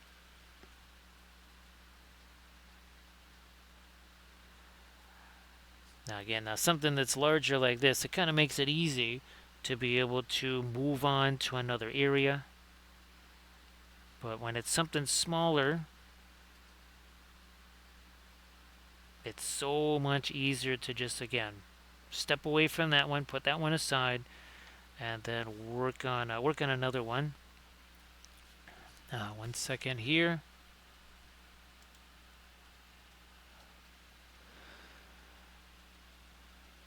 Yeah, sorry there, Hangerhead. I was hoping Well, now Kathy's birthday stream, I'm really trying to get that started possibly as early as say 8:30 or something like that my time. That would be next Tuesday.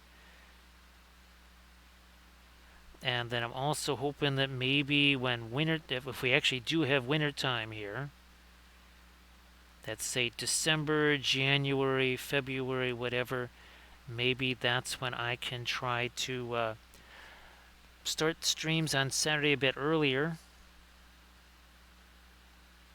Maybe like well, we used to start them at something like 4:30 in the afternoon on Saturday. So that is something that I might try.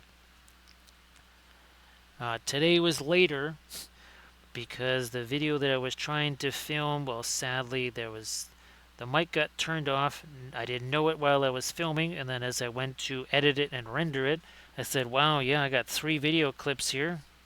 It's about an hour long with no sound. So that had to be basically redone. Because I had actually hoped to start more like 10:15 really at the latest tonight. Instead, it was more like 11:15. So yeah, hang your head if I'm starting at say 5 in the afternoon here. Well, it'll be about 11-ish, or well, it also too depends on the time change. Because we're about to have that here, I think November 3rd or something like that. But I don't think you guys, at least not at the same time, you're not doing the time change thing.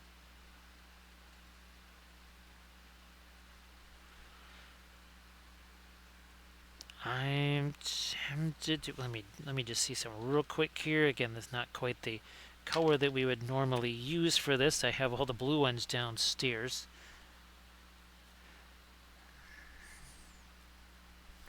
I don't know. Maybe we will try to catch a little bit of the blue here.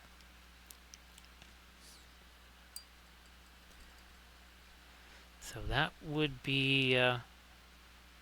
we'll see you later there, airb. Again, thanks for being here, of course. Appreciate that. If you want to share your Pinterest link one more time in the chat before you head off to sleep, that'd be great. I'm going to get me my just a tiny bit of my fast matte white back out here. Just a teensy bit here. Don't need much, but I just, well, the oracle of the flashlight shows that maybe I should get some of the source lighting over there. Not a bunch. Just a bit. Here, where's my... Again, this is the first time I've ever done ultramarine blue as a source light color. We've done a lot of other types of blues. Prussian blue is the most common.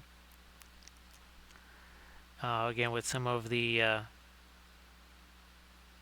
floral blue. Now that tends to be much more of a greenish blue, whereas the ultramarine blue, that's a very reddish blue right there. So everybody please check out that Pinterest link that airb just posted. Alright, that too much thinner there, also a little too light, so we toned it down a bit.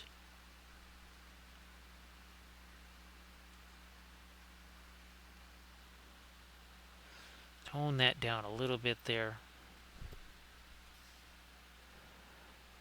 Well, congratulations there, Hangerhead. Congratulations.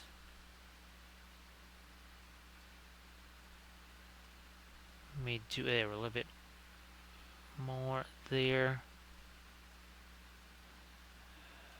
With that, again, just the oracle, the flashlight said, maybe you should consider getting some of that source light down here. Because that sword is way up there. It would kind of get over this.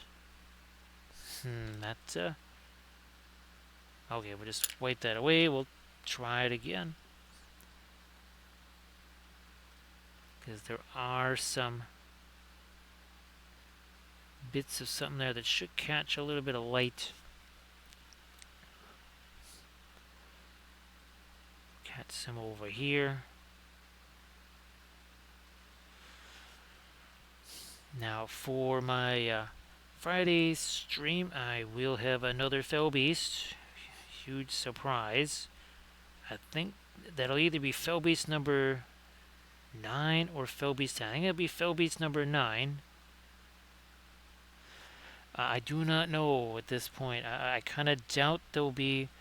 Well, I don't think I'll have to be away on Saturday. Yeah, it's possible. If I am, then we'll try to just do a stream on Sunday.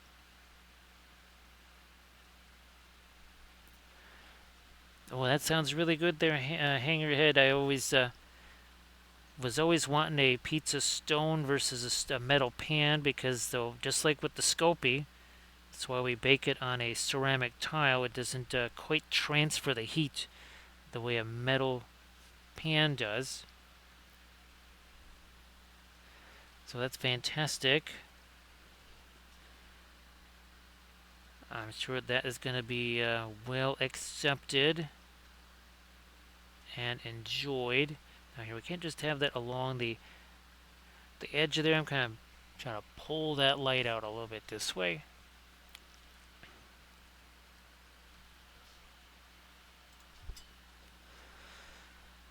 Not too much of the light out here, though. Not too much of that. Not even going to get the bluish color in the shadows there.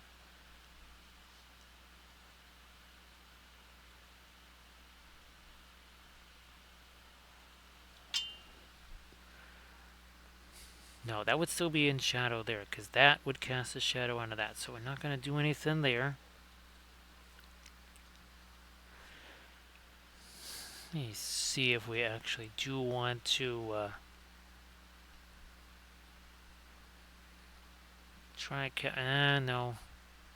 I just don't see that doing much light on there. Now, here, let me move this again.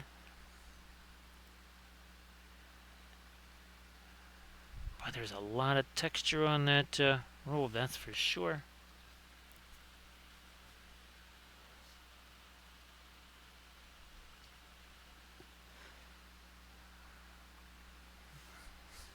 Back to my lighter green stuff.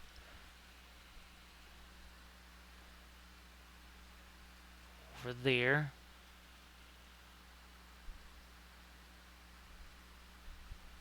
Some light here.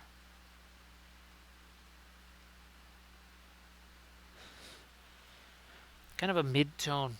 It looks like a highlight type of a color only because we are really effective at establishing the darks. I know people, they really think about shadows and highlights and all that, but you gotta have mid-tones. That's where actually most colors are, is in those mid-tones. They're not highlights, they're not shadow colors. Because if it was just highlights and shadow, it'd be, well, literally just a black and white world. There would not be a whole lot of color in it. Again, those mid-tones are really, really, really important. So here again, this is another area where I did the sculpting of this. This is will be part of a video that's going up on the Patreon page.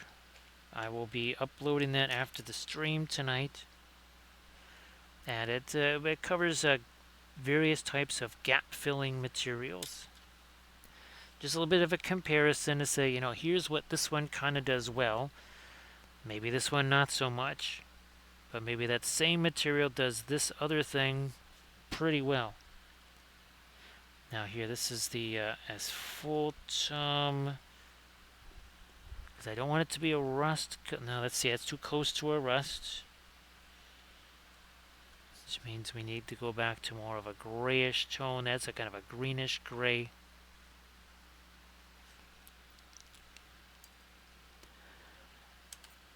I'm going to take my Van Dyke brown here. Let me see if I can get something.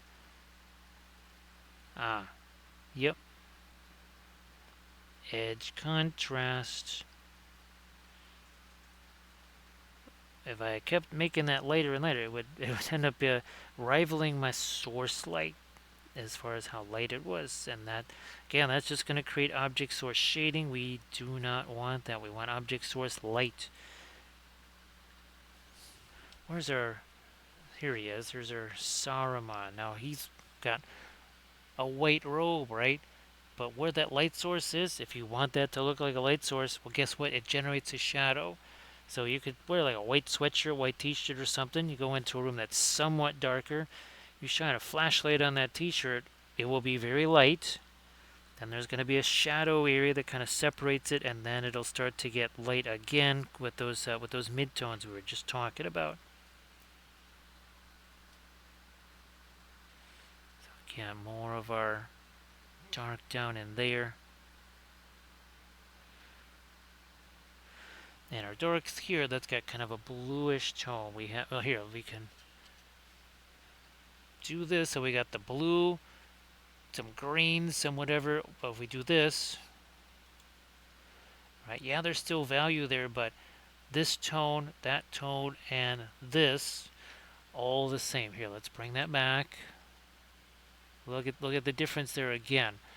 You got your ultramarine blue, then you got that kind of that pale green, dark green, and then you got sort of a more of an ochre color, and then you got that more neutral gray right there. Nice to see again their diadems. I hope that you're doing very well. And of course, so a happy Friday to you.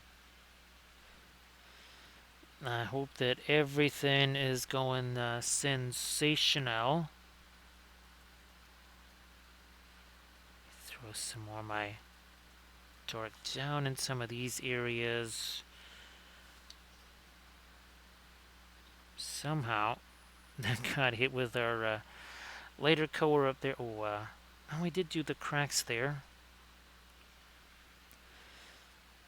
The diadems, I hope that your day is off to a fantastic start there. Yeah, we've got ourselves another Fell Beast that, well, basically after the stream, I'm going to try and get some basing materials on that.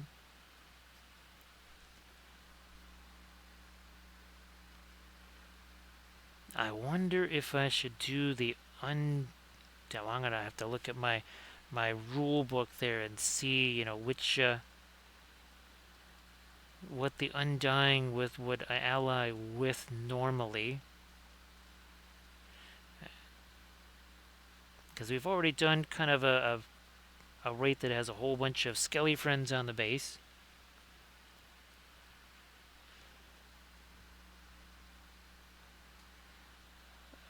Is that another? Yeah, we should maybe try to extend that crack a little bit further there.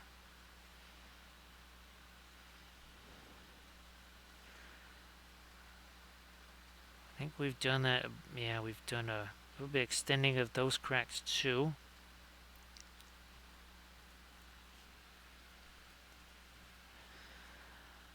Now get over here. I think I need to kind of keep that with the with that ultramarine blue down there. I don't know if I want that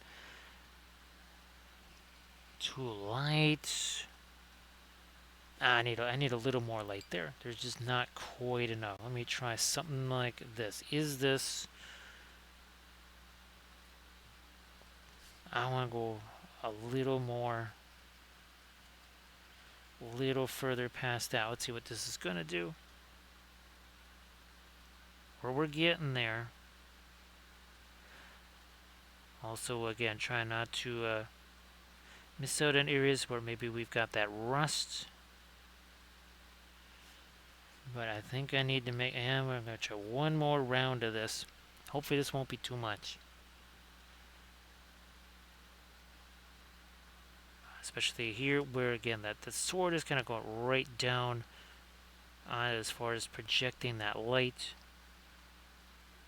What are we doing over here? Remember, we were talking about those sharp edges. Down here, everything is all kind of fudgy.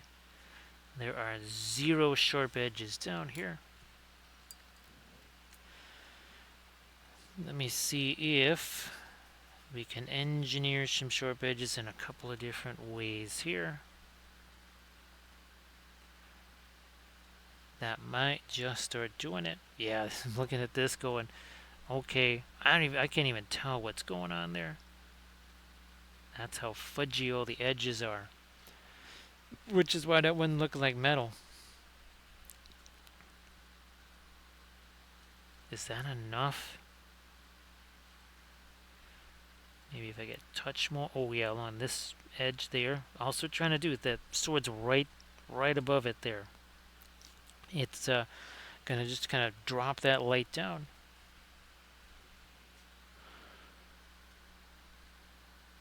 Touch more over there.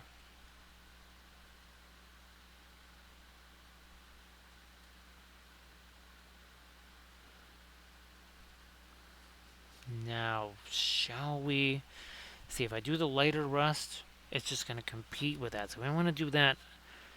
When in doubt, make things darker. Also, it's going to be a different kind of dark. It's going to be a warmer dark. So Van Dyke Brown, maybe a touch of the Mars black in there too.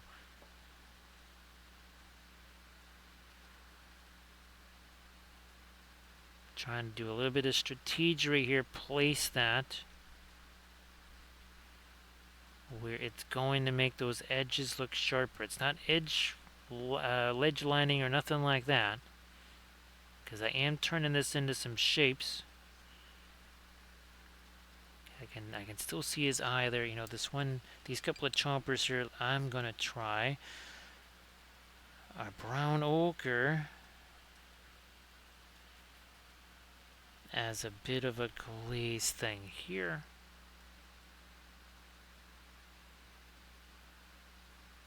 On some of the teeth. Maybe these inside ones there too.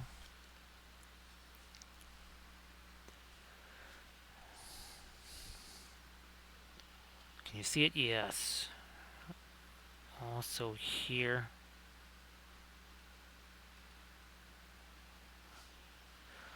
That's going to need some more of those lights. Again, not necessarily it's shiny steel. It's maybe where, again, the weathering or whatever, the rust has been basically scraped away by contact.